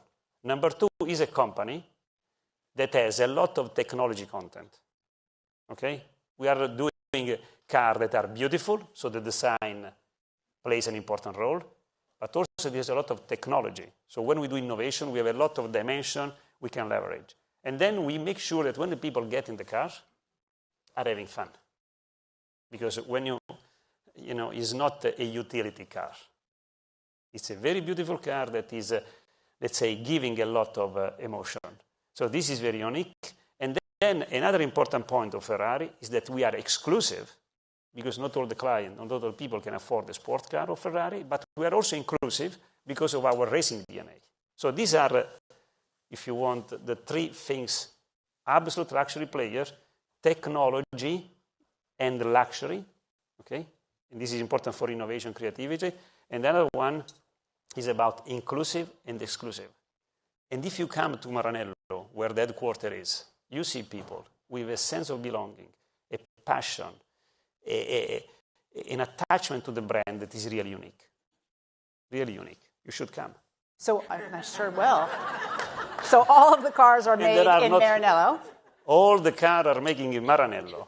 And the U.S. accounts for a quarter of your sales, of your demand, correct? Yeah. Where are you seeing pockets of demand for Ferraris? Where are your big, Look, biggest demand? it's easy to remember Ferrari share across the world. There are four numbers: 10, 20, 30, 40. 10% is what we deliver to Greater China. 20% is what we give to Asia, but Greater China. 30% is US, Canada, Mexico, Brazil. 40% is Europe. As you see, we are spread a little bit everywhere in the world. We are a global players. We see opportunity of growth in different places in the world. And that's US has been an important market for us since 1954. This is 70 years we are selling our career. And I believe it will continue to be an important market for us. Like other markets we have in the world. Do you anticipate any changes in demand with Trump coming into office soon? We do not anticipate this change. We see the order book is pretty strong, is well into 2026. When I said that the racing spirit, the competition spirit is in our DNA, there is also another important event, another important fact. Our founder was very prolific in quote. There is one quote that he left to us that I'm very fan of it, that I have in my office. And he said, to whom it comes after me, I leave a simple inheritance. To keep alive the will to progress pursued in the past. What does it mean? It means that the things change. When you are in a car, on a track, you don't know what's behind the turn. So you have to be able to adapt. You need to be nimble. So we have been nimble in all past years. We are aware about our responsibility, and we will manage with the things will happen. Today, we are confident, but we are also ready in case something changes that we will act nimbly. That's our inheritance, the inheritance of our founder. We have to make sure that we keep with it. Well, speaking of being nimble and acting to respond to conditions, China has been a very challenging market for a lot of luxury brands. Shipments in the third quarter were down almost 30% in China. Is this an issue for Ferrari? Are you going to change your strategy in any way to regain momentum in the China consumer market? I'm very happy to be here because I realize that there is still a lot of work to be done to let more people know what is Ferrari. Allora, when I started, I sit on as a CEO 3 years ago. I took a few decisions together with the management team. And one of these decisions that has been very good, very, very smart, I would say, is the fact that we said in Greater China, we don't want to be more than 10%. Why? It's not because we don't believe in China. It's because we know by experience that you can grow sales in different countries at the right pace. Which year did we start to sell our first Ferrari in United States? 1954. Which year did we start to sell our first Ferrari in China? 40 years later. It means that you need more time for the people to get closer to the brand. Because it's when you want a Ferrari, you don't go in a dealership and you buy it, like you buy many things that you have in your hands now to take pictures, okay? You go there, you have to wait. The journey is part of the experience. So you need to grow in different markets at the right speed. We did it also with other countries like Japan. And we are doing it also with other countries in Europe, like Czech Republic and Poland. So we believe in different, we see the opportunity in different countries, but also we want to make sure that we grow at the right pace. Because if we are too fast, it's like when you are on a track, you go out of track. So this is why we do not depend a lot on China, because there has been this decision 3 years ago. And sometimes we discuss internally also with the CFO and other colleagues, and it's very important. We do not have the 25+% dependence on China. And speaking of growing electric cars, yeah. What is the latest for your plans on an electric vehicle? Well, also an electric car, we said something interesting during the Capital Market Day 2 years ago. Very many people, many companies talk about electric transition. I like to say that in Ferrari, we say electric addition, not addiction, addition. I say it this way because in 2022, we said, look, we have beautiful and highly performing thermal IC, thermal cars. We have unique hybrid cars that we started to develop since 2009, when our first Formula One was hybrid. So we are, after Formula One, we did the hybrid cars, that was hybrid 2009. Then we had the supercars in 2013, La Ferrari. Then we had the 6 hybrid car in more volume, let's say 1,000. And then we have the latest one, F80, the one that we announced recently, also hybrid. So there is a journey that we started, and we believe the electric car is another important brick of our journey to the future. And we want to give the freedom to our client to select the car they want. We don't want to impose the selection, the powertrain to our client. We leave the freedom to our clients. So they can come to us and they choose the one they want. And we are on track. We are on track. How much is it going to cost? You should ask your friend in Italy. He claims that he knows the price. We never say the price. Look, the price, it's always defined the last moment. It depends the emotion that we are able to transmit with with the car. So I can tell you in this way, whatever you hear about the future of Ferrari in terms of car prices, car numbers, any number you hear about the future of Ferrari, 99.9999% is not said by us. And is 2025 still, is next year still the timeline for the electric, the fully electric vehicle? I think that is important for our company. It's important to do what we say. We did in the past, my predecessor did in the past. We have the responsibility to keep doing in the future. So we said, Q4 25, we unveil electric Ferrari. It will be unique Ferrari, and we are fully on track. Speaking of unique, can you tell us any details about it? I can tell you that when we develop a car, there are 3 dimensions that are very important. 1 is the beauty of the design. 2 is the performance, the technology. 3, the driving thrills. These are 3 important blocks. And also electric Ferrari will, let's say, be coherent with what we have done always in our history. That's what I was telling you. It's about luxury, it's about technology, it's about experience, emotional experience when the people try it. Components for that electric vehicle will be coming from where? Where in the world? There are 2, it's an interesting question, thank you. I think there are 2 kinds of components. No, the strategic one, the one that helps you to make a difference, and allow me to say differently, something that is not making the difference. Okay, but for which is important to have strategic partnership. So there are some components in electric car. You hear about the battery, you hear about the inverters, you hear about the engine.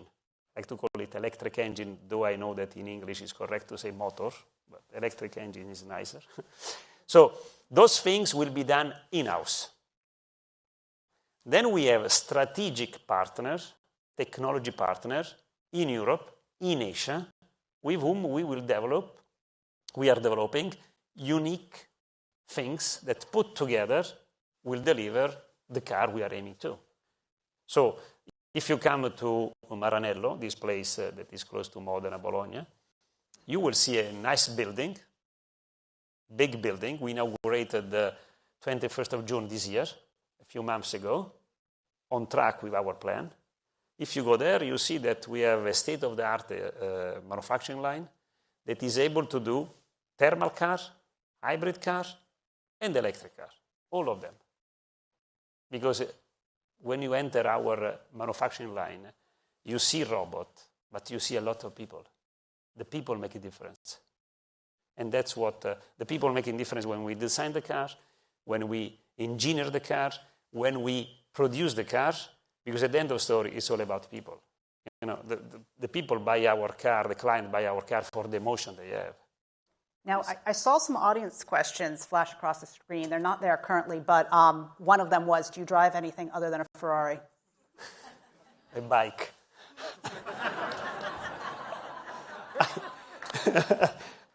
No, really. When you get in a Ferrari, and then it's tough. First of all, you start to forget how to... The brake make a difference, believe me. What's your view of autonomous vehicles, autonomous driving in Ferrari cars? Look, I'm coming from a different world. In my previous business life, I was conceiving and selling chips, semiconductor chips. And one of the big markets for this is autonomous drive. So there was a guy, a friend of mine, that has a startup here in on the other side, Silicon Valley. He came to me and said, Benedetto, I want to talk about autonomous drive. I said, you know what? Before we talk about autonomous drive, let's go on the track. We have a lap, and then we have a presentation. Okay, so we get in the car. We had 3 laps. Then he get out a little bit shaken, and he said, I understand. Better we go for a dinner. It does not make sense to waste time for the presentation. So autonomous drive in Ferrari does not make sense. Clearly, there are some regulation, L2, L2+, ACC, automatic cruise control. Okay, these things are simple things that our car have. And if there is an update on those regulations, we will cope with that. But we care about the software for vehicle dynamics. Autonomous drive is something that is not good, is not required for our car. That's very important. In 2023, Ferrari began accepting cryptocurrency for payments for Ferraris. Yeah. How is that going? How's that going? We started with Bitcoin in US. having recently hit, 100,000. Yeah. We started in US. We started in US because, as we said, at the center of whatever we do in our company, in different dimensions, there is the client, and we want to provide a seamless experience to our client. So we understood that some client wanted to have the freedom to pay with cryptocurrency. So we offered this opportunity. And for us, does not change so much because there is the client, there is Ferrari, in the middle, there is the dealer. But then there are other companies that are certifying those cryptocurrencies. In any case, Ferrari, we get cash. We get dollar or euro or whatever, depends on the country. In this case, it's dollar. But let's say we don't get, cryptocurrency is not an investment opportunity for us. We don't want to get cryptocurrency and then we speculate on the price of the share price. It's a way to make seamless, more and more seamless, the experience of the client. What is a typical person who buys a Ferrari with cryptocurrency? What's their profile? There is not, but look, when we started to do this, we thought that maybe younger client would have been preferring this to other. Instead, there is no pattern. There is no pattern. There is no geographical pattern, no age pattern. And there are people that are using crypto to pay car. There are people that are using crypto to attend event. That are, there is not a pattern. And how much demand has there been to buy Ferraris with cryptocurrency? How many have you sold in cryptocurrency? I don't like to disclose the number of the different dealership because, let's say, we prefer to keep this confidential. But there are cars in different dealership, either West Coast, Midwest, or East Coast, where the client go there and they use crypto. So there are there is different pattern. Depends a little bit on the dealership. We started also in Europe after this experiment, positive experiment, I would say, in US. We start also in Europe. When? We started a few months ago. And how is that going? But it it's across still too early. Europe, we need to collect the data on 12 months, I think, to have something realistic. Can you foresee a time when Ferrari might have cryptocurrency in its balance sheet? No, I don't. I discussed a lot with our CFO on this. This would be more on the speculative side. So we don't foresee this possibility for the time being.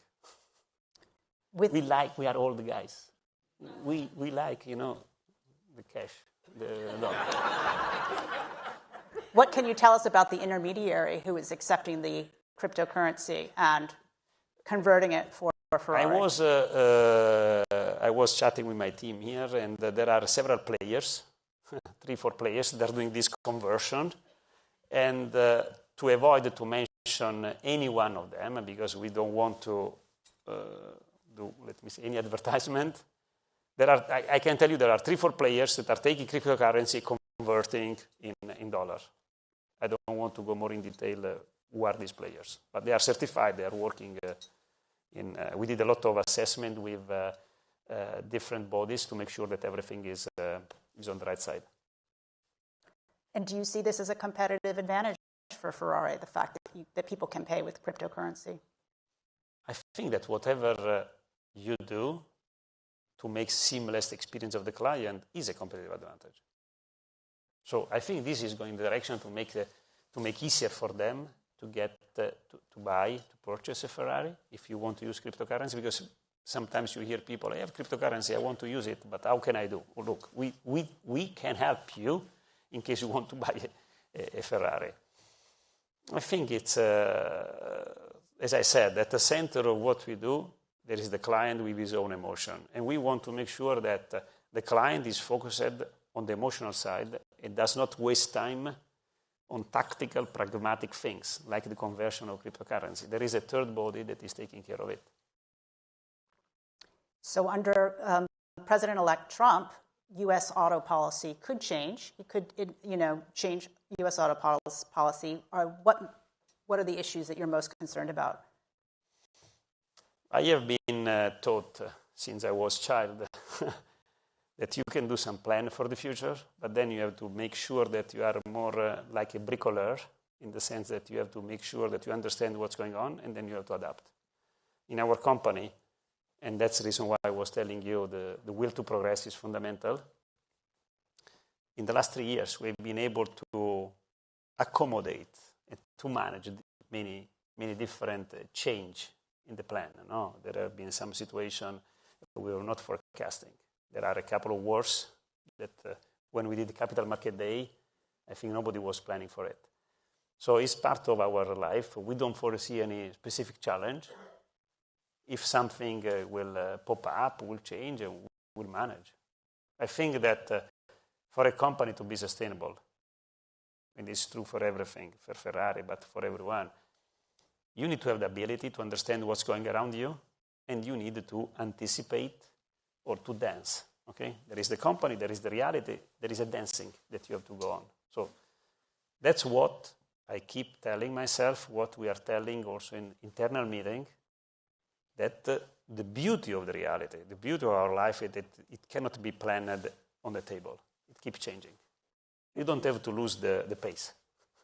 What about tariffs? Tariffs on products coming from Mexico. We're expecting tariffs on products coming from Canada, additional tariffs on products coming from China. That could make a lot of goods much more expensive here in the U.S. How are tariffs that may be implemented here in the U.S. going to affect Ferrari? But the supply chain, we have, there is a lot of dependence from Europe, a little bit from Asia, mostly outside China. So I would say the impact will be marginal. And in any case, as I told you, we'll see when things become real. Because there was an interesting speech today by a speaker, I do not remember the name. He said that very often there are more the people outside the US that are concerned about what's happening in the US than the people in the US. So I think that we are a global players. We are selling our cars, our product in different places. Each country has its own rules. We cope with those rules. It's like if I come at your house. If you are Japanese, you want me to get rid of the shoes. If you are Italian, you allow me to get in your house with the shoes. It's okay. The most important is that I don't get with shoes in a Japanese house or vice versa, no? So. And what if Trump decides to impose tariffs on European-made goods?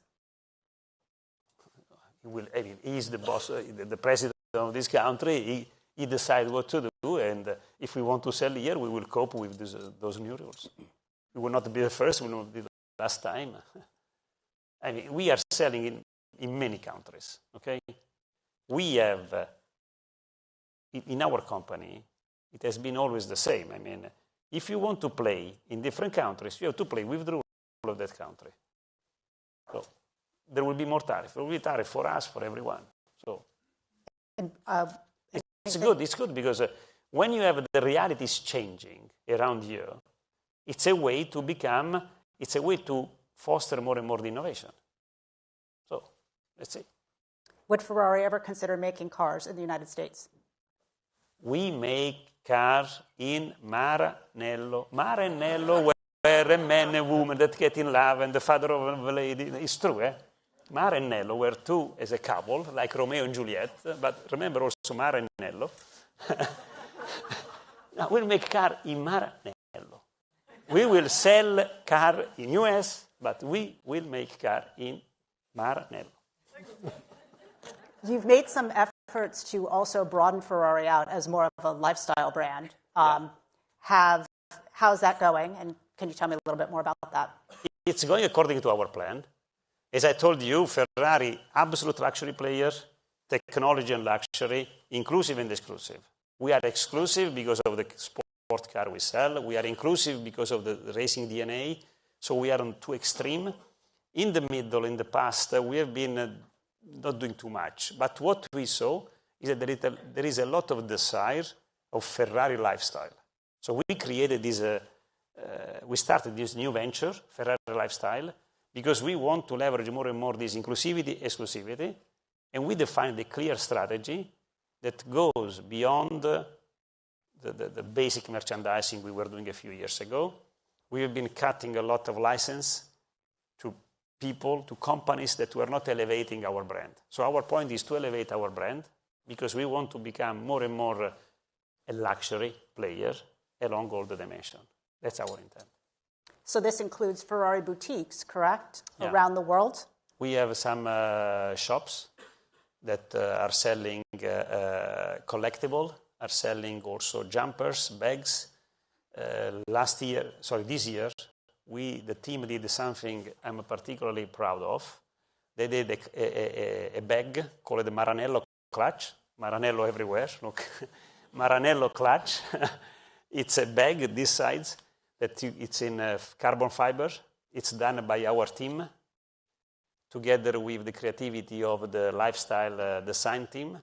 And we are selling everywhere in the world. You can pick up one color out of 9. It's very unique. How much is it? It depends. It starts from 8,000 and it goes up. $8,000. Yeah. 8,000. It's very unique. There are only 9 pieces for each color in the world. Tell me a little bit about the designer behind your clothing and accessories. Look, to make something unique, you need very creative people. You need also people that are able to put together two things, the past and the future. The past, because you need to understand what is, let's say, the essence of the brand. When we say the purpose of the company, as I told you before, that we redefine the limit of the possible audaciously. When I say that the story of our company is a story of great determination, passion, well, this must be evident in what we do. So we have one designer of lifestyle, we have one designer on the sport car, and they are working a lot together to deliver something that is in line with our brand. It's something that is always full of emotion. So that must be evident in what we do. We have seen some luxury brands that produce in Italy have issues with worker exploitation at their suppliers and subcontractors. How do you avoid that? How do you, just broadly speaking, how does Italy maintain the quality of the Made in Italy label? Look, in Ferrari, there are two kinds of products. When we talk about absolute luxury, there are two kinds of products. There are more hard luxury product, and there are soft luxury product. Hard luxury product is a car. I mean, the car you cannot make in the basement of you cannot machine aluminum or make a cell battery in the basement of a building in the suburb of some cities. No, you need tech companies that are making something unique. So this is okay by definition. By process, by technology, it's not possible to do something that maybe other brand, luxury brand, as you say, they do. On the soft side, there are cases like the bag I told you before that is fully done internally. There are some other cases where we are using some, let me say, supplier, tier 1, tier 2, but we have a strong audit process because we want to make sure that we do not, let's say, we are coherent with our brand. It means that we respect the people in the company and outside the company. And we also respect the planet. So I think that is very important. When you think about Ferrari, think about a company that is doing luxury product in full respect of what are the human rights of the people working and making possible what we are doing. Thank you so much, Benedetto. Is there anything that I missed that you want to ask? Thank you. No. I think you should come to Maranello and not only to Verona for Romeo and Juliet. Thank you so much. Thank you. Thank you so much. I will take you up on your offer, your invitation to come to Maranello headquarters, by the way, Benedetto. Thank you very much to Benedetto and to Vanessa. Back to the tech and AI theme. That's going to continue now for the rest of the afternoon. This is a fireside held in partnership with Thomson Reuters. Thomson Reuters President of Corporates, Laura Clayton McDonnell, will be interviewed by Shakuntala Santhiran. Come on up.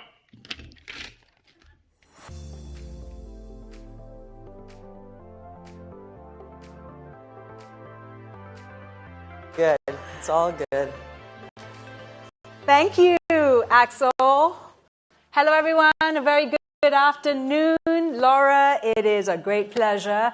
Let's dive in. First up, please tell us a bit about you. Yes. Well, good afternoon, everyone. It's so great to see everybody. So president of the corporate segment at Thomson Reuters, and I'm known for generating positive results, driving market share, and building high-performance teams. So my experience spans law and business, and just had a wonderful career, executive-level roles at ServiceNow, IBM, and Microsoft. And I'm a champion for diversity, equity, and inclusion for women and people of color. And I'm really excited about that, too. I also serve on boards of directors.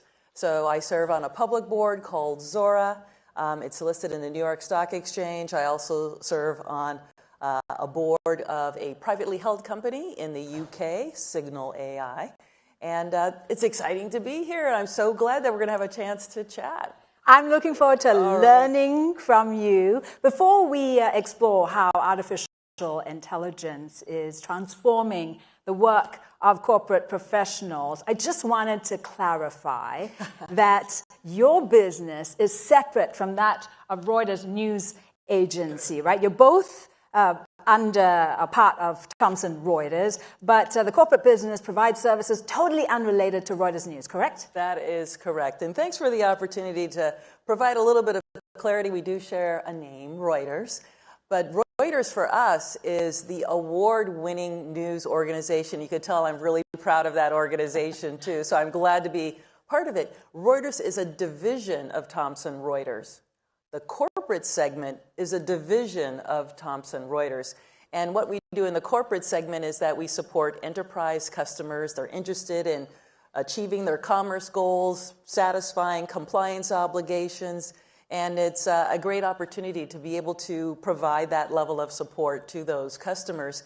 And a couple of things I wanted to say in addition to that, because Thomson Reuters is a large organization, we've got a huge portfolio of solutions that help our customers, and we are the #1 legal and tax provider.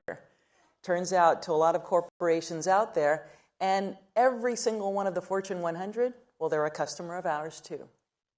And these solutions are based on the investments that we've made in innovative technologies, including generative AI, so I'm sure we'll have an opportunity to talk more about that, but CoCounsel is one of those products, and it helps augment the skill set of workers.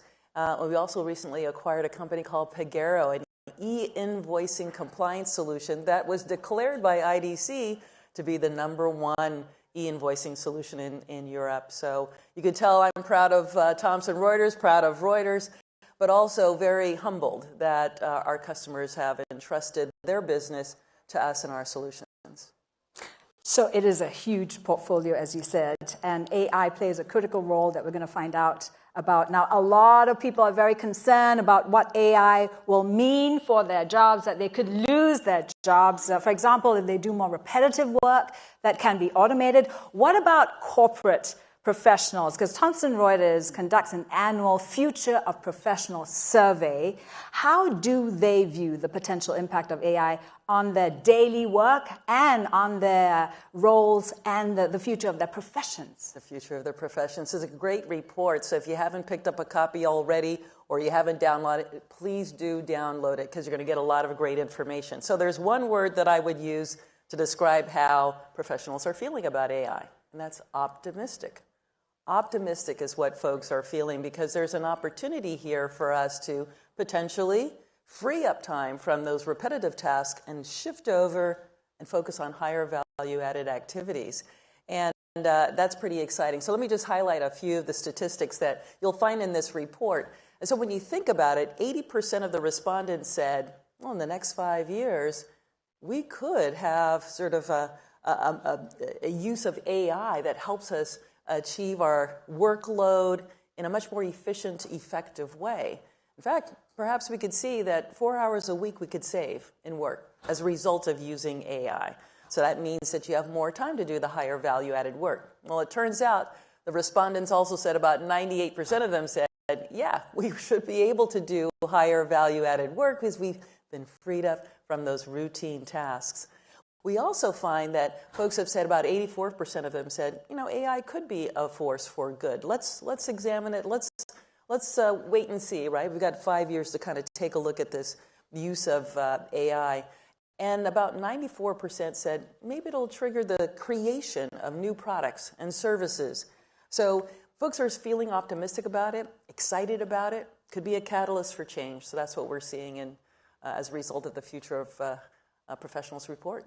What about the C-suite? Because you included C-suite executives in this survey for the first time this year. What do they think of AI? What are they thinking? Well, this one was really surprising to us. So we surveyed about 75 CEOs, and we found there was a dichotomy there. On one hand, optimistic. Oh, this could be used, the AI could be used to advance some of our priorities, whether it's generating more revenue or improving operational efficiency or transforming our business.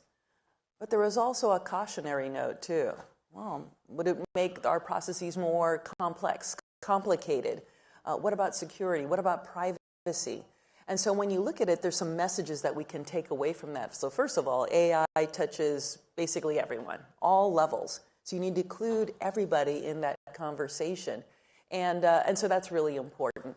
The other is that you need balance. You can be optimistic about it, but you also should have that cautionary sort of note with respect to it. So I was really curious. CEOs as a category, a little bit different from the larger population of professionals. There are concerns about the accuracy of AI output and data security, like you said. So does being proactive help mitigate some of these potential risks? That's a great question. You know, I'm reminded of the motto, forewarned is forearmed. It really is. AI is everywhere, through everything, in your professional and personal life. You can't pick up your phone without somehow encountering some amount of AI. And so the question really isn't sort of whether you should be proactive, it's when are you going to do it, and it should be now. It really ought to be now. You ought to be thinking about ways where you can anticipate challenges and opportunities and put together a strategy where you can address those. And so for us, if you're not doing it, and your competitors are, and you're going to lose out if you don't get on board. So be prepared and proactive. And proactive. Can you share some more general examples of how AI is already being used successfully in corporate environments? Yeah, absolutely. I mean, one way to look at it is there's 3 basic categories of how AI can be most effective in a corporate environment. The first is if you have a set of long documents, large documents, a lot of data. Well, it would be great if you had an opportunity to summarize that in a way that you can use it, extract the key concepts. A second way is to automate the creation of documents. That's another really important activity that you can use AI for. And in addition to those, the third is about analytics, maybe predictive analytics, streamlining processes. So those 3 use cases are probably the most effective uses of AI. But what happens? What's the impact of that? Reducing time, reducing costs, streamlining, your operations, decision-making process, becoming more accurate. And so there's really good impacts that result from those three basic, most effective uses of AI. Lots of possibilities. Lots of possibilities. How is Thomson Reuters leveraging AI for your own business operations? Well, I got to tell you, it's important for you to drink your own champagne, right? You got to use your own products, and we're very proud of the products, and they've been most effective in streamlining our business operations. So we absolutely use our products. So I'm going to give you an example of a function area where you would think, wait a minute, is this true? It's the General Counsel's office. And they have probably been one of the leaders at the forefront of the adoption of AI to streamline their business operations. Our General Counsel is wonderful. Nori Campbell, by the way. And so she is leaning in for this. So there's a couple of use cases. The first is to streamline the review and approval process when it comes to documents. And when you think about a legal department, they get a lot of documents that come in. And sometimes it ends up being a backlog. Well, by using Co-Counsel, she and her team have been able to streamline the review and approval process. Just about 87% of the time it takes has been cut as a result. That's amazing. And for organizations like myself, the ones that I run in sales, to have that process get shrunk in terms of the time it takes for approval makes it easier for us to shrink the sales cycle. So there's a direct impact in our ability to generate revenue because of the work that our GCO has done. The second use case is about generating documents, which we talked about, one of those most effective uses. And when you think about the documents that could be created, NDAs, memos, other kinds of documents, they've been able to show that they could cut in half the time it takes to create those documents. So, when you think about AI, the GCO is looking at other uses of AI to help with the transformation of the delivery of legal services. And we're excited to be a part of that journey, too. How are some of your customers using AI for their businesses? Yeah, so this is really good. Thomson Reuters, when you think about Thomson Reuters, our technologies, we have innovative technologies, including AI. So I'm going to start with some innovative technologies, and I'm going to lead with, and then end with the big bang here when it comes to AI. So I'm going to name some names that are going to be very familiar to you in terms of customers. So Delta Airlines uses a product called Legal Tracker, which manages expenses. And there's a way to analyze through some of the technology that we have how you're using those expenses. They've been able to reduce their expenses that they spend on outside counsel by about over $500,000. So that's really good. Georgia Pacific, they used our global trade management solution in order to reduce the amount of time it takes to process free trade agreements. And they were able to reduce that amount of time by 67%. Now, Walmart, everybody knows, number one company, right? Fortune 1. They use our one-source tax solutions in order to streamline their tax processes. But here's the big one. Co-Counsel, as I mentioned earlier, is that generative assistant, generative AI assistant that can help you streamline your skills. Well, Ford Motor Company said, this is a revolutionary technology. It is going to revolutionize the way that lawyers practice law. And we can see the value here.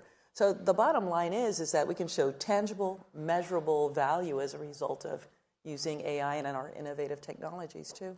Yeah, very concrete results there. Thanks for sharing those examples. Let's go back quickly to the C-suite. How do you expect AI is going to change the nature of their work? It's kind of interesting, the impacts that we've been talking about, reduce time, reduce cost, streamline operations, become more accurate, streamline your decision-making.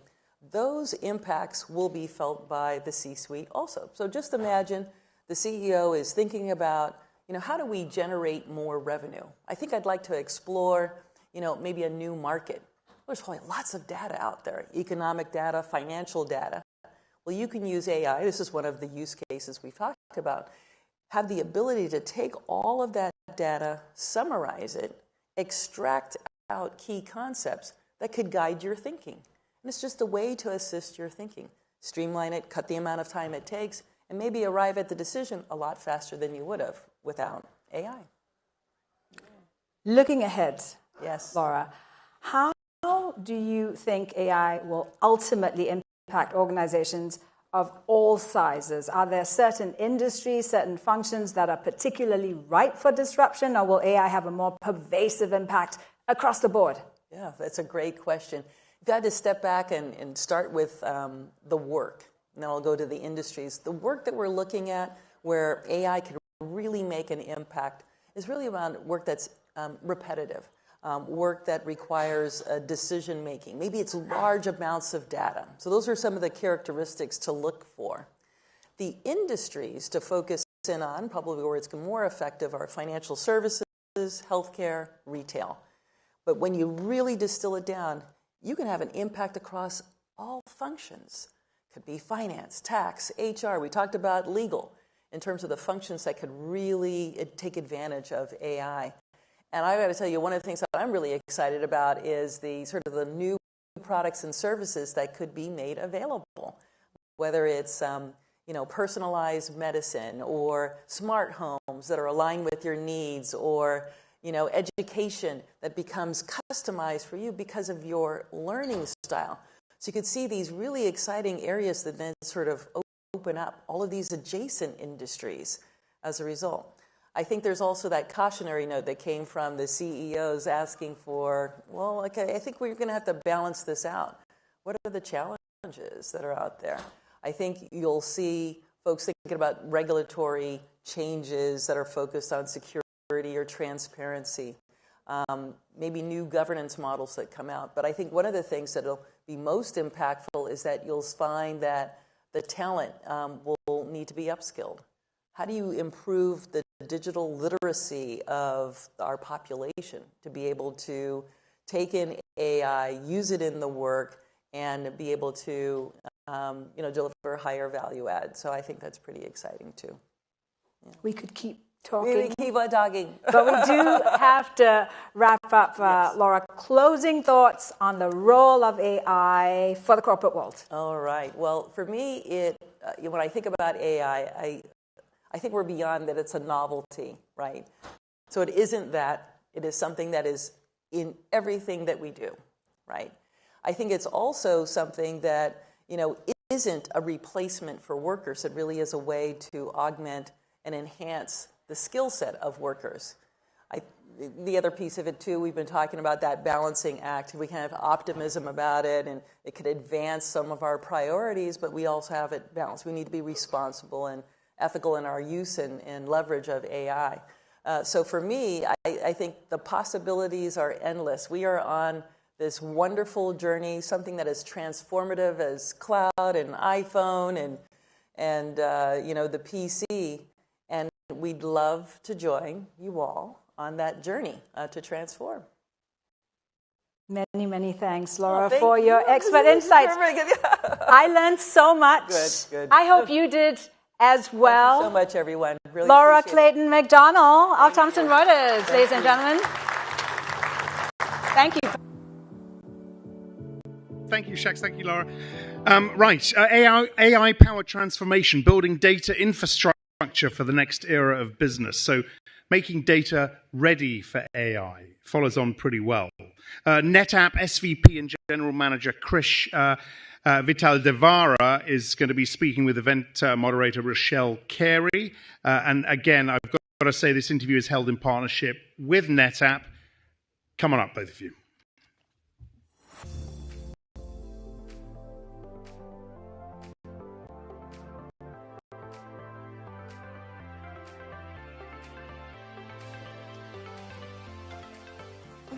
Hello, everybody. Hey, everyone. So, it is very obvious that AI presents huge opportunities when it comes to business. What is not as obvious is how to utilize what AI can do. It is extremely complicated. It is constantly changing. Some of the key things you have to consider, sustainability, data security, scaling AI applications. There's so many things that are changing literally as we speak. So the person to speak to about that is Krish Vitaldevara. He is the Senior Vice President and GM at NetApp.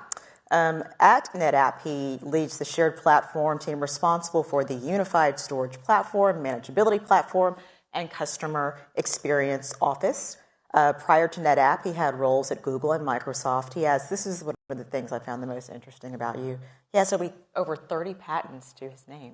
How about that? Clearly a seasoned innovator when it comes to technology. So, Krish, thank you for joining us here. Thanks, Rachel. It's exciting to be here. So, AI has actually been around longer than I think most of us realize.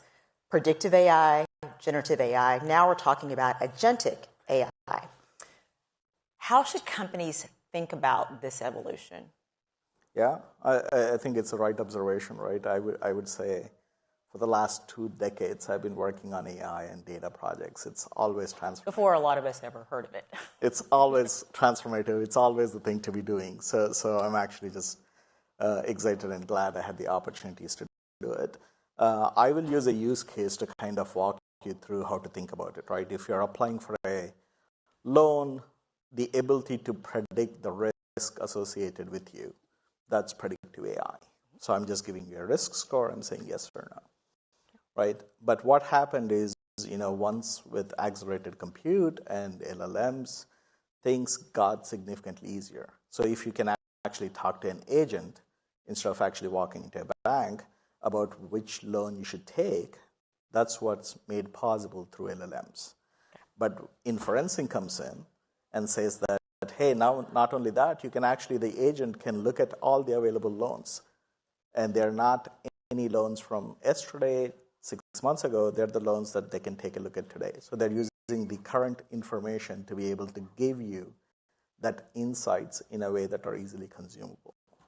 And now you take all of that and you want to use the loan to also buy a car or buy a home. You can build a workflow with multiple autonomous agents that are doing all these tasks for you in an intelligent way. So that's how I would think about the progression of what you were talking about. And at NetApp, we manage about half of enterprise data, unstructured data. So that's about 100 exabytes of data. And 60,000 customers. So we see all the use cases. Everything we talked about are the use cases that we have seen for a while now. We've been selling to AI customers for more than 10 years. So what does it mean for data to be AI ready? What does that mean? Yeah, I'll give you 2 stats first, and then I'll explain what it means for data to be AI ready. The first stat is 76% of the projects don't graduate from POC phase to productionizing them. So the value that we all talk about, which is like, hey, you get to move from data to data insights, 3 out of the 4 projects don't get there because their data is not AI ready. And when you talk to the customers and you ask them, how confident are you about your data being AI ready? Only 43% of the customers say they're confident. So if you think about, put those 2 stats together, that tells you we all realize the importance of data in driving it from data to the value and insights, but we all realize it's an incredibly hard job. You need to understand data quality, you need to understand data lineage, you need to understand where your data is, how do you bring it all together, put it all together. So at NetApp, when we talk about making your enterprise data AI ready, we talk about giving you a way to build a structure over all of this unstructured data so that you can quickly go from data to insights. Obviously, there's a lot of potential, extremely broad potential when we're talking about AI, but there are certain use cases that it's really suited for. Talk to me about that in the context of healthcare. Yeah, actually, it's a good thing that you asked about healthcare, because if you look at the industries that are doing exceptionally well with AI, these are the industries that are heavily regulated. So healthcare and financials are the 2 industries that are doing exceptionally well in the AI journey. Because what is it about that? Why? Yeah, because of all the governance, they spend significant amount of time making sure that their data is ready, their data is compliant, their data is secure, and they can move this data and make it available for either their training models or inferencing models, right? So Johnson & Johnson is one of the the biggest pharma companies in US, and they are an NetApp customer, and they use us extensively. And they use us because they're trying to get to this data being AI ready and bringing AI closer to the data. So they do both of those things. In the first case, they have a lot of large models that are doing drug discovery that are in the on-prem. And this is the case where they're actually getting their data to be AI ready and be available for the models. But they also have a lot of small models in the cloud where they're doing image processing to be able to do diagnosis. And that, for that, they actually use us in the context of taking data to where AI is. It is common for businesses today to have data stored at various places, various silos. How do you at NetApp help customers integrate all of that? Yeah, I think a lot of times when you talk to data infrastructure companies about data, they usually focus on performance, they usually focus on density, they focus on energy efficiency, all the right things to focus on. But the things that are more interesting from a future-proofing perspective, where you're going with your question, is, to me, boils down to three things. The first one is, can your data infrastructure take the data in a seamless way between your on-prem and cloud environments? That's incredibly important because, a lot of the GPUs, a lot of the toolkits that the data scientists use are in the cloud. So you need to be able to have an underlying data infrastructure that can provide you with that mobility to take the data seamlessly between whatever your environments are, removing silos. But you want to do it in a way that's actually secure and compliant. Because if your security posture changes every time you move the data, and on average, I think data moves about 7 times in single training cycle. So you cannot risk losing that security and compliance posture. So you need that intelligent data infrastructure that provides you that secure governance for you to move the data around. Let's talk about sustainability. Organizations are hopefully focused on minimizing carbon footprints, hopefully. Can you talk about how to make that possible, how to do that with intelligent data infrastructure? Yeah, I usually tell customers, look, sustainability comes in all shapes and forms, right? I think we're all familiar with that one. At the core of it, I think you want to modernize your infrastructure so that you're not running something that's 10 years old, 12 years old, that's incredibly power hungry. Because you're replacing that old infrastructure with something that is actually power hungry, but it will generate enough business value, which is your AI workloads. Your AI workloads are incredibly demanding, right? But you're not creating data center space fast enough. So you want an infrastructure that's actually energy efficient, that's actually also dense, and that gives you right cost performance. And efficiency also helps when it comes to sustainability, because if you can bring AI to the data, you're doing more things in place, which means you're not adding new racks, you're not actually adding new infrastructure. So for us, sustainability is a complete package, and it's a complete package over the life cycle of data, as opposed to looking at it a metric at a time. What steps should organizations be taking now to fight cyber risks like data poisoning?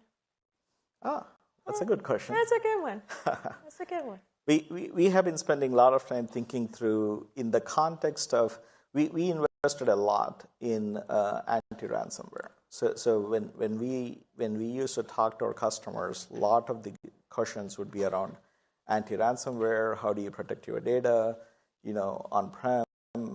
And now the conversation is actually shifting to topics like data poisoning, right? Because now you got to worry about where the data is coming from. Do you understand the source and lineage image of the data, do you understand that as it flows through your entire AI workflow, training, inferencing, across the board, you need to be able to know and control the data so that attacks like data poisoning won't happen, right? So it's an actually very interesting problem. And guess how we are solving it? Well, we are using more AI to be able to detect if your data has any data poisoning happening or not. So, what do you see as the biggest opportunities for enterprise in the AI era? And it's interesting to call it the AI era because I don't feel like we're ever not going to be in the AI era from now on. But what are the opportunities you see? Well, industrial era lasted for whatever, 100 years. So AI era can be there Correct. For another 80 years. I think from an opportunities perspective, like I would say across the industries, the ability to transform is it's infinite. Yeah, pretty much, right? So there is no limit to where are the places you can apply intelligence. Any problem where you can apply intelligence, you can actually take AI. Like, in addition to building AI infrastructure, my team also spends time thinking about engineering productivity. So we use significant amount of AI to auto-generate our test code, to generate our comments of the code, to improve code readability. Our prediction is, just that investment in the last 12 months is about 10 to 15% of productivity gain. That's actually immense. Now you take it and you multiply it across every workflow. I think the value creation, the room for innovation and transformation is, limitless, as you say. Final question: what is your guiding principle in this, as we exist in this AI era? What is your guiding principle? Yeah, I think for me, like I have always been a technologist, so I believe in using technology to solve hard problems. Yeah, I mean, I would definitely say embrace it. It's not like shying away from it. It's not going to go away. I think the underlying challenges seem hard, but there are many companies like ours that are actually helping you. AI is an ecosystem play. No single vendor is going to solve it for you, but the industry has been investing across the board. So I would say embrace it, use it, create that value. Wonderful. Krish Patel-Devara with NetApp. Thank you very much. Thank you. Thank you, Krish. All right, thanks, Krish, and thanks, Rochelle. We're going to take a break. Really need to be back here at 4 o'clock, so it's about 25 minutes, this break. So grab a coffee. If you've registered to the Japan Investment Workshop, head to the workshop rooms now. There'll be people outside to guide you there. When we come back, open source versus closed source will be a discussion. OpenAI will be with us. Alphabet will be with us. We'll see you back here in just over 20 minutes. Thanks.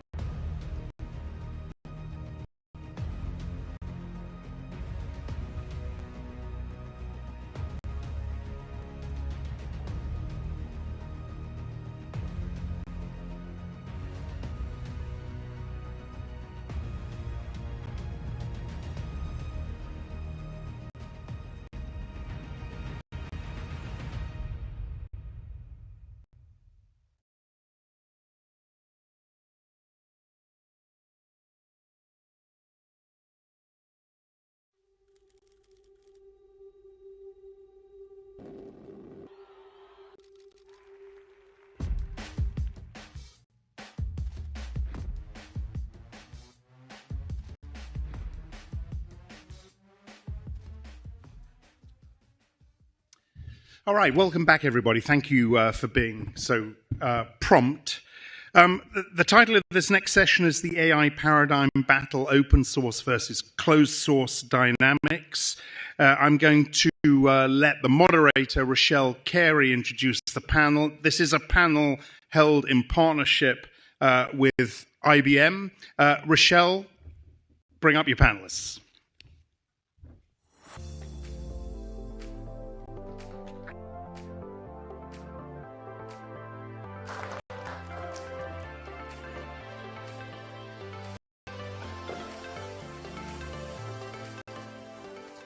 Hello again, everybody.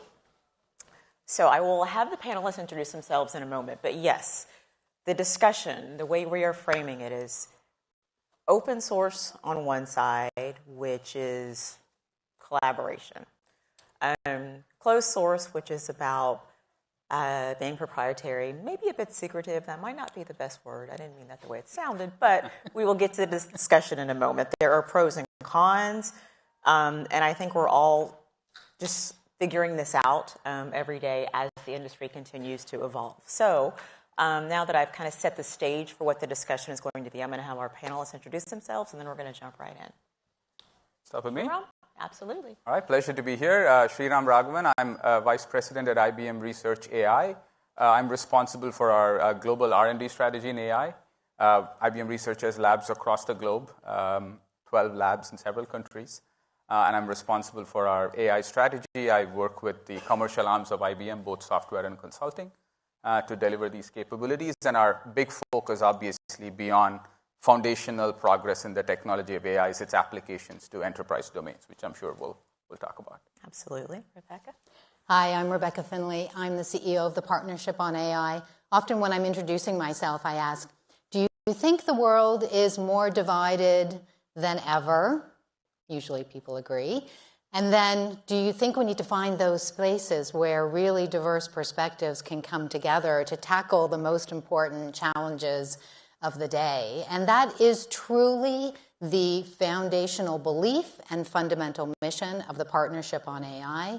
We were begun in 2016 with initial grants from 6 large technology companies, including IBM. But they committed to building a nonprofit organization that brought together civil society advocates, philanthropic foundations, media organizations, and academic researchers, all with the goal of saying, how do we better and more responsibly develop artificial intelligence so that it works for people and communities? And today, we have about 125 partners in 16 countries. And thanks so much for having me. Absolutely. Absolutely. Well, thank you for having me today. Taha Kashout, I'm the Global Chief Science and Technology Officer of GE Healthcare. My worldwide responsibilities include looking for advanced technologies, our R&D pipeline, in addition to AI and digital with clinical research. This is my second year at GE Healthcare. I've been here for 2 years. Prior to that, I was at Amazon, Vice President, Machine Learning, and Chief Medical Officer. But throughout my career, just from FDA to Amazon to GE Healthcare, I've been sort of on this cusp of transforming healthcare globally, especially in the last 15 years with the adoption of cloud and AI. Background, I'm an interventional cardiologist and machine learning expert. All right. I'm going to go back to the way I set the stage for this discussion, because I think Rebecca is going to add to this. I framed it as an either-or, open source or closed source. Rebecca, I know you say it's actually on a spectrum. Can you explain that? Happy to do so, but I do think it is rather funny that the non-technical expert is the person who's going to speak to open source. You will set us right. Yeah, well, you can correct me if I say anything wrong. So it's sort of this really interesting thing in the AI community that we pick up on these metaphors, and these metaphors can often drive almost binary dynamics within the market. And no surprise, for those of us who are really trying to think about how do we advance this technology really responsibly, we find those binary choices can be unhelpful. And I'm particularly, I have to say, the AI paradigm battle. We always choose these like arms race, and I know. So good. I know. So what I think one of the ways to understand this dynamic is that we didn't really talk about open source versus closed source when it was predictive AI, when it was really narrow models that were trained on a very curated data set to inform a very specific outcome. But now that we've moved to this world of foundation models or generative AI, where we have these base models that can be applied across a variety of different applications, they're just as good as passing the bar and law exams as they are in passing applications to medical schools. And so now we're starting to think about what does it mean to release general purpose AI systems that could be taken up by malicious actors and done for nefarious means in all sorts of different applications as well. And that's where the early debate came between closed source versus open source models. And what we have now seen, probably over the last 12 months, I would say, as the debate has evolved, is that there's a whole spectrum of approaches that are happening about the way in which many of the large, what we would call at PAI, the developers, deployers, those companies that are developing the very large models, think about ChatGPT or Claude or Gemini, and the way in which they're releasing them and driving them into enterprise solutions as well. A lot of the work that both IBM and GE Healthcare are doing. And they could be releasing the model weights, which would allow then for some access to then fine-tune and develop the model in different applications. But they could be fine-tuning those model weights before they release them. They might be releasing them with a license, which is intended to ensure some responsibility. They may be putting some monitoring mechanisms into place. So there's a whole way in which these models are being released, all the way from very closed API approaches all the way through to much more open approaches that allow all sorts of different forms of innovation and rigor. Do you want to add to that, Sriram? Yeah, certainly. I think I agree with Rebecca about the spectrum.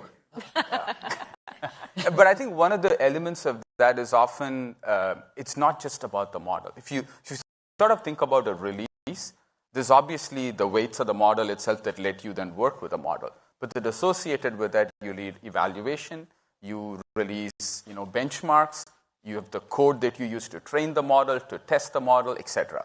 So I think part of the reason for the spectrum, and I sort of like how there's a proposal from the Linux Foundation for Data and AI, not a proposal, a suggestion around a model openness framework that recognizes this gradation to say, look, there are open models that are primarily releasing the weights and what you need to work with the models, fine-tune them, adapt them. The next level could be release the code that you use to benchmark so that somebody else can replicate those numbers, maybe release the code that you use to do some of your fine-tuning, and then all the way to a complete open science model, which is soup to nuts, everything open. And I think that kind of gradation is helpful, because to Rebecca's point, we're still early in understanding where is differentiation, where is safety, what are the market dynamics, and this very binary characterization can lead to bad behavior. And I think if you can recognize that there is a spectrum, it's really valuable. I would certainly say from an IBM perspective, all the models we release in the open, we release also with an Apache 2 license. Because for us, the ability for developers to work with it is paramount. So we desisted from maybe inventing new licenses for the AI era and concluded that let's go with a well-understood license. We will evolve it as we understand the unique needs of AI. I mean, would like to add, for us at GE Healthcare, the way we look at it is really, we're taking a hybrid approach. And it's less so about whether open or closed and more about the hybrid approaches. There's not going to be one model that's going to be great at everything. So you really need to look at this from general purpose models, and those can be great, for example, summarization, or looking for looking diagnostics, even like blurring, across many devices. Those are one types of application. Then you look at more specialized applications. You look in medical is highly contextual. Reading an ultrasound image is different than an X-ray, is different than an MR, different than looking at your entire data history, right? And for that, you really need purpose-built models that are highly tasks specific and optimized for those tasks. And where we find a great balance is an ensemble approach. And this is really where you can bring all these models together. And now, with the advent of multi-agentic AI approach, you can even automate these in more autonomous way. I'm going to give you one example about how we leverage this. I mean, we took Meta's segment anything model. I mean, this is Facebook when they released their open source model called SAM. And I mean, you see a lot of these applications. I mean, you can look at the picture and blur the background or change the background and whatnot. This is a general purpose open source model, but it didn't perform well on ultrasound images. So for that, we had to take this approach. It's very expensive. It takes a lot of time to do this general purpose segmentation, fine-tune it on 200,000 ultrasound images. And the results are amazing because now with less than 2 to 5 or 2 to 6 inputs, like, you know, imagine that you're taking a video of moving objects and you're able to maybe double click on a face, maybe an object, and then get not only a great segmentation of those objects, but also track them over time and are distilled on your device. Just with 2 to 4 clicks, you're able to get 94% dice score, meaning like agreement with the actual clinical evidence. That's remarkable, and across diverse groups, across ages, across anatomies, across many disease areas. Not only that, it was versatile enough to where we didn't fine-tune it on fetal brain and breast lesions, and was able to do that on its own. So this is a great example here. We took an open source model, further fine-tune it with purpose-specific data set, and to tackle a healthcare-specific modality. And this is the Sonos SamTrack closed source. Because to a layperson, when you're talking about healthcare, privacy, you would just think automatically, with healthcare being as regulated as it is, that it would just all be closed. But it's a lot more complicated than that, is Absolutely. what you're saying. Absolutely.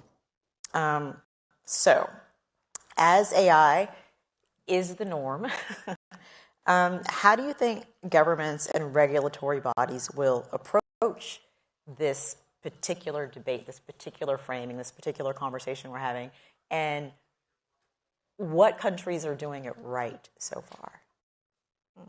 Who wants that one? We're not saying who's doing it wrong. We're just saying who's doing it more right. I'm happy to start maybe with offering a perspective on how our point of view on the structuring regulation, and then we can talk a little bit about some of the examples that we have. So one of our beliefs is that it doesn't make sense to regulate the math or an algorithm. You regulate the use case or the application, because that's where the context is. So our approach is, and we call it, we've used words like risk-based or precision regulation. And it's just a recognition that the model that you heard, which is making a judgment on an X-ray, has a very different risk characteristics in terms of getting it right or wrong, versus a model that's making a recommendation on me to buy the next shoe. I'm not saying the model that's making a shoe recommendation is an unimportant model, but I just think that the risk profile and the implications are different. So, and it may well be that those two are applying the exact same model, the exact math, the same neural network. It's detecting images, it's detecting those things. So I think a risk-based approach is critical. And we have been very strong advocates of the fact that don't regulate the math, regulate the risk, the use case context. And we're starting to see that. If you see what happened with the EU AI Act, they do distinguish between really high-risk systems, and we are seeing resonance across the globe in this nuance. The other, I think, important principle, which I think that was a great example, is look at the benefit of open innovation. Here was an open model released, where the people who created and released the model had no clue, probably neither the expertise or the data, to do what Dr. Taha told us. But it dramatically accelerated the innovation that he was able to deliver. So I think that's the second principle is, yes, we have to understand the risk challenges of AI, but I think it would be a mistake as a society and certainly as a country to over-regulate, because you are taking away from the opportunities for this kind of on-the-top innovation by over-regulation. So those are, I guess, the two dimensions that I would call out. And I'm happy to pick up on that. So yes, absolutely use case. There's highly regulated healthcare sector that you're already in that's going to allow for some level of risk-based regulation and evaluation. And I also do think that there was a concern about a year ago that there was going to be, and particularly when you looked at some of the questions that were in the executive order that came out of the Biden administration about what was going to be the approach with open versus closed, for example. So there was this quite intense process that was led here by the NTIA in the United States that went through a very in-depth process of evaluating what is the additional risk of open models versus closed models. And they came to the conclusion that, yes, there were some marginal risks, but there was no additional regulation or requirements that needed to be put into place onto those open models, which I think is exactly right. I completely agree with what Sriram said there. I think the other two pieces of regulation or sort of areas of regulation that we're seeing emerge are, and of course you will have seen there's been a debate all year in the United States about different bipartisan proposals around privacy at the federal level. We're starting to see states act both on privacy and also on online harm. So standing back from sort of the healthcare model, but actually thinking about generative AI systems that are developing deep fakes that can often be used and weaponized against vulnerable populations. I think both that question of privacy and online harms is going to continue to be something that regulators and legislators are going to continue to look at, and we've seen, for example, some movement in the UK in that regard, and they're reporting out on their recent experience with that. And then the last area that I will just mention is that we are now seeing this international effort around safety institutes and AI safety institutes. So 3 weeks ago was the first convening of the International Network of AI Safety Institutes in San Francisco that was hosted by the United States. And so when we are thinking about what we often hear about in the media, which is sort of the catastrophic or existential risks of these very large systems, there's a research community that is starting to be formed. 10 countries have come together to put in place the evaluations and benchmarking and research that needs to be done to better understand what are the potential safety, broader safety risks of all of these models, whether they're open or closed.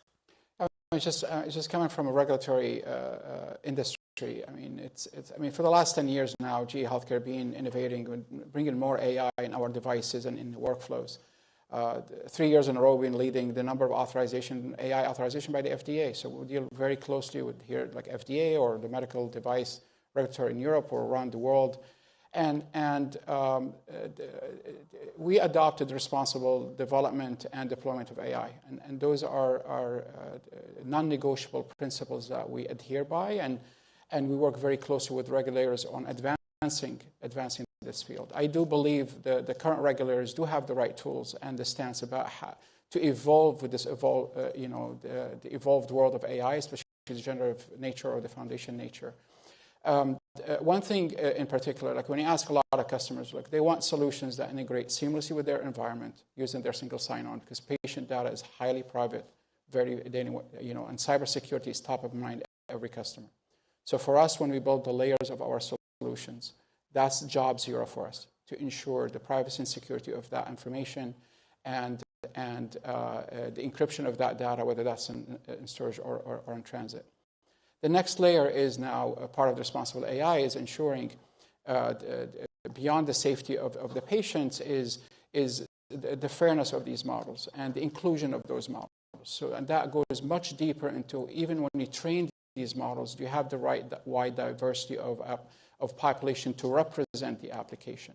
And understanding you'll never be able to get the full picture, so having a continuous monitoring of how these models behave, because all models are going to decay. And start giving you erroneous answer, whether that's because of the data drift or the algorithm drift, or even just the feedback that's not residing there. And lastly is really kind of looking at that more holistically when we build these solutions, is how we're validating that when we develop these models and when we deploy those models. So a lot of rigor that goes in the quality of the output and the reproducibility of those outputs. And this is, again, something like even with the EU AI Act. I mean, something as simple like asking a robot, hey, bake me a cake. Well, what if it baked you a chocolate cake and you want something else, right? How do you understand that, the thought process the AI went through? There are open components that actually scrutinize and help open the black box that are part of the way we're thinking about this. Similar how closed models also need to be more niche specific to a specific task that you need to get more superiority out of them in this ensemble. So that's been our approach to this problem. At the end of the day, isn't it also about what your company is, what you want your company to represent? Agree. Regardless of what the regulations are? That, I mean, how that's the bottom line. Who are you when nobody's watching? That's what my mom says, I think. Yeah, and I think that's why and very similar to what Dr. Taha said, we've had a set of responsible principles for AI that have not waited for regulations to show up. We've also had an internal AI ethics board that looks at this deeply at a company level, both on how we deploy AI as well as projects that we do externally in the open. And I think the last piece I would mention, just connecting the two questions, is I think it's important that all of the safety aspects and the measurement aspects goes back to those also being open. Because I think the open story is not just whether the model is, but all the other surrounding things, the mechanisms to do testing, the evaluation results. Is it reproducible? Is that in the open? Because we have learned, I think, in the history of technology that trying to pretend that somehow closed is more secure has never been true. Has never been true. Just look at the world's largest server operating system, 75% market, is Linux, open source. The largest operating system that powers mobile devices, 75% market share. That's an open operating system. The entire internet is based on open standards and protocols, right? So I do think that there's a little bit of that history telling us that the assumption of closed being more secure is incorrect. It doesn't take away from the importance of having to then understand the risks, monitor them, put the safeguards in. But maybe think about some of these terms differently than what we thought they were.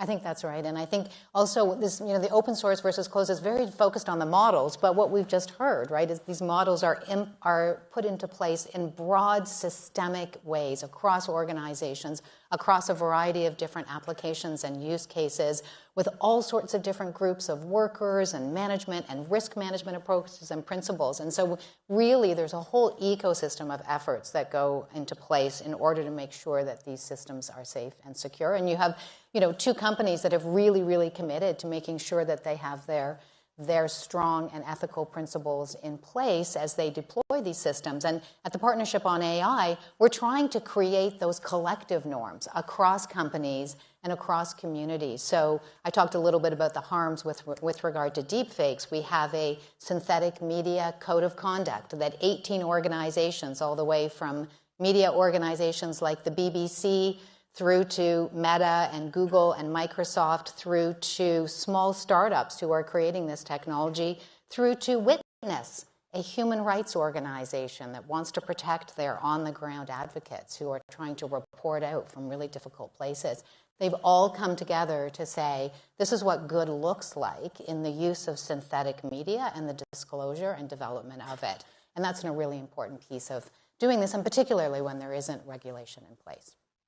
Sriram, in your role as VP of Research at IBM, can you share which products, which businesses that utilize Gen AI have really done far better than you expected, and then some maybe not so much? Yes, great question. Maybe I will respond to that with two lenses. One is, what are we seeing, since we are provider of technology and solutions and software? What are the use cases we see resonating in the market that we are able to deliver value? And then I'll also talk about IBM as a big multinational, 250,000 people running in 150. How are we using AI, internally as well? So in the external sector, I would say there are three broad use case categories that we've seen a lot of traction and benefit.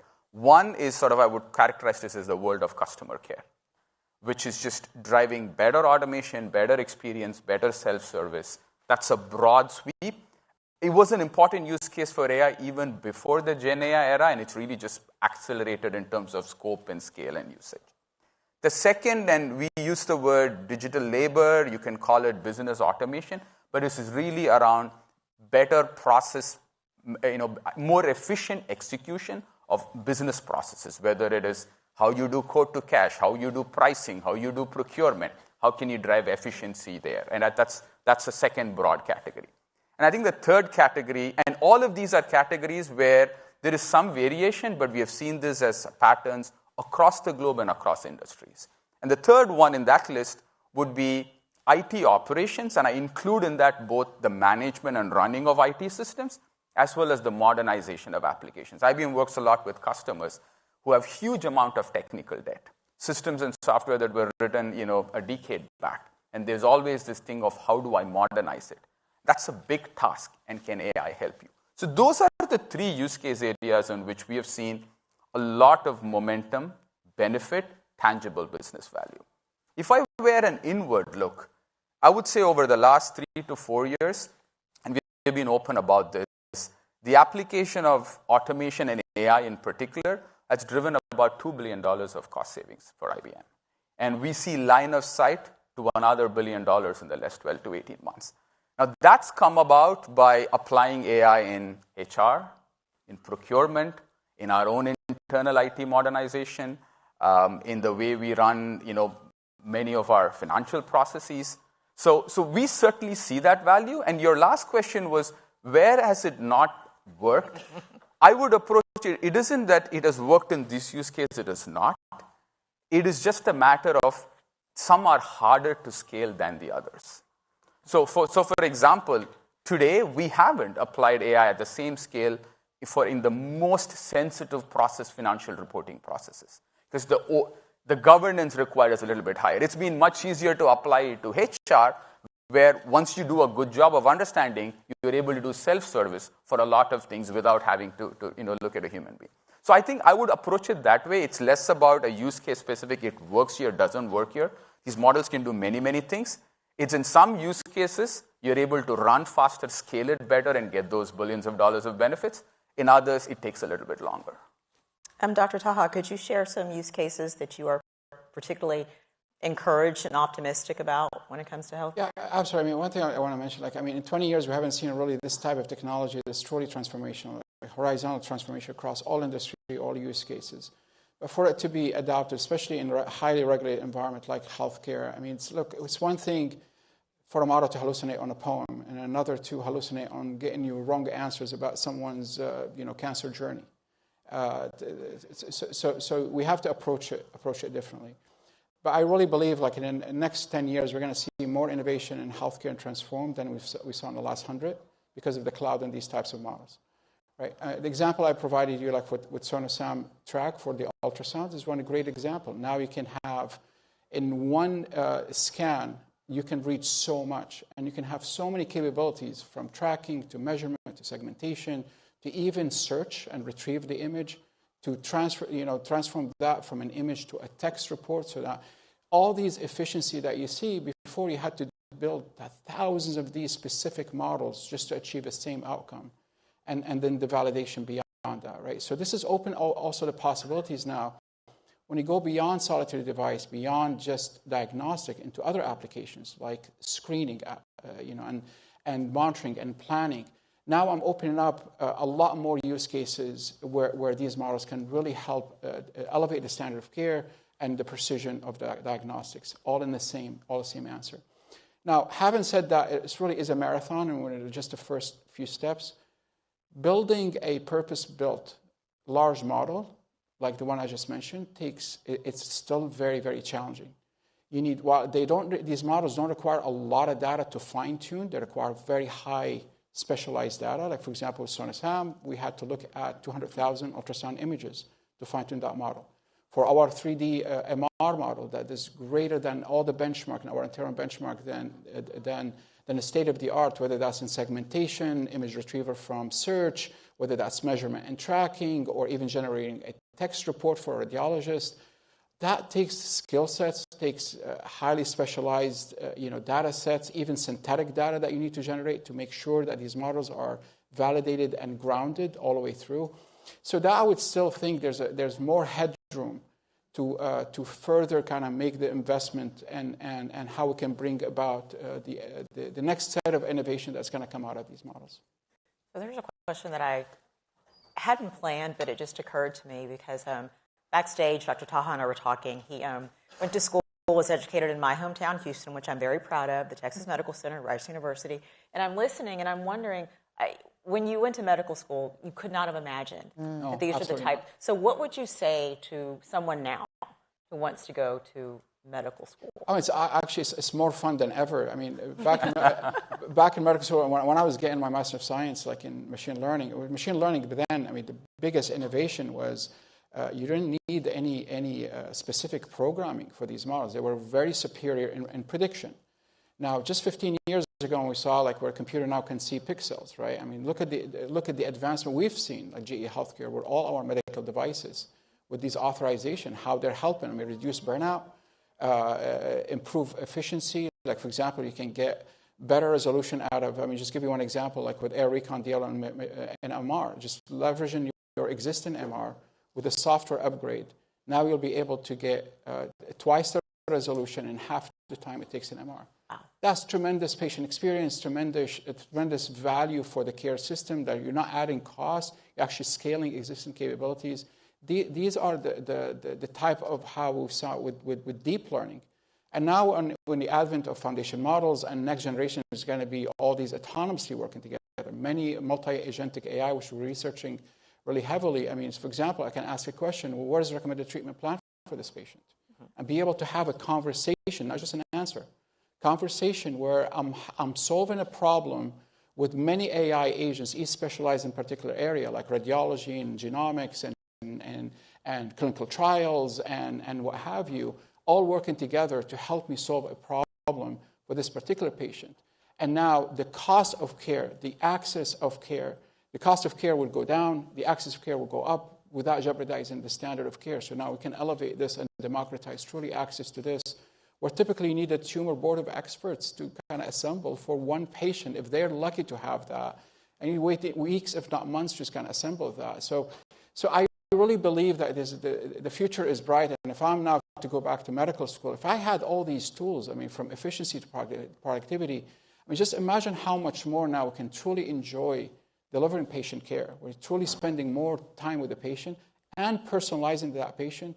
And this can fill a gap globally, where now 4.5 billion people around the earth don't have access to any care, not just quality care. So you can really think about these as transformative technologies. That's pretty remarkable. It's very encouraging. I want to come back also to something that Dr. Taha said, and I would like for you to weigh in on this, Sriram, and you, Rebecca, as well. You talked about, when it comes to data, fairness matters. Absolutely. How well are we doing when it comes to that? It's an interesting question. And I would distinguish there maybe between the base model and the fine-tuning. Because I think the abstract notions of things like fairness and other metrics that we normally use are much harder to define precisely outside of the use case or the domain in which you're doing that work.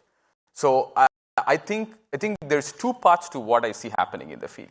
One is continued development of, if you will, the science and the algorithms and the technique, right? Which are broadly applicable. You can apply it to images in the medical domain. You can apply it to images in the satellite domain, which is a domain that we work with, NASA. You can do that. That's the technology.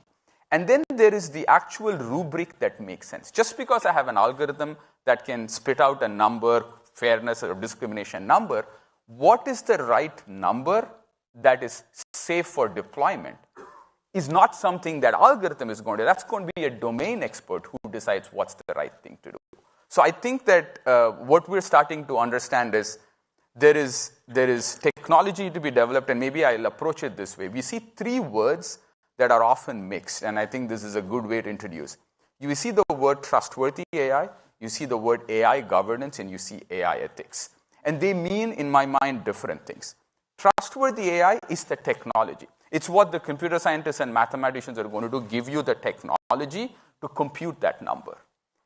AI ethics is what you're going to decide as a corporation, as an organization, what that number should be. And AI governance is the mechanisms you put in place so that if I know I want that number, how do I ensure when I am deploying the system?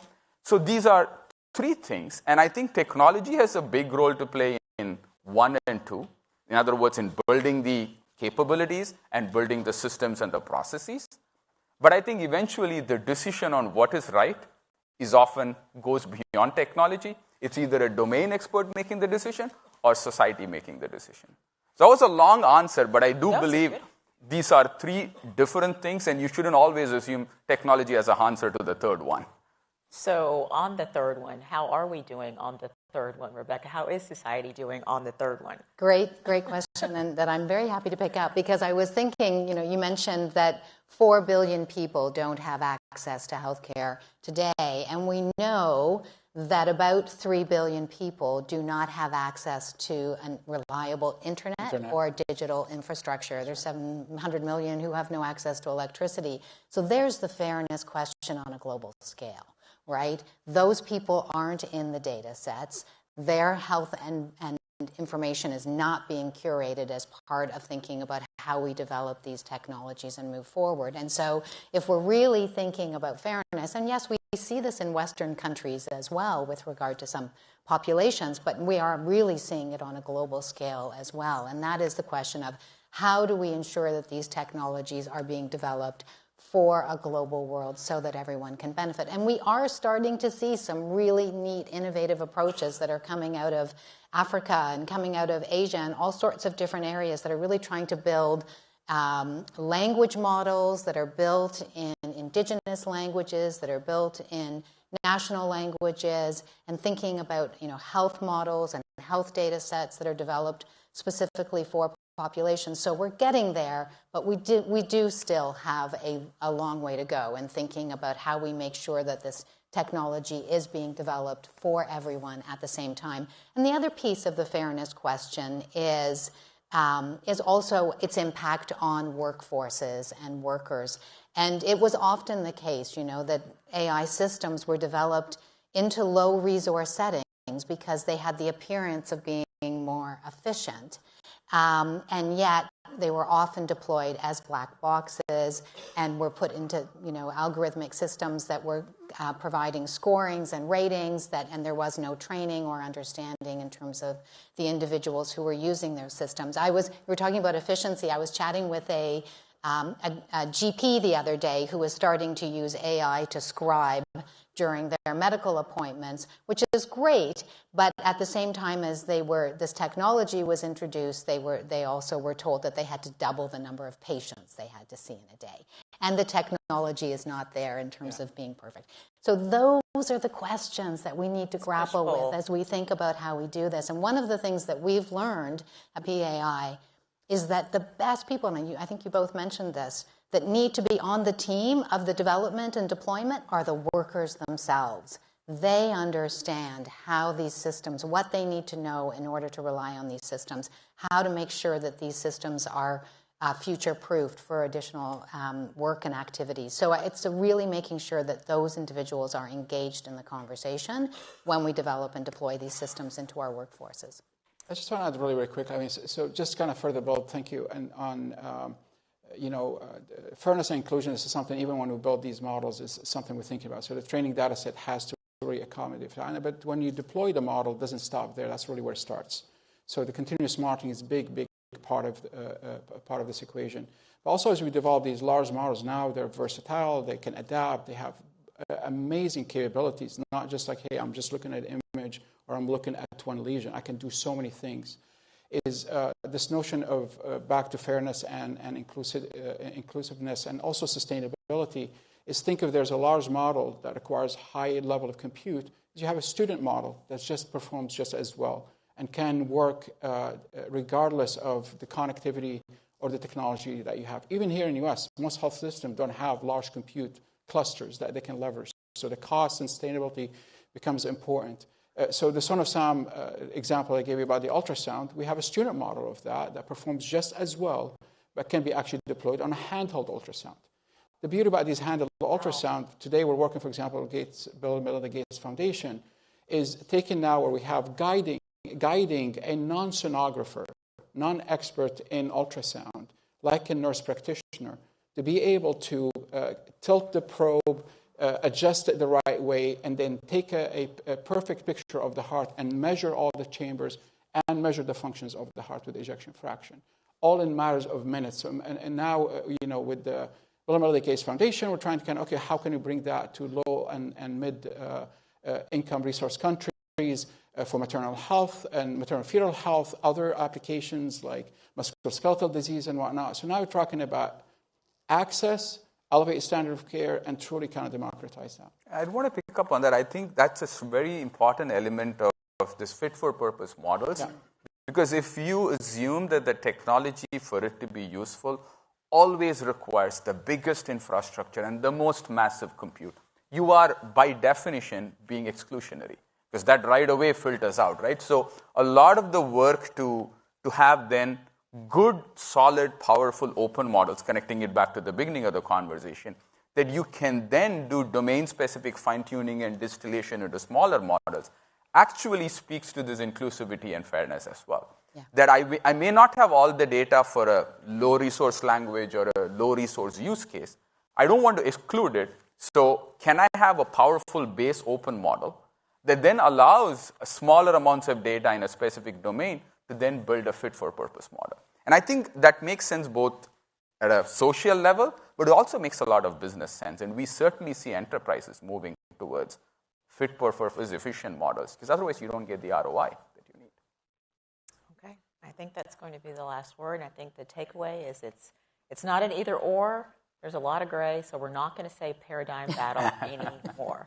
Right. Thank you both, Dr. Taha, Sriram, Rebecca. Thank you very much. And thank you all. Thank you. Okay. Thank you very much, Rochelle. Thank you very much to the panel. Accelerating climate tech to scale, the importance of ensuring affordability and reliability while scaling up the climate tech suite is the topic now. Jim Gable is Chevron VP Innovation and President of Technology Ventures. He is in conversation with Shakuntala Santhiran. Come on up.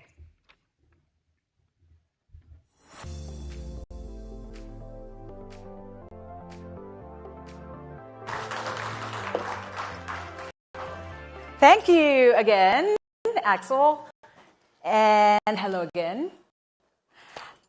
Jim, it is great to be here with you. So, good to be here as well. AI is very much in focus. Not surprisingly, we've been hearing a lot about it today. We are seeing tech breakthroughs, not just in AI, though, also in climate technology. Let's find out what role companies like Chevron can play in accelerating the deployment of climate tech. So, Jim, you have been with Chevron for over 2 decades. And in your current role, you lead Chevron's primary organization for accessing external technology and preparing it for enterprise scale-up.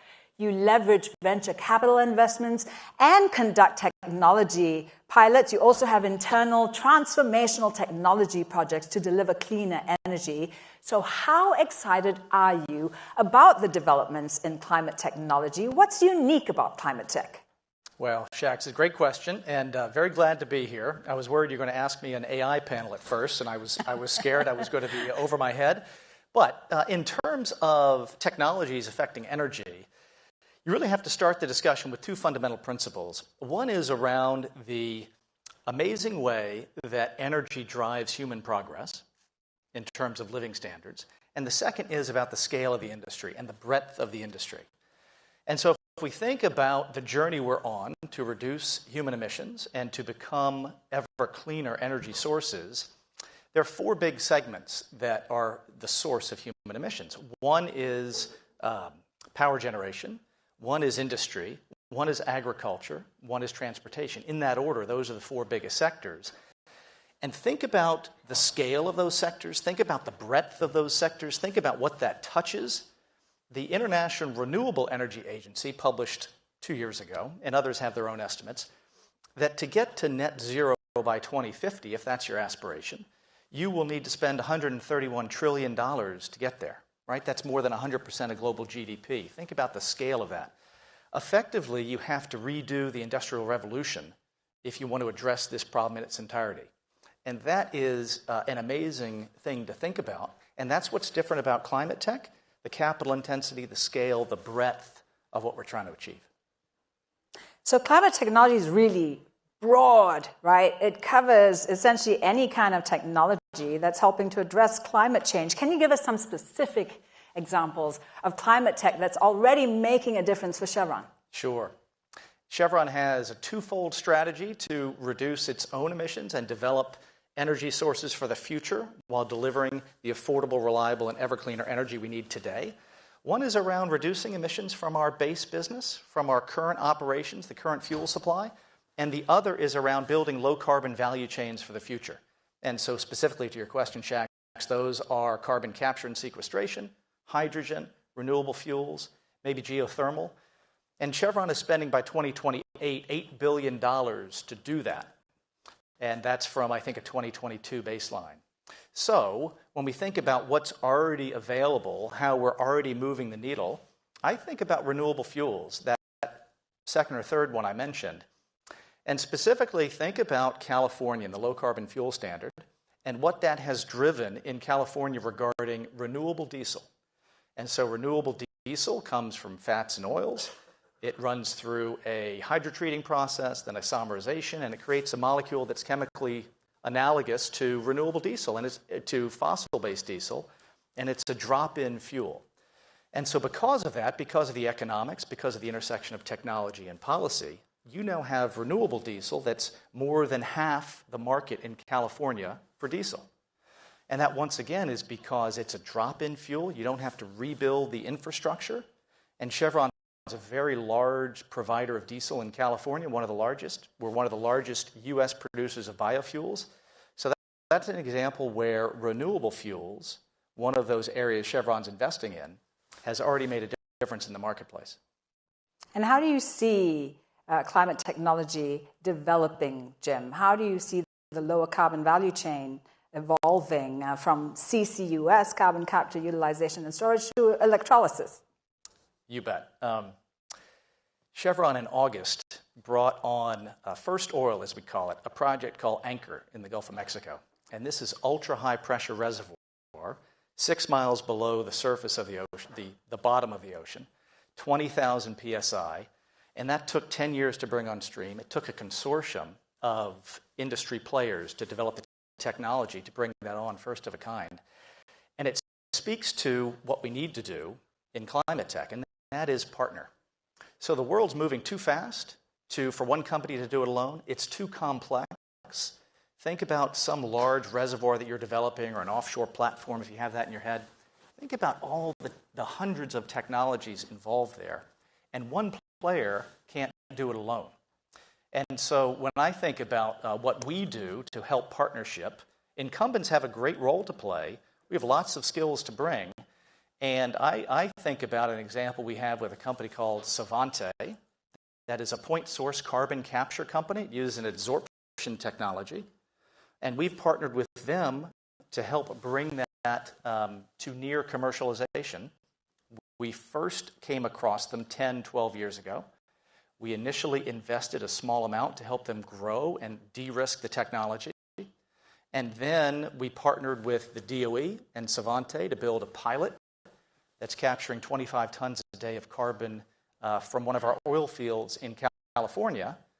And then Chevron New Energies, a sister unit to the groups I run, has invested heavily in their latest round to help commercialize that. And so that's a way that from start to hopefully a finish, we're partnering with folks in the ecosystem to help drive progress. So we can't do it alone, as you said. Tell us more. How can we scale up these solutions? What role can Chevron play here? So there are lots of statistics to use about how big the industry is. And we talked about the four segments of human emissions, but also we think about the transportation space. And maybe analogous to that is oil demand. 100 million barrels a day, 102 million barrels a day, depending on which number you have. But think about the scale, Shax. So that's about 48,000 gallons a second. So 2.5 residential swimming pools per second is the scaling challenge we have ahead of us. If you're thinking about affecting or replacing or touching that space in our lower carbon journey. So Chevron is partnering and is helping to scale in several different ways. One of the big examples we have is the Advanced Clean Energy Storage Project, which is an electrolysis project in Utah that we're currently partnering with Mitsubishi on. We own 78%, Mitsubishi owns 22%. And it's a way we're working with earlier stage companies and power developers to scale technology. So it's 220 megawatts of solar and wind that runs through, I think it's 40 electrolyzers to create 100 metric tons of hydrogen a day that we then store in caverns, salt caverns underground. And then an independent power authority, an IPA, takes that on a continuous basis, converts it to green electrons, and sells those into Los Angeles in the Department of Water and Power. And so that's a way that we're helping an electrolysis company scale. We're helping a project developer scale by Chevron taking the execution risk of that, Mitsubishi helping us take the execution risk of that. And so we can enable the advancement of those technologies and getting to those big numbers we talked about. Jim, how important is it to ensure affordability and reliability while scaling up the climate tech suite?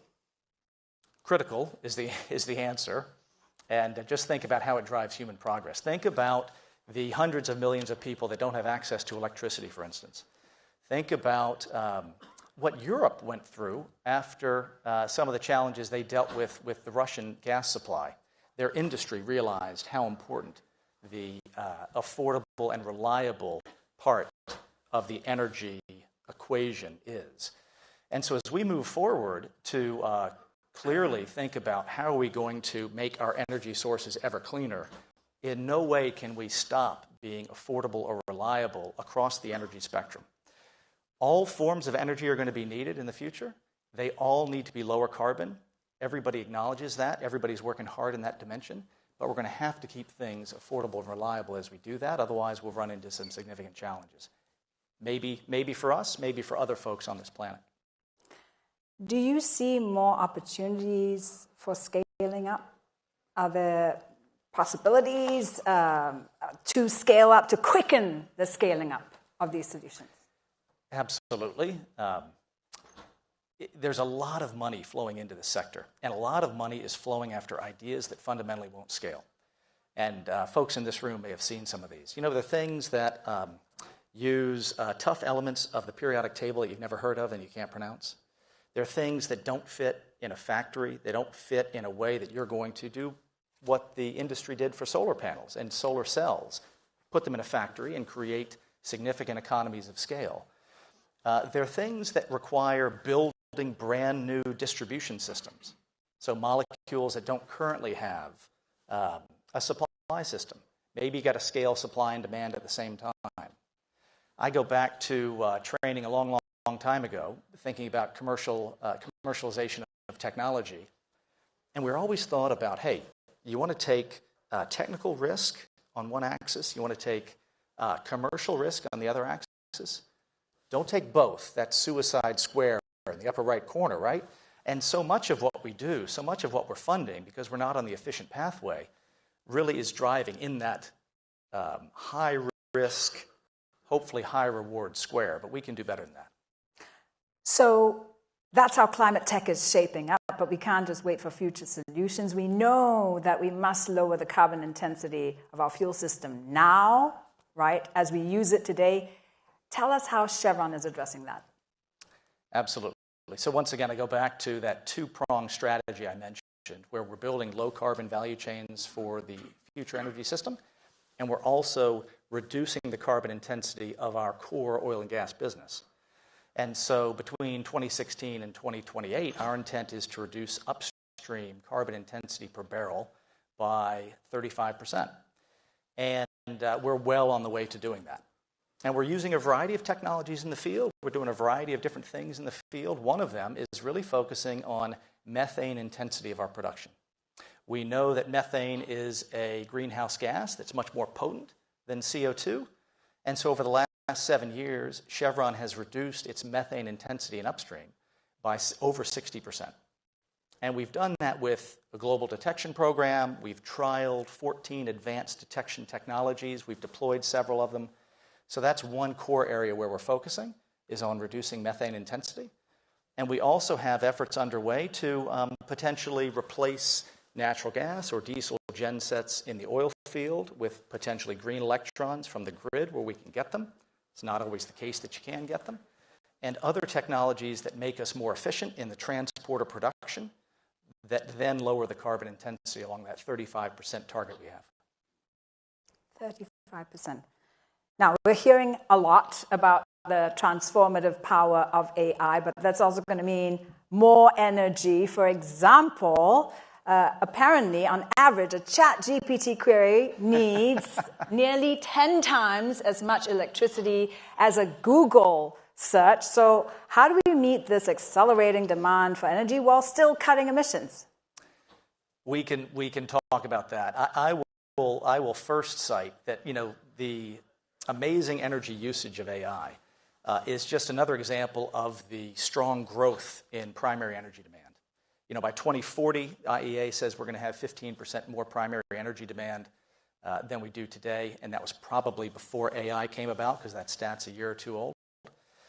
And so as we go forward, we're really going to have to think about the 10 billion people in 2050. How is that going to drive primary energy demand? So this is all just an example of what's coming.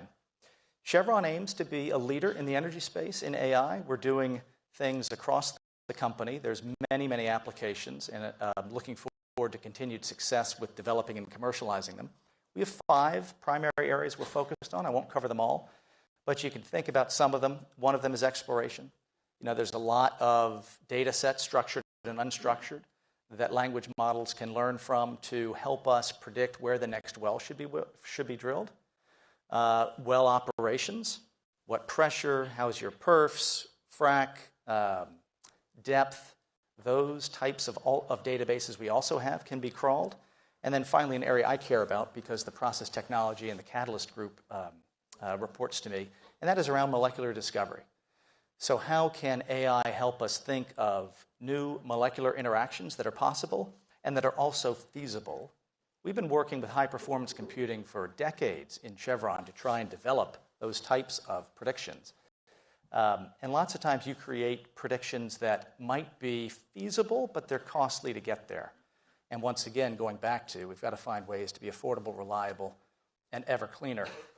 At the end of the day, molecules are going to be here for a long time, and natural gas is going to be here for a long time. So I think in the short term, you can see the data centers that have large demand powered by natural gas, potentially with sequestration. In the longer term, there might be behind-the-meter generation technologies, whether that's fusion or fission. We just invested in a small modular reactor company ourselves. So that's more long-term. In the short term, I think it's going to be satisfied like we do today with molecules. Jim, let's squeeze in one last question. How are we doing on time? We're doing very well on time, I believe. Heard the clock broke, so I was worried. There it is. So what do you think will be the biggest energy opportunity of the next decade? I'll go twofold, because I really want to hit home the affordable, reliable piece of all this, as well as the ever cleaner. So back to natural gas. Back to the fact that, since 2005, the U.S. has reduced its emissions by 17%. And that's come from displacing coal-fired generation with natural gas. And that alone has reduced coal-fired as a percent of the power grid to 17%, coincidentally the same number, in the U.S. And that's had a strong effect on emissions. So how can we take cleaner molecules, and how can we help satisfy the amazing energy demands that continue to grow, like we talked about, in an ever cleaner fashion? That's what I think over that time frame, the decade time frame you mentioned, Shax, is going to be really important. On top of that, and maybe where you'd like to touch base on, is in the lower carbon space. I think we have to identify technologies that don't need to rebuild the supply and distribution system. So I gave that renewable diesel example. It's a great example of a drop-in fuel. If I think of some of the ideas out there, they require full formation of multi-billion-dollar value chains just to get off the ground and get started. And if there's any technology risk, no one's going to fund that. Risk is the problem, not money. money. The world is awash in money. Risk is the problem. And on that note, that's 20 minutes. All right, that was quick. We have to leave it there. There's so much more to talk about. Jim, thank you so very much for shedding light for us today on climate tech and the energy industry. Jim Gable of Chevron, everyone. Thank you. Thank you, Jim. Thank you, Shax. Okay. 2 final sessions before we close for the day. Both will be helmed by our Editor-in-Chief, Alessandra Galloni. In 20 minutes... oh, okay. I'm just being told to extend this a little bit because we're waiting on our guests. So come on in, find a seat. I think this room's going to fill up a little bit in the next few minutes. So I'll let you trickle in before I give you all the details, before I get the nod to continue.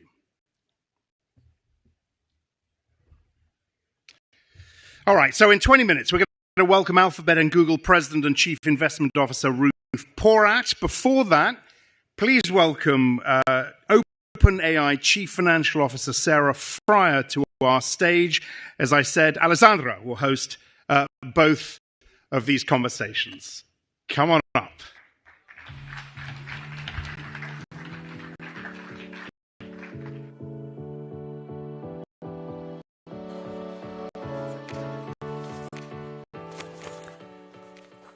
Hello again, everybody. So for the next 50 minutes, we are going to have the leading ladies of the AI revolution. So I hope you'll have lots of questions. I hope we have time for questions. I certainly have some. And so, Sarah, thank you for joining us today. I think Axel mentioned, but Sarah is the CFO of OpenAI, just recently, actually. In June, I believe you started.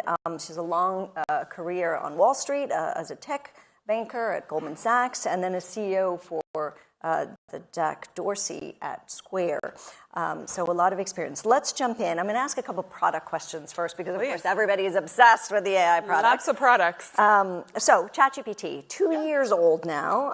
It seems like it's been around for ages, but fastest growing app in history. 300 million weekly active users, contributed 75%, if I'm not mistaken, of OpenAI's revenue, and you expect revenue to be more than 11 billion next year. Correct me on these numbers if I've gotten them wrong. Tell us where the future revenue growth is going to come from, and more importantly, since you're the CFO, where is the profit going to come from? Yes, so you're correct that ChatGPT is the fastest consumer app that we've ever seen launched in human history. And it doesn't surprise me, because we're doing something with this platform shift to AI that is unlike anything that we have all lived through in our lives, bigger than the internet revolution. ChatGPT today is 300 million users, but it's growing so fast. If I were here in October, I would have said 250 million. If I were here in August, I would have said 200 million. And we absolutely saw a re-acceleration again in that kind of fall timeframe, because we launched our reasoning models. So you just talked about product.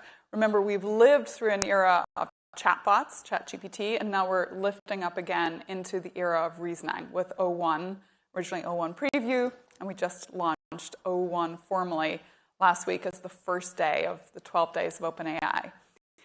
Today it is very much a consumer product, but you're right. We think we serve customers across the spectrum. Consumers, large businesses, large enterprise, all the way down to the smallest businesses through our Teams product, and then ultimately to developers, because we need to force multiply what is ultimately our mission of building AGI for the benefit of humanity.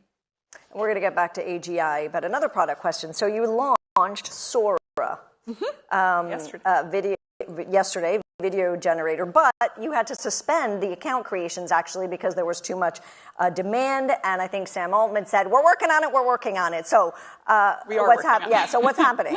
Yeah, so we have been so excited to bring Sora out to the world. We demoed it, I think, back in February, and then went back and retrained the model. But in that interim time, we also gave ourselves a moment to go start working with creators, because frankly, these are the real tip of the spear, the true tastemakers that are going to show us all a path of how to use this amazing video generating, text to video generating technology. We think that is an incredibly important technology because this is how AI will interact with the world. It needs to understand video. It needs to understand in some ways how we as humans interact with one another. So don't think of it as just a product. Think of it as a core building block to ultimately what AI and then AGI becomes. And we are the only company with that, with all of this whole selection of models available today. We did launch Sora yesterday. I hope at least some of you in the room got the chance to play with it. It's super fun. I was building all sorts of interesting little video clips to send off to the family. And this is, I say that actually a little tongue-in-cheek because I do think it is aimed at this vast spectrum of everyone from a consumer. You know, we have already folks who know the TikTok nation, the Instagram nation, and so on, how to use video in really creative ways. My teenagers are experts, it would appear, all the way up to the most sophisticated users in the entertainment space who are creating, you know, the things that help us escape from our work lives and really kind of also enjoy that creative side. I mean, there were some early reviews, and some people said it was so good that it was scary good. I mean, does it scare you at any level? I think we have come to the market really safety first. And this is something that is deeply embedded within OpenAI. And you see in particular with Sora, the team really took the time to explain where we have gated ourselves. That's one of the reasons why the number of signups yesterday we were gating. Some of it is just we need capacity. But a lot of it is also we want to be measured. When you go all the way to things like likeness, that is only available to a very small selection of people today because we want to listen and learn. What we've realized with ChatGPT is it behooves us often to get tech out there and see what you all do with it. Frankly, that's where the innovation comes from. But that there are places where we will go a little slower to make sure that we are constantly moving safety first as well. And obviously video generation in Hollywood, friend or foe? Definitely friend here. Look, we view this as a technology that can augment what humans are already great at. And the greatest creators in the world are residing in places like Hollywood, for example. And so we want to work with them. In the same way that CGI brought us a whole new way of thinking about movie making, right? Remember that first time you saw Toy Story or you saw Monsters, Inc. or whatever. Now you start to have an augmentation to how creators can think about making a movie, for example. As I have talked to folks in the entertainment industry, I just met with a customer last week who does a lot in and around more TV, but live TV. So if you think about what live TV today is, it's sports and news. It's really the last two bastions of live TV. It's very expensive to produce, takes a lot of people, takes a lot of tech. And so he was kind of explaining what it was like to be managing, say, a live basketball game. So you have video feed coming in from all around the court. You have the commentators sitting on the edge of the court. You have the folks back in the box. Maybe you have the folks even back in a different location. And you have tons of metadata coming at you fast. And in real time, you have to almost decide what clip you're going to have. Now, I'm a Warriors fan. I'm sorry, different coast. And Kuminga was literally having the game of his life. I always thought these commentators were brilliant. I'm like, how do they know all these stats? Turns out it's in their ear, people. And he was explaining how they're using our technology to make that real-time TV edit and cut happen, and how it's improving the customer outcome. So to me, it's a great example of where it's not a replacement. It is a true augmentation for ultimately just a better entertainment outcome. And so we get pretty excited about how we can work with the best and the brightest at this, but also seed creativity in places that maybe haven't had the chance to have that sort of creativity before because these tools have not been available to you unless you could really own kind of enterprise class software. You said news is expensive to produce, and I'm going to come back to that in a little bit. But look, you're also, I mean, you're at a transformative moment in the company because you're at the first stages of a restructuring, right, to make OpenAI into a for-profit company. What are the biggest hurdles on this journey? Well, maybe I'll start with the opportunity, which is around the nonprofit. The reason OpenAI got created is you had researchers who came with this mission to build AGI for the benefit of humanity. And we cannot lose sight of our nonprofit. So that is really front of mind for the board, who are the board of the nonprofit, and also for those of us who are involved right now in thinking through this restructure. But we also recognize that to take OpenAI forward, because this is a sector where you're going to have compute, data, and algorithms, so the models, and that costs money. And in order to be able to do the fundraising and so on that we want to be able to do at the scale of our ambition, that having a more traditional corporate structure is likely the right answer for us. So we're on the journey. I have nothing, unfortunately. We have a lot of things coming out in the 12 days of OpenAI, but I have nothing to tell you about today. But we are on that journey, but we are being really thoughtful about both our nonprofit plus then how we can build this company forward and be all that we can be. So on this path, I mean, both Elon Musk, yes, the Elon question, and the AI czar, David Sachs, have been critical of this, of OpenAI, and in particular, sort of this morphing eventually from nonprofit to for-profit. I believe David Sachs almost said it's like you will become a profit piranha. Musk has even launched a lawsuit. I mean, how worried are you about these two individuals who are now obviously very close to this current to the new administration? So broadly speaking, we view infrastructure as destiny. And why is it destiny right now? It's really important from a United States perspective, whether it's national security or just even how we invest in our country today for productivity reasons, to make sure that we stay at the frontier, that in some ways we're all on the same team. So that, to me, should transcend everything we talk about underneath in terms of competitiveness. Let's make sure, first of all, at a country level, we stay out in front.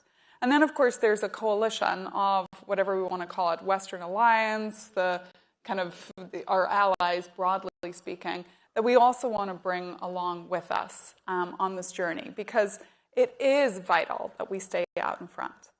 Under Infrastructure as Destiny, we put out a blueprint that actually uses that phrase. We talk about, number one, how do we create economic zones throughout the United States where there is real investment in things like data center builds and so on, real investment in reskilling, making sure people have the right tools to help us build this.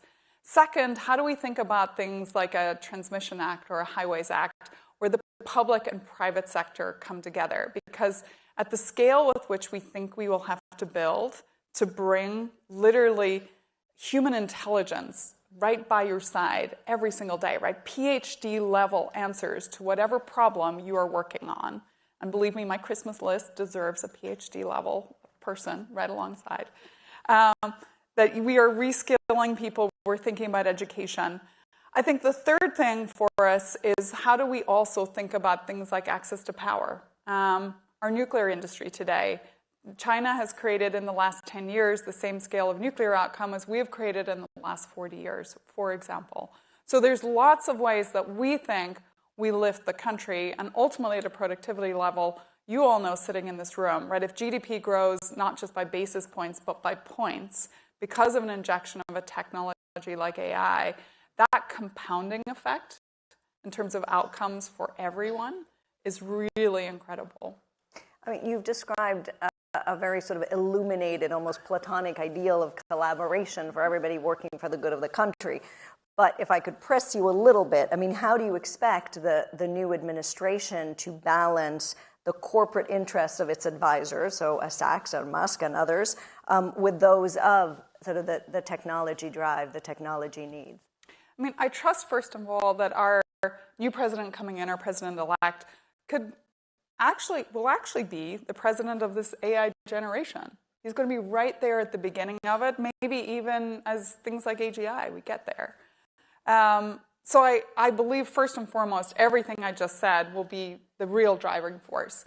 Underneath it, we're competitors. There's a private sector in here too, and of course we are worthy competitors. There's a reason why I love the Warriors, right? They don't go out in the field to, shake hands with the other side. They're there to win. And I think each of us who are in the space as competitors are also there to win. So what's the worst thing Elon Musk could do to OpenAI? I trust just in the end. I think Sam said it really well. Good grief, I'm tired. It's Long only day. 6 months. It's only 6 months. Sam said it really well last week that, given, and he knows Elon in a way that I do not know Elon today, but that he trusts that as a competitor, he'll put first the national interest and compete appropriately. You said something interesting, which I think is true, is that, that this president, that the president-elect could be the president of AGI. Right, that at a time you could reach this sort of superhuman intelligence, but with a president who many are worried actually could reign over sort of political upheaval and disturbance. How do you push a technological revolution amid possible political upheaval? So first of all, AGI remembers artificial general intelligence, not superintelligence, general intelligence. So as I think about the kind of staircase in a way in my brain, I kind of can almost see a slide on it. But starting with chatbots, right, the world we've lived in for just 2 years. And you kind of said, gosh, it feels like it's been around forever. We really already started to take a lot of kind of the drudgery out of our day-to-day work. I don't know about all of you, but there's a lot of stuff that I used to have to do that I'd spend hours summarizing documents for my board or summarizing things for my senior executive level. It's just gone. I see my finance team. Today, my finance team is about 18%, the scale of what a benchmarked finance team should be at, because so much of our rote task is gone. Go up a level, now you have reasoning. And reasoning models are really important to this next phase of agentic, because reasoning allows a model to go down a track to try to get to an answer. If it hits a cul-de-sac, it almost backtracks, and it tries a different route to an answer. And that's important because historically, when as software engineers, we've tried to develop agent-like, they always get stuck. And they get stuck on really kind of things that for humans seem so easy and obvious. But for them, because it's not the engineer coding it didn't think of every single permutation, they're kind of stuck. So now you have a model that can reason to get to agents. And we think that's just the beginning of what 2025 will be about. Agents who are really there to help you day-to-day tasks. But then agents for innovation, we're already starting to see some of that push through. We are building an agent that will solve theorems that scientists have never solved before, help with drug discovery and new molecular creations that humans have never gotten to alone.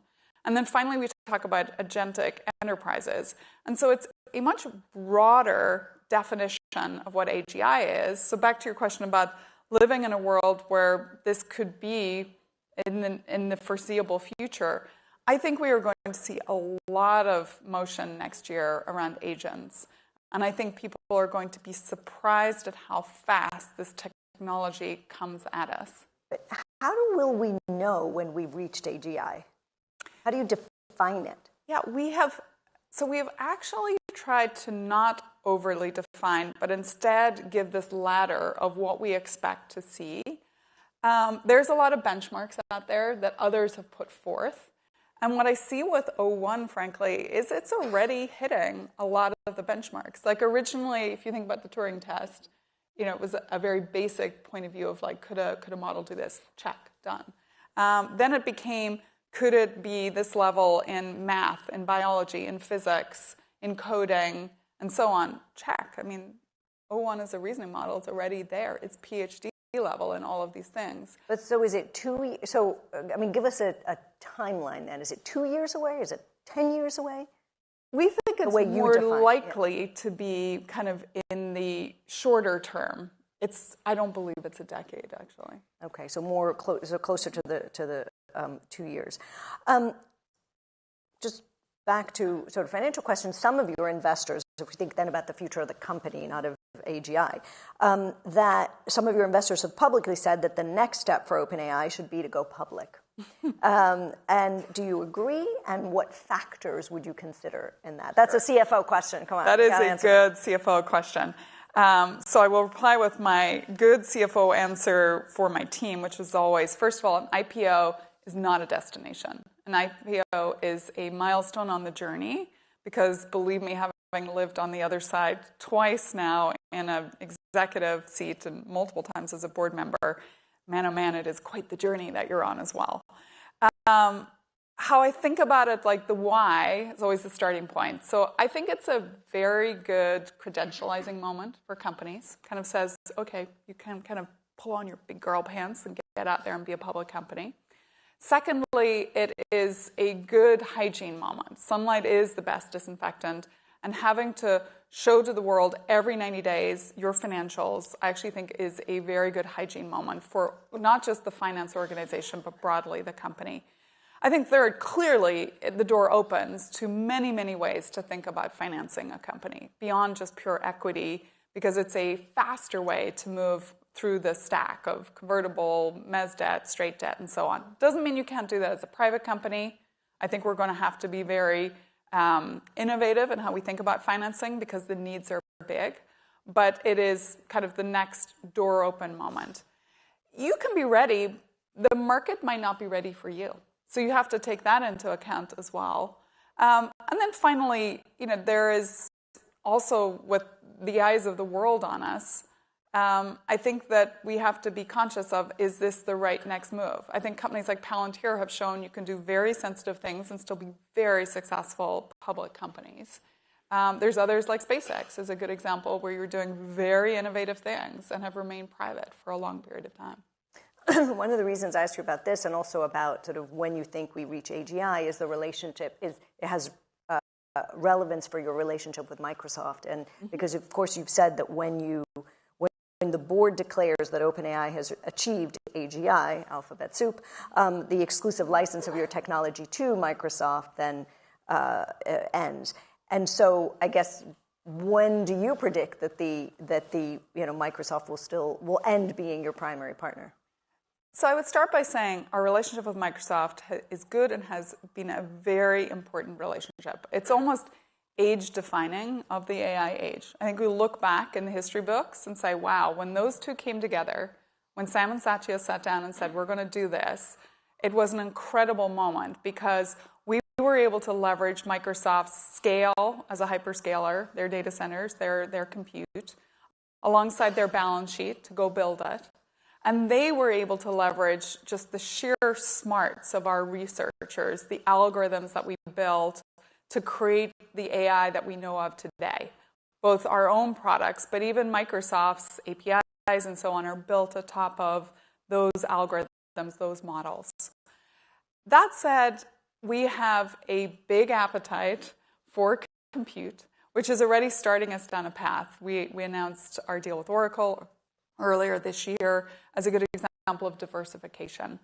And so I think about it less as like this moment of declaring AGI and more about how do we as partners continue to both maintain what's very good in our relationship in terms of helping each other grow, but also recognizing that diversification is a good thing as well in terms of growing the whole industry pie.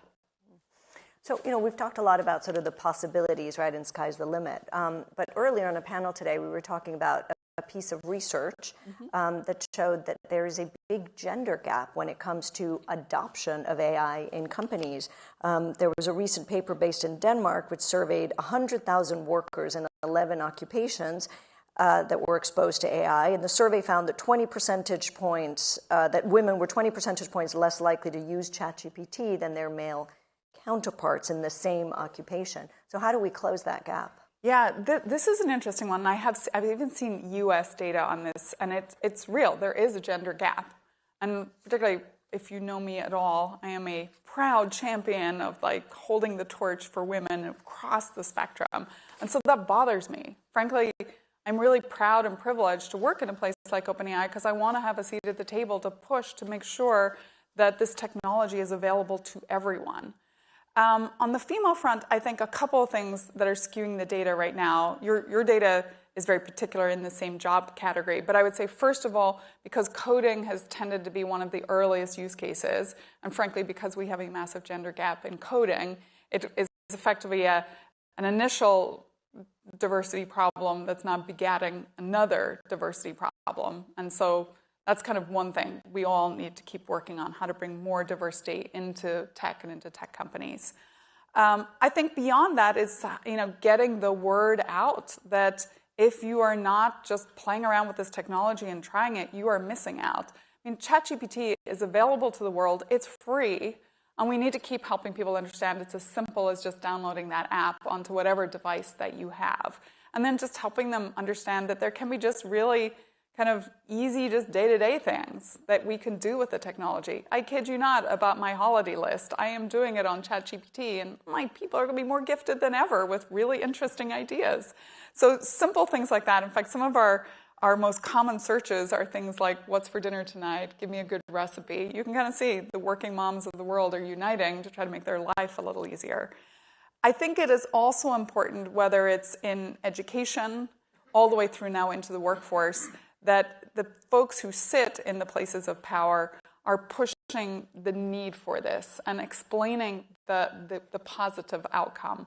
I had the pleasure of sitting on a panel last night with the head of school at Georgia Tech, and I was so impressed by how he was talking about the use of AI.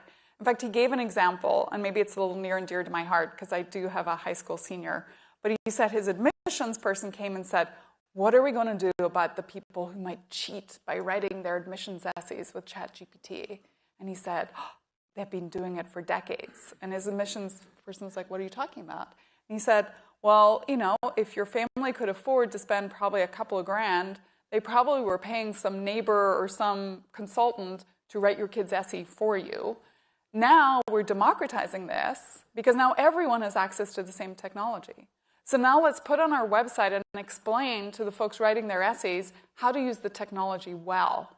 So that in the end, what we're getting is an augmentation where the best kids who deserve the spot are getting it because they're not telling their story when they maybe don't have parents who went to college, who maybe don't have all that guidance, but now have a tool at their fingertips to create that sort of democratization of opportunity.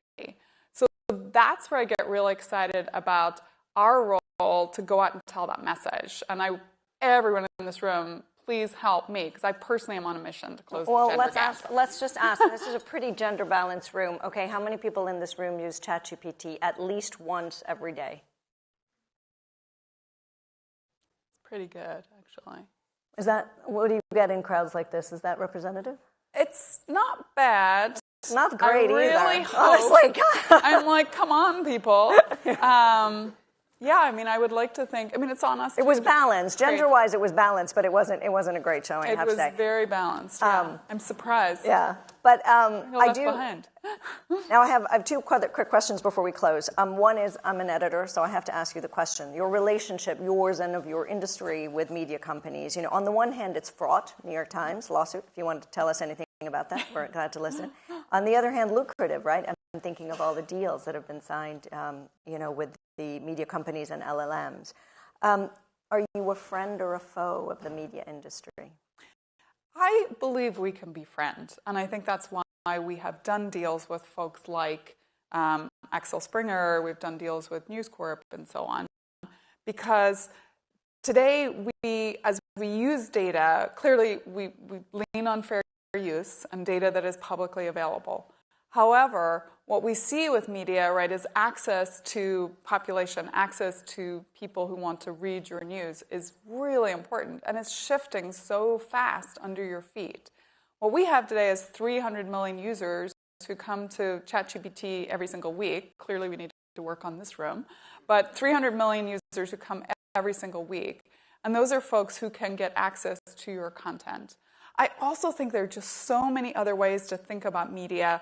Like, for example, you talked about real-time news. Where does real-time news tend to happen? It tends to happen in moments like what just happened in Syria, for example.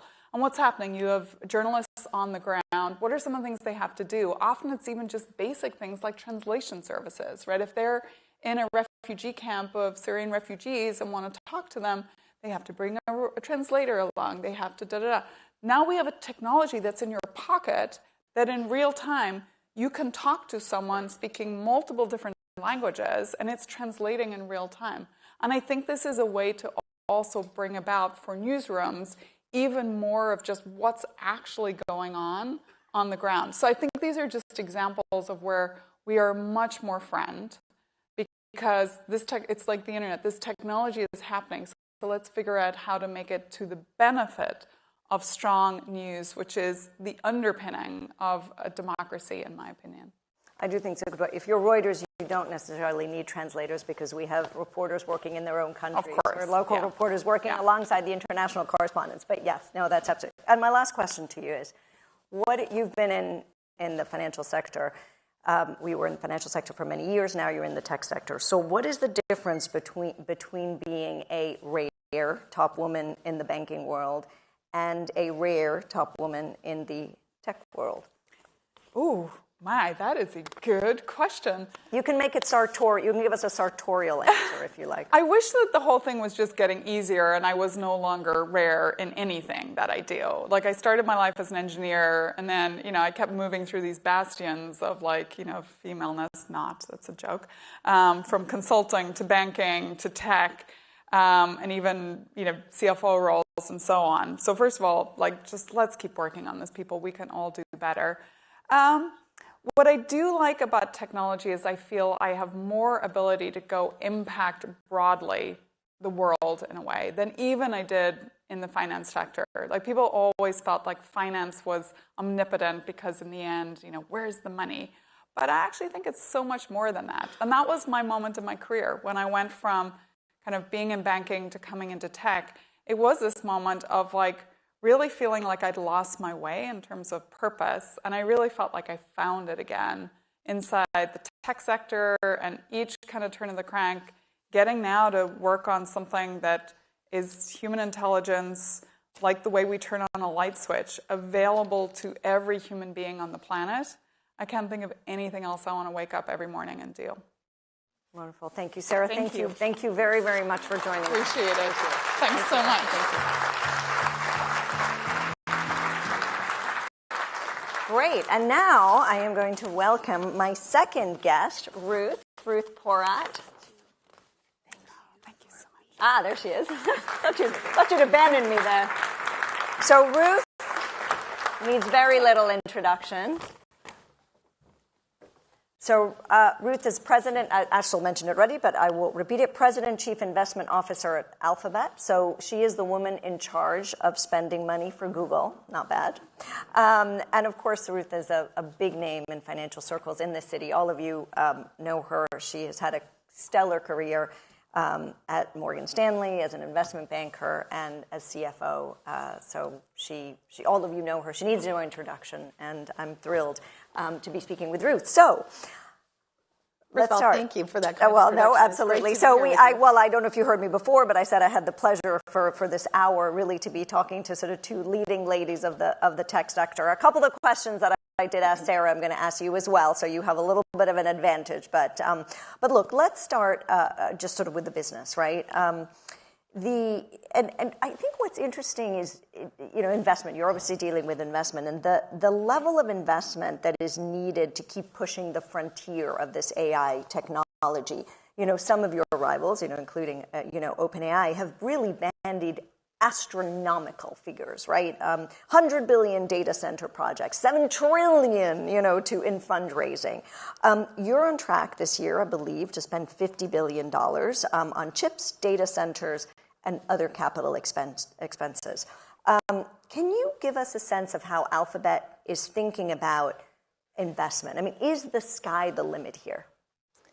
So our view is that we are living in this absolutely extraordinary time. It's a generational opportunity. And when opportunities like this come along, which is very rare, you need to lean into it. And the upside, as we've talked about frequently, is there's economic upside that's in the trillions, 17 to 25 trillion globally are the estimates by 2030 if there's diffusion across industries. It's the ability to address major issues in healthcare and education beyond. It's the ability to push the frontier in science, and there's so much around security. That is a sizable opportunity. And so we're executing against it across all of our platforms, across search, ads, YouTube, what we're doing on the Pixel phone, what we're doing in cloud, and that's what we should be doing. We're looking at the metrics and progress we're making, and of course we need to generate a return on that, and our view is that the ability to actually get diffusion across industry provides an attractive return. It needs to be measured, analytical, but we see the upside, and we've got to be leaning into it, and we are. And so a sense of the scale, because again, these figures are really big that some of your competitors have talked about. These are sizable. These are sizable numbers, no question about it. But I guess the main point I come back to is how do you generate a return on that capital? And we need to make sure that we're positioned to be able to capture the upside as it continues to play out. And I think it's still an evolving story. We're excited about what the opportunity is. And you've had a lot of news over the past few days, so we're going to get to that. But you recently have done quite a bit of travel to Southeast Asia, to the Middle East, also in the US. And so globally, where's the biggest opportunity for Alphabet to invest more, in particular in data centers and infrastructure? How are you thinking about the globe for this kind of investment? So the opportunity is profound, as I've said. We continue to disproportionately invest in the U.S., and we see that as continuing to be a priority area for investments, including our technical infrastructure build-out. In fact, just today, we announced a deal that we're very excited about with Intersect Power and TPG Rise Climate. And what we're looking at doing here is a really unique approach to bringing the three parties together to build what we call basically power campuses. It's a power-first approach. They're energy centers. So you combine data centers with carbon-free energy. And the value of this combination of these energy centers is that you can build them more rapidly. They're more affordable. You're not putting pressure on the grid. You have fewer kind of pressures coming from transmission constraints in the U.S. These kinds of novel approaches are going to be key to ensure that the U.S. can benefit from the upside in AI. So we're continuing to invest here, no question about it. And as I said, it's the majority of what we're doing. That being said, everywhere I travel around the globe, what I'm hearing from leaders is that they see the upside for their country, the economic upside, and then these solutions around, you name it, healthcare, education, agriculture, and beyond. They want to be a part of the digital transformation. And one of the prime objectives I have is how do we maximize the impact of everything that Google can bring and generate an attractive return on it as well. And heads of state don't want to miss out in this moment in time, nor should they. That's what's been exciting in the travels, whether it's in Southeast Asia or the work in the Middle East, where we similarly announced a very exciting expansion, the ability to deliver cloud compute capabilities, or again, across Europe. So you said you're investing a lot in the U.S. What have your first conversations with the new administration, what have they been like? I mean, did it make you feel confident about continuing such investment in the U.S.? I think the most exciting thing we look at is this really is the era of American innovation. And the opportunity to capture this upside, the U.S. is in a very strong position. We need to invest to capture the upside collectively across all of the companies. And so when I think about the work that we did collaboratively with the Trump administration round one, it was in areas around how do you ensure that you have an investing environment that is conducive to getting investment dollars into the U.S.? How do we think about what some of the digital skilling opportunities are for the new jobs that are created across the country? How do we think about some of the pushback that we may be seeing outside of the U.S. and really stepping up and supporting U.S. companies? And there was already something that came out today from the president-elect about the imperative to increase U.S. investment in the grid, which I think is not only about AI and data centers, but what's really important is we're seeing more onshoring of manufacturing, electrification across industries. When you take those three factors, AI, onshoring, and electrification, it's an exciting upside opportunity for the country. You need energy to power it. And so you can have the upside only if you do the investments. If you don't want the upside, you don't need to do the investments. And so there's an all-in approach there. So I think given, again, this is a profound opportunity as a catalyst for the U.S., we look forward to working with the administration. You know, it's interesting, and we talked about it a little bit with Sarah, you know, that Donald Trump could be the president of AGI, right? The president under which, it's likely that AGI is reached under this presidency. And so it's kind of remarkable that machines are sort of reaching, you know, human or superhuman level during what could be, what some are saying, you know, could be a very chaotic political backdrop, you know. And I think so there is a question that says, well, how do you push technological advancement and this sort of technological revolution that you're talking about in potentially a political and judicial situation that could be fraught? You know, there's a lot in your question. I would say first, I'll quote Demis Hassabis, founder of Google DeepMind, who just last night, just today, was in Stockholm receiving the Nobel Prize for his work and the work of his team. John Jumper as well received the Nobel today, really creating something, AlphaFold, which was open source to the world, which has been credited as being the single greatest contribution to drug discovery in our lifetime. It's about predicting protein structure, absolutely astronomical. We're so proud of him.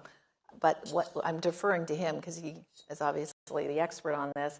His view is, look, there are stepping stones to get to what is AGI, and there are many definitions of AGI, and recently he said he thinks it's farther out than that. But I don't think that's actually the most important point. I think the most important point is the extraordinary upside from AI that is here actually today. So we've been infusing our products with AI for many years now. We have billions of users around the globe who are benefiting from it. We have seven products that have more than 2 billion users, another 8 that have 500 million. And this is an opportunity to improve each one of the products and experiences for users with AI. My comment that with the economic upside, that occurs if and only if there's adoption across industries and truly a radical rethink of how we can use it. And I want to quote Demis one more time, because when he embarked on this journey for AlphaFold to predict the protein structure of all proteins because of the importance for drug discovery, there were people who said it's just not possible. And his answer was, why not? And the reason I say that is I keep saying to everyone when we're looking at what are the applications of AI, why not? We need to do a radical rethink of every element of our business, each one of us, if we're going to capture the upside. And I'm going to give one more stat, which is when we look at what we did in translation, Google Translate, hopefully everyone's used it somewhere. How many of you, we're doing show of hands here, how many of you use Google Translate? Thank you. Okay, that was better, by the way. That has to be said. That was better than those who use ChatGPT. Well, we're super proud that we've been on this journey for 20 years. We now offer Google Translate 260 languages. You can access information in your own language. In the last 6 months alone, we added 110 languages, added 500 million people who can access information in their own language. And the reason I think that stat is so important is it basically says AI reaches this point and it's a vertical lift. So marry those two comments. It's really important that we each radically rethink what we're doing, and we do it now, because it's really hard when things actually hit that trajectory to catch up. So I think we're living, all your points are right that this is an extraordinary time, but I think the tools, the need to act, the benefit of AI applied to business, applied to all that we're doing is actually here right now. You know, I hear you speak about the possibilities in healthcare and other industries. I also, you talk about this has become a very capital-intensive business. Is Alphabet still a software company? So we are. We are, of course, investing meaningfully in our technical infrastructure. I think our view when it comes to AI is the way we look at it is not your software, your hardware, but what we offer that's truly distinct is the full stack. And it starts with this extraordinary research at the front end. It's not only the work that Google DeepMind, Demis, John, others, Jeff Dean have been leading for so long, but this week, this was a good week. This week we also announced the breakthrough in quantum computing with the quantum computing chip Willow. Your shares today, that was my next question, jumped today over this. Well, we're really proud of the team. They've been on a journey for quite some time on AI quantum computing. They have a lab down in Southern California. And what's extraordinary for those of you who haven't seen it is what they were able to do on is to accomplish calculations in less than 5 minutes that on the best supercomputers today would take 10 septillion years. I can't even get the number out because I had to Google what it is. 24 zeros. To put that in context, longer than anyone believes the universe has been around. So what this could unlock is profound. In any event, it starts with the research. That goes to the models, the Gemini model. Then you go to your question about technical infrastructure, and it's our proprietary chips and the way we're building data centers. And then it's the ability to actually deliver these experiences across all of these platforms, the billions of users around the globe. That's the way we look at it as distinct from this binary hardware software. So let's bring it to the little people, the billions of users. When for this particular quantum, when is sort of the quantum iPhone or Google search moment? It's a journey. So they're still doing work on it. As you may expect, I do ask that question quite frequently. I think what's extraordinary is they continue to have breakthroughs that go to this Demis question, why not? What's the art of the possible? And it underscores the efficiency that can come over time as we continue to innovate. So you're continue to invest in this particular technology, in quantum. Invest in quantum. But again, a sense of how long before before consumers see the upshot? It's an interesting question, and because you must ask it, right? I mean, like I do, but I don't mean to. Look, the reality is we're talking about AI here today, and we've been infusing our products, as I said, for more than a decade with AI. Many things that people take for granted. When you take a photo and you want to do photo search, that's AI. All the language translation that I've been talking about, AI. There's so many elements, autocomplete, AI. There are elements today that we all take for granted. These are journeys, and then all of a sudden, of course, this is a profound moment. So we're continuing to innovate in the quantum lab as well. I want to just go back to the new administration, because you sound very upbeat about it. But there have been some utterances by some of the we talked before about Elon Musk, David Sachs, that could go counter to sort of personal interest that could go counter to everything you're talking about, to sort of technological revolution. Does this administration worry you at all? And some of the utterances that have been made by some of the people close to the president-elect? I think in every administration, it's our obligation to deeply engage. So probably the most profound, this, but for me, the most meaningful part of my career was when I was at Morgan Stanley, and the world was going into the financial crisis, and I had the incredible privilege to work with Secretary Hank Paulson in the Bush administration, working through what was going on with the housing crisis. It was Fannie Mae, then Freddie Mac, then AIG. And the value is you bring deep technical expertise that comes from actually being in the trenches in a particular area. In that case, it was financial services. Now it's technology that helps address issues for the country. So we're going to get deeply engaged, and we think the devil is in the details. And there's so much upside in this moment of innovation, and the U.S. is in a prime position to take advantage of it. And you've already had initial sort of positive conversations, presumably. It's very early.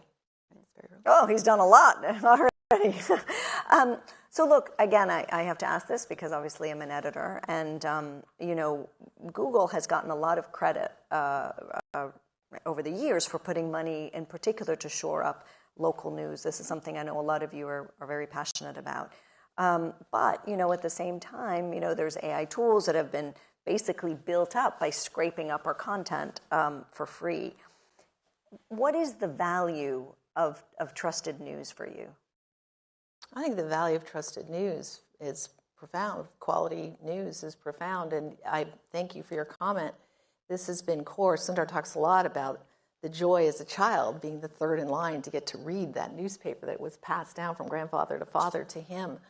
And so we have had a real focus on ensuring we're driving traffic to news through search, through YouTube. And when you look at a lot of the, really over this last cycle, how much came to news through what we're doing, I think that remains very important. And I also think there are kind of two parts to your question. Each one of us, whatever we're doing, is going to need to be able to leverage AI and technology to make us as productive as possible, as one has always done throughout history. And so we're very focused on both parts of that. I mean, with your financial cap on, how much should the AI companies pay the media companies? How would you make that calculation? So we have our partnerships team, as you know well, works very closely with the media. Because to get back to your main point, it's a very important ecosystem. Let's talk a little bit about healthcare, because obviously that is very passionate. I mean, you have spoken passionately as a cancer survivor about the promise of AI to improve healthcare outcomes. And Alphabet has invested in this area for years. And obviously then, the Nobel Prize winning research. There have been some challenges, among hospital system customers, in the UK and the NHS. What is the biggest new bet on health that you're making that we don't know about? I often get the question, the biggest new bet, and I'm going to answer your question because I feel like I keep coming at different angles. The biggest bet we continue to make is actually the application of AI to search and continuing to evolve that experience. And when you have something as beautiful as this, where we can, it's gone from 10 blue links to text search to video search to now we have AI overviews and other things. It keeps evolving, and we're meeting people where they want to be met. It's extraordinary. You can do search. You just take a photo through. How many of you? I'm almost afraid to ask this. How many of you have used Google Lens, where you take a photo and beautiful, walk down the streets, you find something you're interested in for the holiday, you take a photo, immediately you'll get information. Where can you access it? It's a fabulous way of searching. So that remains important. The cloud upside, given the economic implications for AI, super important. Those are big investment areas. Love health. So I definitely want to answer your question. And it's in a number of different areas. So we open sourced AlphaFold. We also built a company called Isomorphic that was really built off of that, and have partners that we brought in to further advance drug discovery. And it really is viewed as this catalyst for drug discovery, which is absolutely extraordinary and exciting. And then we're doing other work throughout research, which we're really proud of. So I'll give you 2 examples. There's something called diabetic retinopathy. You can lose your eyesight if you have diabetes. And with AI, it is very easy to do a test and intervene and actually change diet or other things such that you can save someone's eyesight. And in the global south, we're already working in communities to use this technology. And that's when I say it is here and now and making a difference. That's an example where hundreds of millions of people are subject to losing eyesight because of diabetes. An area I'm really excited about is all of the work on early diagnostics.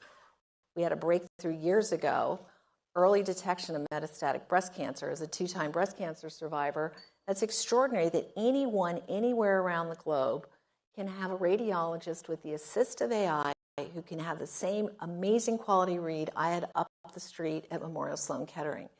And my oncologist had said, when I asked him about it, the only way to democratize healthcare is with AI.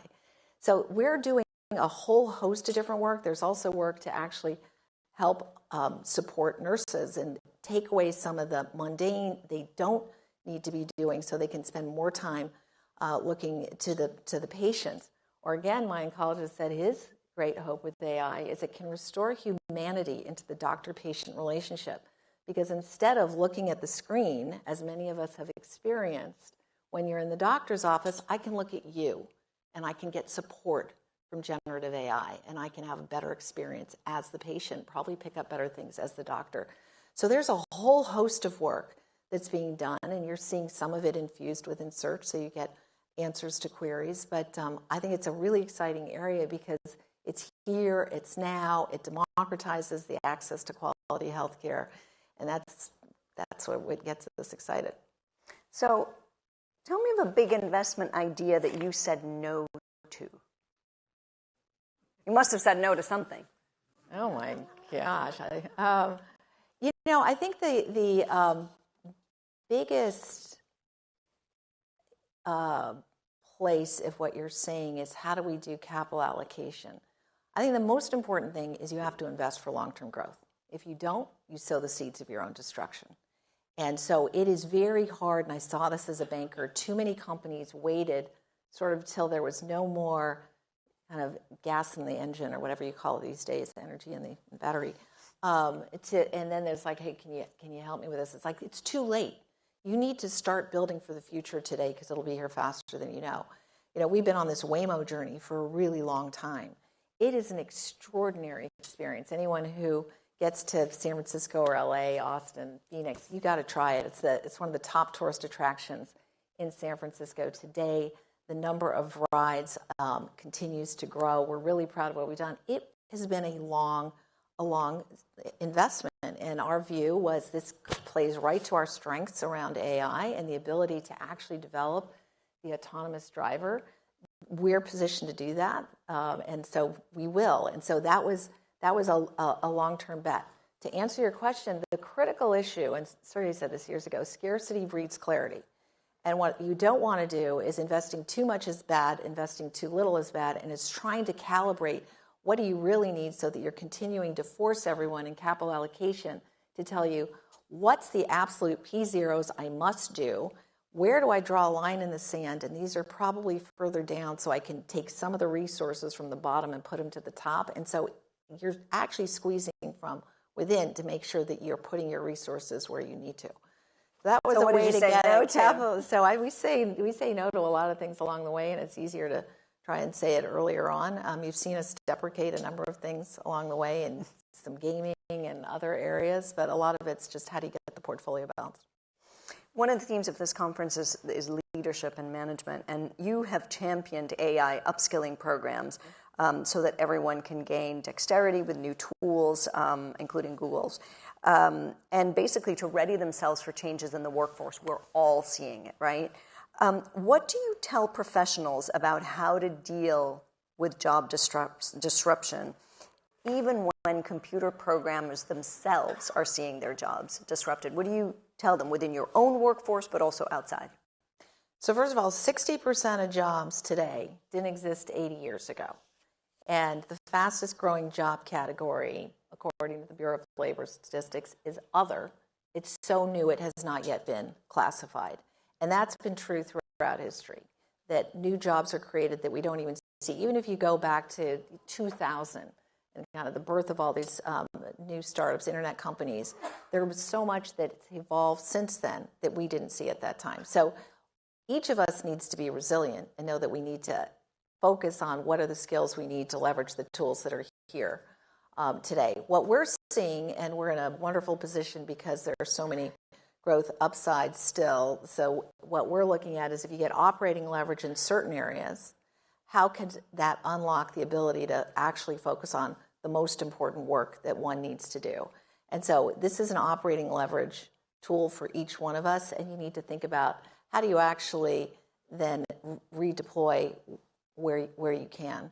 And that's what we're doing. I think of it when I said that this is an imperative for each one of us to figure out how to radically rethink our business so you do capture that upside, so you're part of that 17 to 25 trillion globally, because if you're not on the upside, somebody else will be, and you'll kind of have your clock clean.